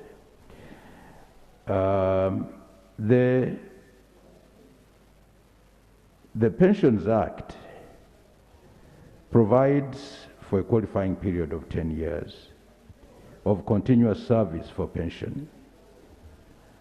Those were others who had not served for 10 years, so those ones qualified for the lump sum payment, and this was a decision that was taken at the high level. However, some of them decided to go to court, claiming that they qualified for pension, and their argument was that, yes, the fact that they did not serve 10 years was not their fault. Whatever happened regarding the collapse of the East African community amounted to abolition of office, and therefore they should be considered for pension. However, the High Court ruled that what happened was not abolition of office, It was a collapse of the community. Therefore, their case in court did not hold water. So they should have been paid regarding their lump sum claim. The delay in payment was the result of budgetary constraints, and also the Auditor General established that there was mismanagement in some cases of the payment arrangement. So all in all, most of the claimants were actually settled, except for 47 members. Now, these 47, the Ministry of Public Service managed to retrieve 16 files of the 47 files of the claimants, and the remaining 31 files, up to now as we talk, have not been retrieved yet. We are still looking at our archives. Many of these files were taken by the Criminal Investigation Department during the investigation of the pension scam in 2012. And when they went to the office of the Criminal Investigation Department, they were not, unfortunately, returned. However, the 16 claimants whose files were retrieved have, as we talk now, been fully paid. And the other categories of claimants have also been paid. The monthly pension to the former employees who are still alive and who served for the qualifying period of 10 years is being paid, really, according to the Pensions Act. And as we talk today, by April 2022, 485 pensioners who are alive are receiving their monthly pension, which is quite substantial, amounting to 1.9 billion. Right Honourable Speaker, gratuity stroke provident fund settlement. But Honourable Minister, you said you are summarizing Yes. the statement you sent. I think go on the conclusion. So, for conclusion, Yeah. gratuity and the provident fund settlement, although that one has been paid fully and settled, the gratuity provident fund settlement, that is members who are paid according to the general fund services, that has been fully settled. Now, gratuity pension for members of the East African Posts and Telecommunication, the 38 files were incomplete by 2000, but later on information was covered, and these have been settled fully. The East African Railways Corporation, this one has also been settled fully. Then the East African Harbors and Cargo Corporation, the outstanding liabilities as we talk now have been settled fully. And the East African Airways Corporation, yes, these have also been settled. And then the payment of arrears and balances plus interest and other court awards, which were verified by the Ministry of Public Service. For those that have been verified, they have been settled. Those, it's only a few that have not yet been verified, and those have not been settled yet. So, Right Honourable Speaker and honourable members, I would like really to note the status so far of payment of pension and gratuity for the former employees of the East African community employees. And also to note, the status that there are few members whose verification is not yet complete and payment to them is still pending, but the effort to verify is going on. However, those members, especially out of the 47, the 31, they have been advised really to contact the Ministry of East African Affairs so that at least the process of verification can be completed. And as soon as it is completed, Right Honourable Speaker, these members will be paid. I beg to respond. Thank you. Honourable Samuel Ropio, supplementary.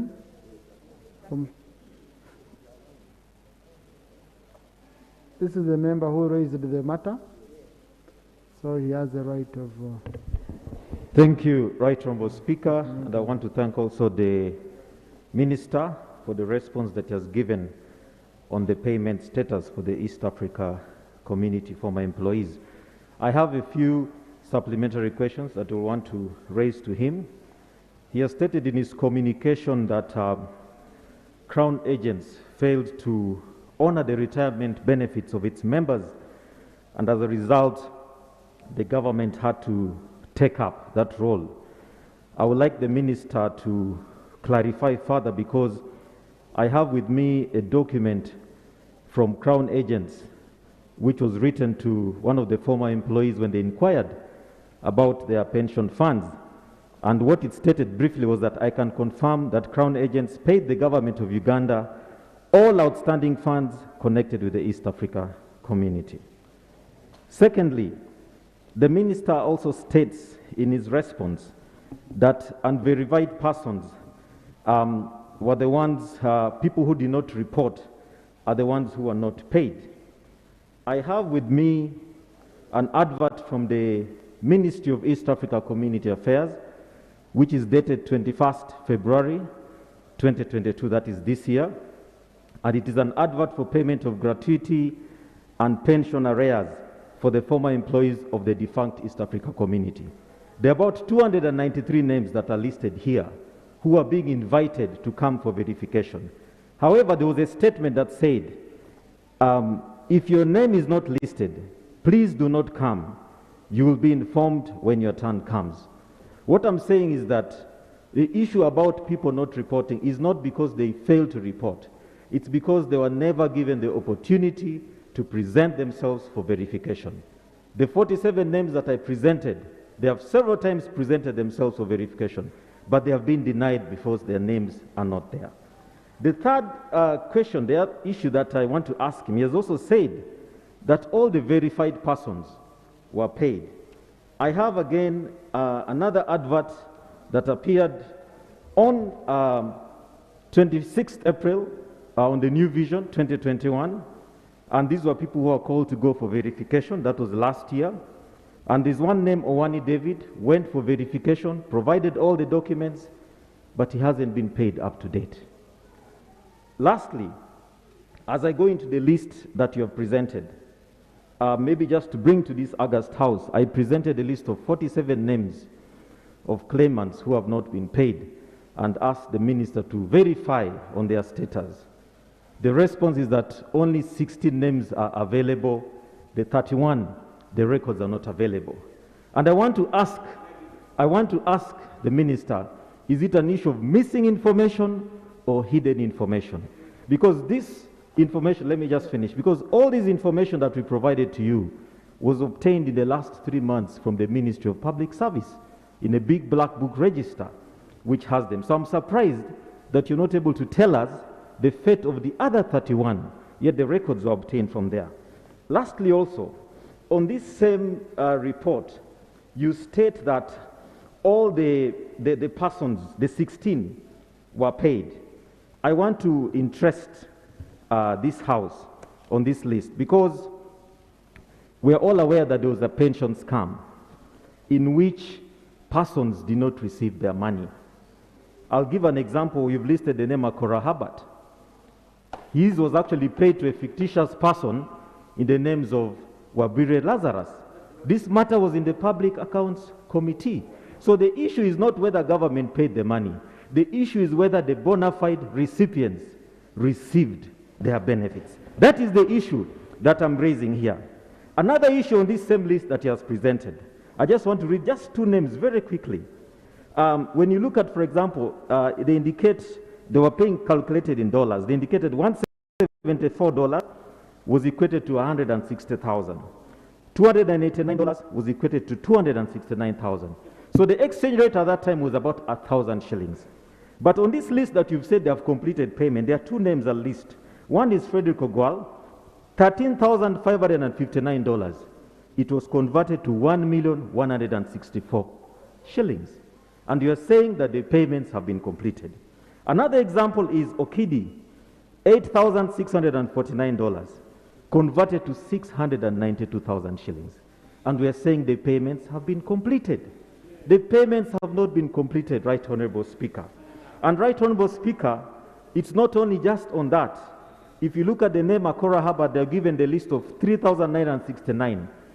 But there's again another list from the same ministry that is saying that his payment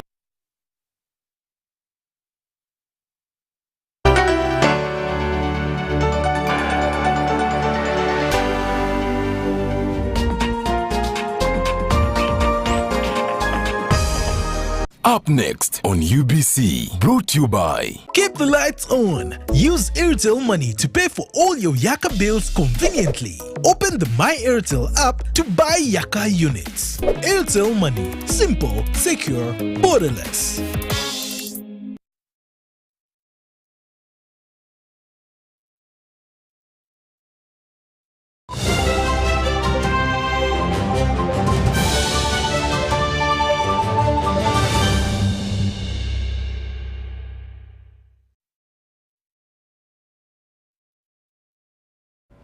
Hujambo mtazamaji wa UBC TV na kukaribisha katika taarifa hii ya habari. Tunakutangazia moja kwa moja kutoka studio zetu zilizopo mjini Kampala. Naitwa Bella Masangano, na katika habari ya kwanza, Waziri Mkuu nchini Mheshimiwa Robin Anambanja amekabidhi magari manne katika idara ya mahakama yasaidie kuwaimarishia ulinzi majaji nchini. Zoezi hilo limefanyikia katika mahakama kuu mjini Kampala. Katibu wa kudumu wa mahakama Pius Bigirimana amepokea magari hayo manne kati ya 10 yanayotarajiwa kukabidhiwa kwa niaba ya majaji. 6 yaliyobaki yatakabidhiwa Ijumaa hii. Pius Bigirimana amemhakikishia waziri mkuu kwamba magari hayo yatatumiwa vizuri. Zoezi la kukabidhi magari hayo lilihudhuriwa pia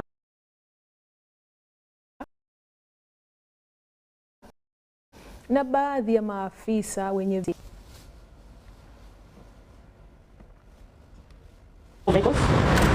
police troops, police pickups for the judges, and I believe these vehicles will help us to secure the judges and their families. We need secure people, we need security for our judges, and this is a directive by the President.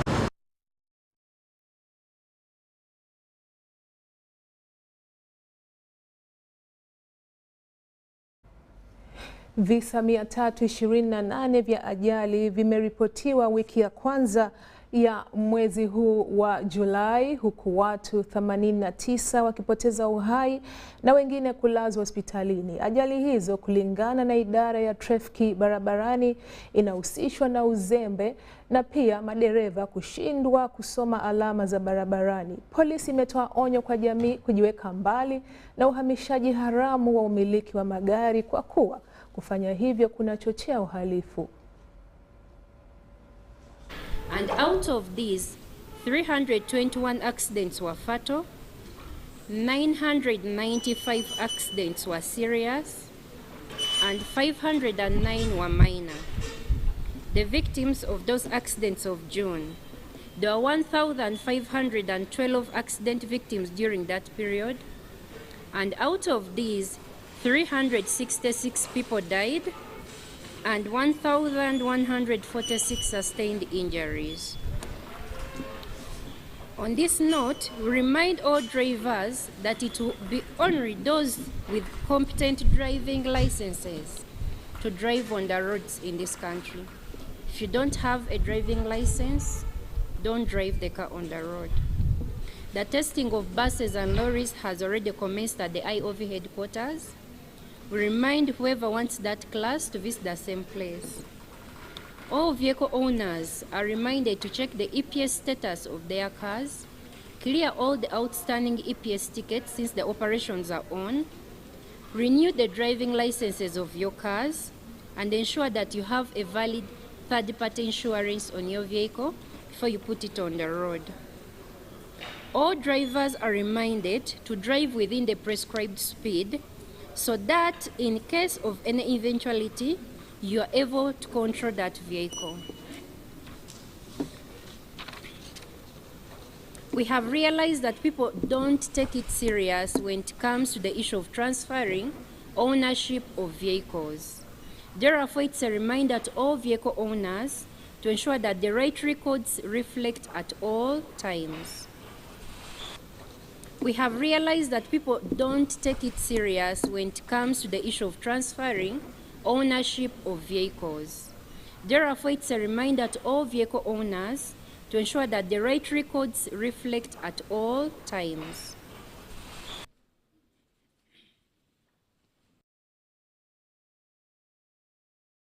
Mtandao wa asasi ya kiraia Uganda Child Rights NGO Network wameiomba serikali kuimarisha utekelezaji wa sheria na sera zilizopo zinazodhibiti ndoa za mapema kwa watoto, sio mtoto wa kike pekee bali pia mtoto wa kiume. Ombi hilo limetolewa wakati wa uzinduzi wa ripoti kuhusu ndoa za utotoni ambapo msisitizo umewekwa kwa mtoto wa kiume pia.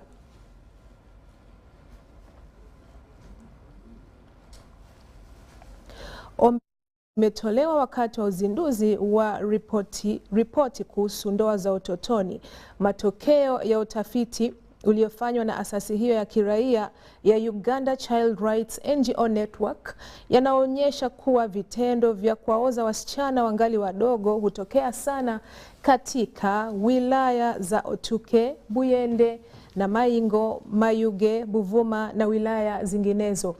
Utafiti huo uligharimiwa na shirika la USAID na lingine la Freeman House baada ya kuibuka malalamiko kutokana na mwanamke mwenye umri wa miaka 45 aliyeolewa na kijana wa miaka 17. Mara nyingi haki za mtoto wa kiume hazizingatiwi ikilinganishwa na haki za mtoto wa kike.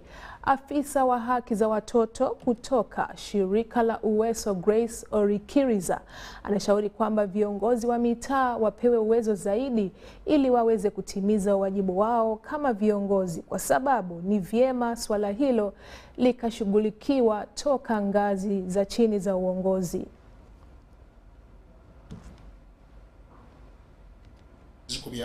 Abana aba LC1 abana abakurira communities zaffe baba empowering bagezeko kubanyonyola ba empowering so that batuyambe okunoonyereza kuno kwatandikira kumbe. Unaendelea kutizama taarifa hii ya habari kutoka hapa UBC TV. Uganda na taifa la Afrika Kusini zimedhamiria kuimarisha uhusiano kati yao. Haya yalisemwa wakati wa kumalizika kwa mkutano wa siku 3 uliojadili masuala ya ushirikiano kati ya Uganda na Afrika Kusini na kumhusisha waziri wa nchi wa masuala ya nje ya nchi Mheshimiwa Okello Oryem na Dr. Pandor Naledi, waziri wa uhusiano na ushirikiano wa kimataifa wa Afrika Kusini, na walizungumzia umuhimu wa utekelezaji wa yale yaliyojadiliwa wakati wa mkutano huo.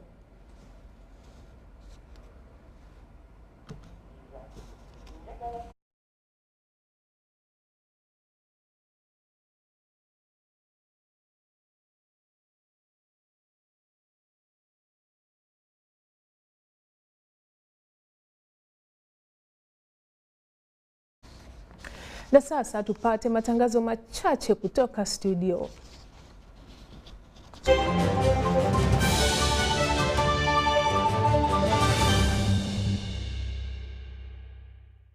The Tales of Kasozi, brought to you by Uganda Communications Commission. Hello? Hello? This is Kasozi. How can I help you? Hey, Kasozi, my brother. Long time. We last met when we were at campus. It's been a while, but you are the person I'm looking for. Campus? Really? Hey, you don't remember me? Okay, so how can I help you? I'm stuck in Gulu making millions, and I need to urgently send money to my sick mother. But I can't find any mobile money agent near me. I've sent the money to your phone, as you can see the message. It might take a few minutes to come through, but I urgently need you to send the money to my mother. Let me send you her number, and you send it to her chap. My friend, I'm afraid your mom is going to die. What? Because I don't know you, I never went to campus, and I'm also in Gulu. So can we meet at CPS, we talk about it? Stay tuned for what Kasozi does next. Tofera. Refrain from unnecessary engagements with strangers over the phone. This message is powered by the Uganda Communications Commission. Ladies and gentlemen, the biggest party of 2022 is here! UBC West MP Kahona launches its Mbarara station on Goat Road in Mbarara City with your favorite entertainer, HT Mbulecha UBC West on 23rd July 2022 at Mbarara University Inn. People of Ankole, Chisoro, Chigezi, Toro, Bunyoro, Rwenzori and all parts of Uganda. Do not miss your cocktail of fun with UBC West presenters, listeners and supporters. Come be part of the 2022 biggest party in the land with top artists, comedians, cultural dancers and ODs, women cyclists in the cycling competition, sports activities and many more from Western and Central Uganda at only 10,000 shillings. Don't miss the annual crowd puller of UBC West MP Kahona, and that is Etitimbure Reigunga. Proudly powered by Pepsi Cola, Delight Solar, and UBC. For sponsorship and partnership, call 0700-236-415 or 0782-265-827. UBC, inspiring Uganda.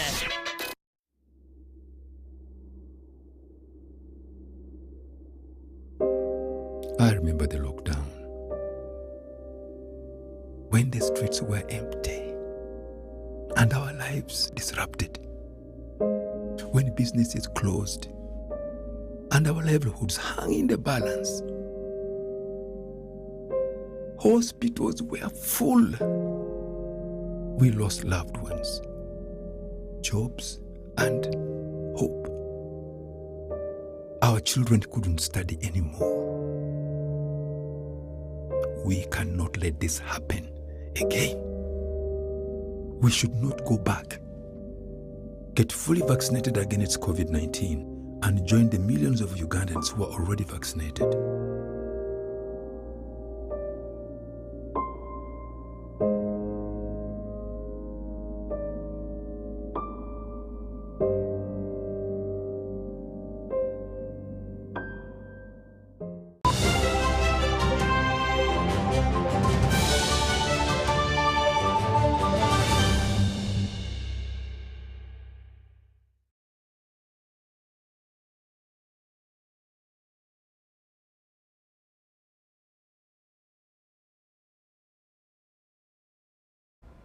Na katika mashindano ya mpira wa miguu kwa wanawake WAFCON, timu ya mpira ya wanawake kutoka Nigeria itacheza dhidi ya timu kutoka Cameroon Alhamisi hii. Mechi hiyo inasubiriwa kwa hamu na wapenzi wa soka Afrika na duniani kote.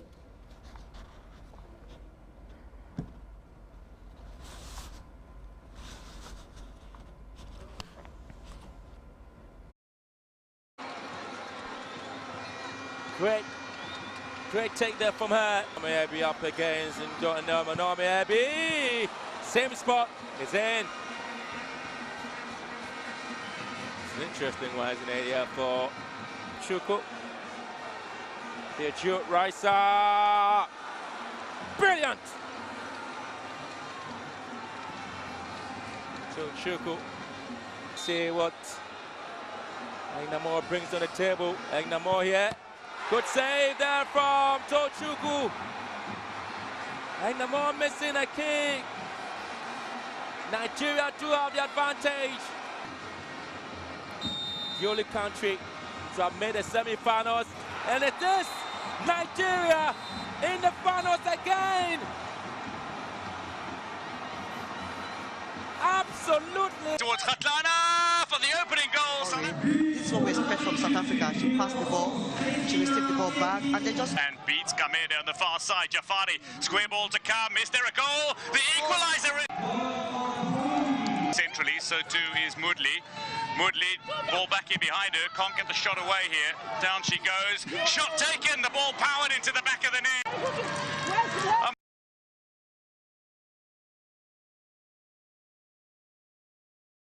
Hadi hapo mtazamaji wa UBC TV, sina budi kukuaga, ila shukran sana kwa kuwa nasi mwanzo hadi mwisho wa taarifa hii.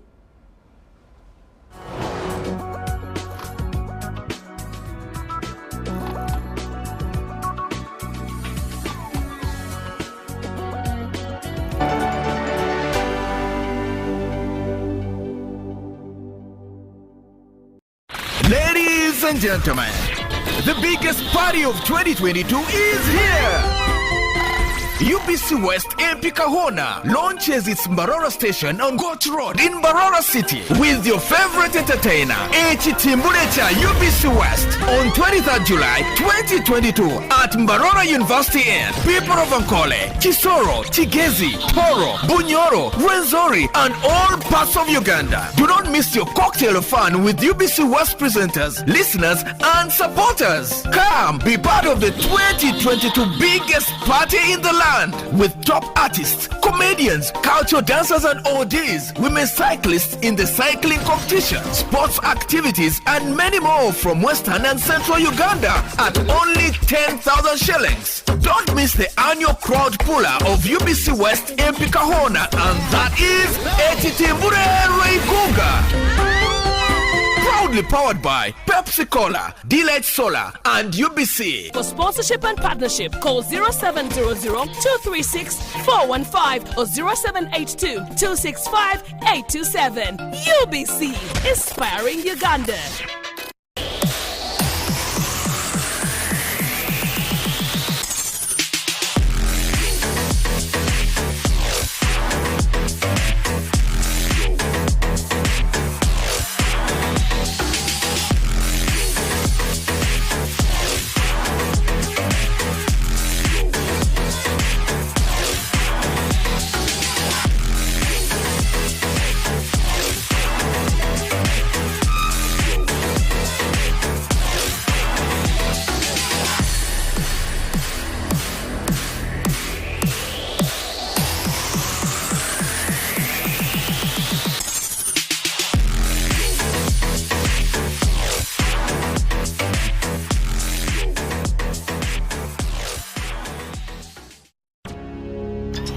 buli munya-Uganda nayitinga amakuru marungi.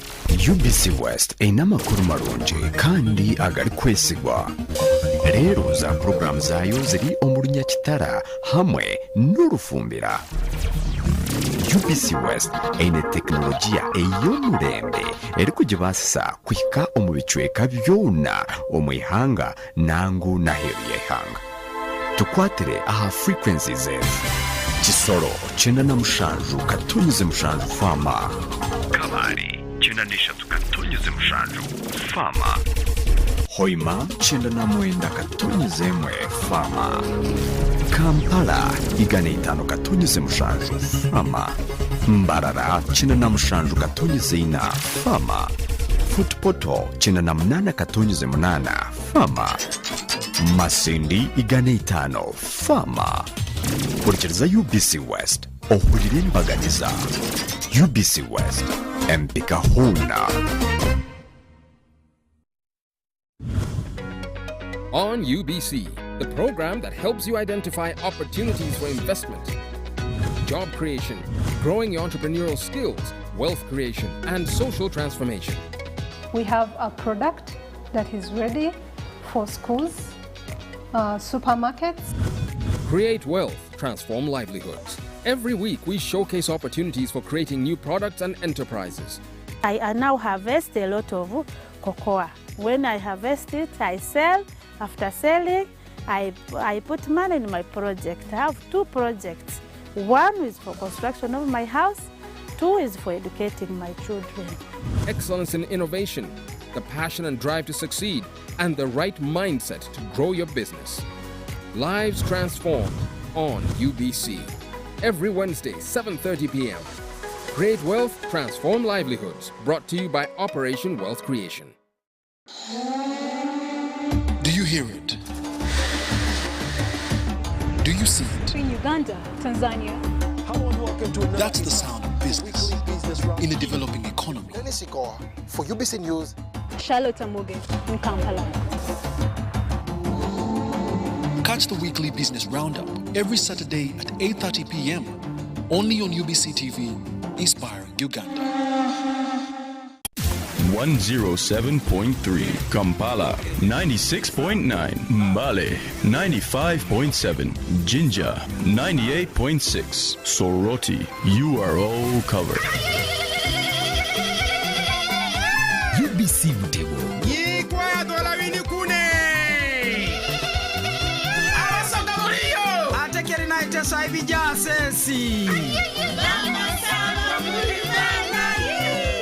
UBC Butego.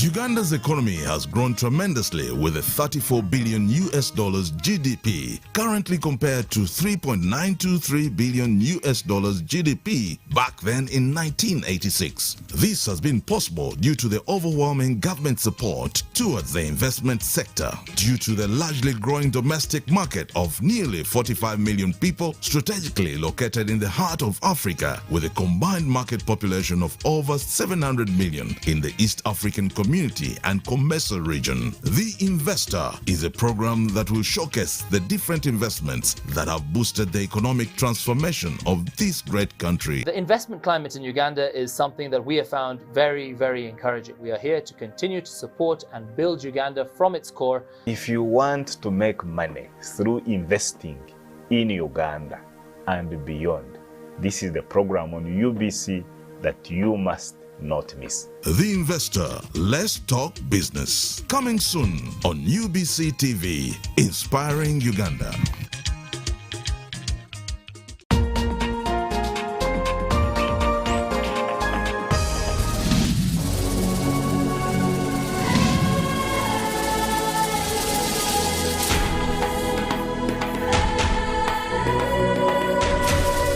I am the Quest, giver of life.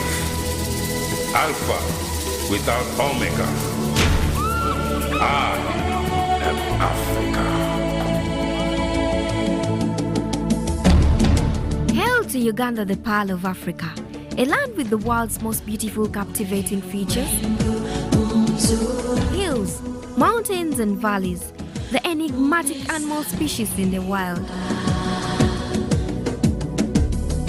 A land where Africa is condensed into one small country with authentic endowment of nature and perfect safari.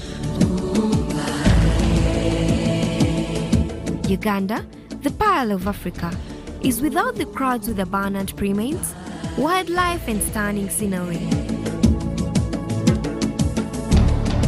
Uganda, the Pearl of Africa, takes you beyond the guidebooks, the known features, and gives you the insights unmatched. Keep it UBC TV, where we inspire Uganda with authentic beauty and nature of our motherland. Uganda, the Pearl of Africa. Discover the fountain.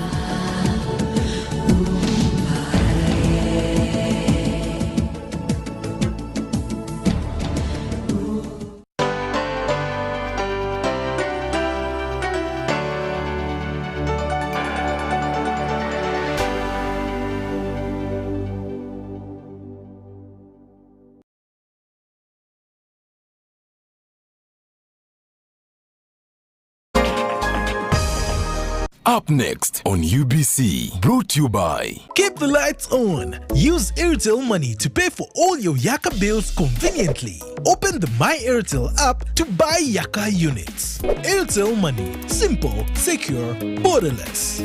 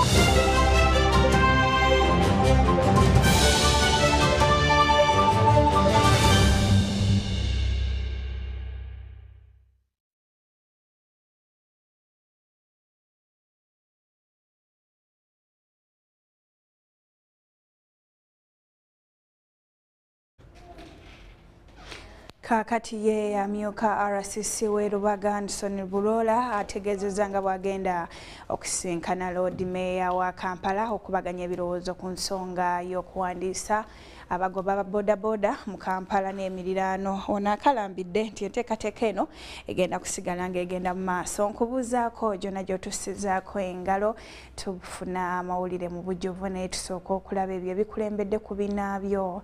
Nkusaba ategeeza muno nga bwe tukutuusaako emitwe emikolo.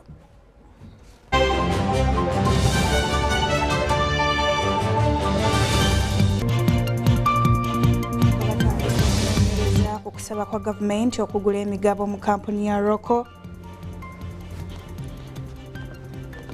Ate era Ministry y'ebyettaka yakwanja ebbago erirungamya akakiiko k'ebyettaka. Mu UBC leero okujjukira Mandela basimbye ekibumbe kye ku kisaawe kya Mandela e Namboole. Era amyuka RCC wa Lubaga wakusinkana Lord Mayor ku by'okuwandiisa ababodaboda mu Kampala.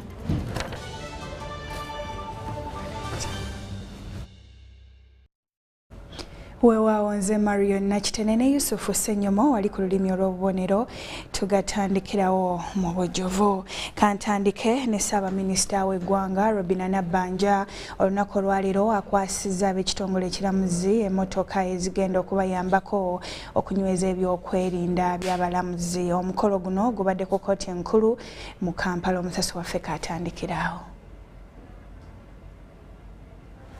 Okugula mmotoka zino ez'abakuumi kigendereddwamu okunyweza byakwerinda mu kitongole ekiramuzi naddala ebyokwerinda by'abalamuzi.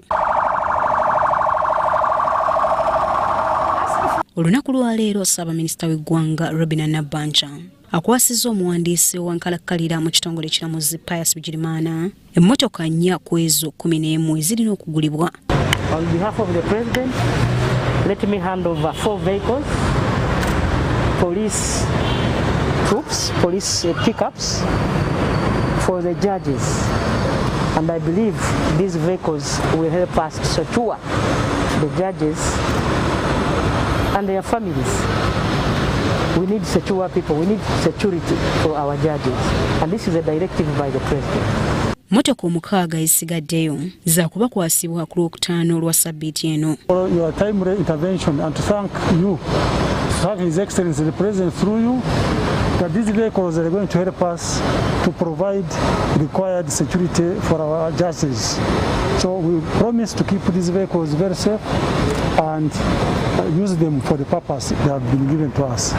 Ababaddewo ng'ekitongole kikwasibwa mmotoka zino yakola nga Director w'ebikozesebwa mu by'entambula owa Uganda Police Commissioner wa Police Richard Ediegu n'abalala.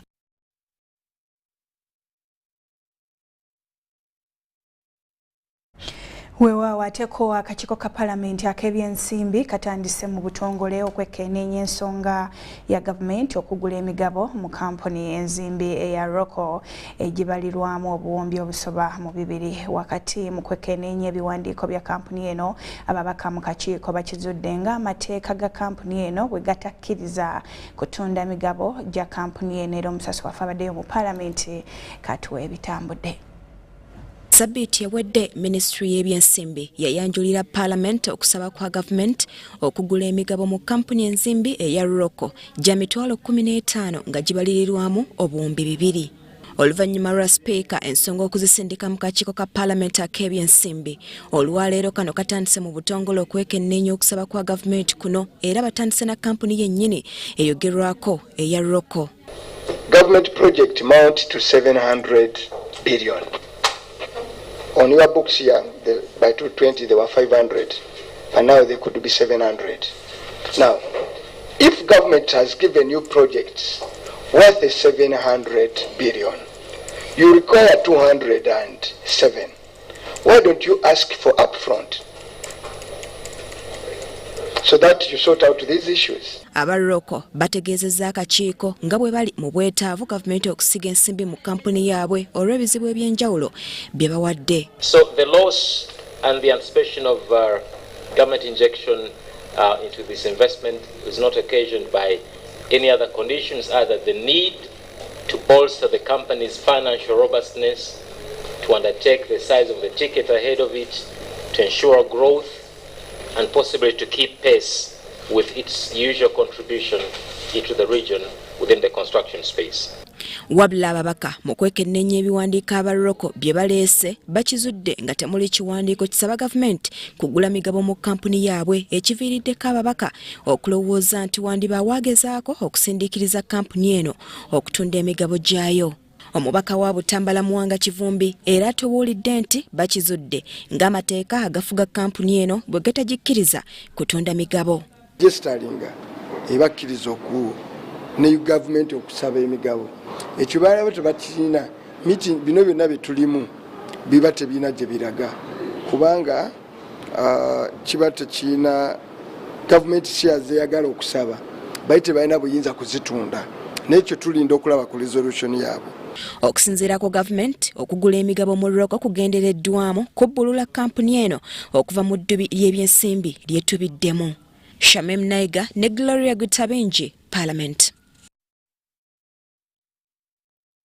Ateyo Ministry y'ebyettaka amayumba n'enkulaakulana y'ebibuga omwaka guno yeteekateeka kwanja bbago erinaalungamya akakiiko k'ebyettaka mu Uganda. Okusinziira ku Minisita w'ebyettaka Judith Nabakooba, ebbago lino lyakuyamba nnyo mu kulungamya emirimu n'ebiruubirirwa by'akakiiko kano. Twagala okutunuulira etteeka ly'ebyettaka tulabe nga twongera okulitereezaamu okuyamba abantu okubeera ne kye tuyita land tenure security naye mulimu era n'ebintu ebirala ebirimu ebyetaaga okubeera nti binywezebwa. Ensonga y'ettaka esobola okuba nti etambula bulungi.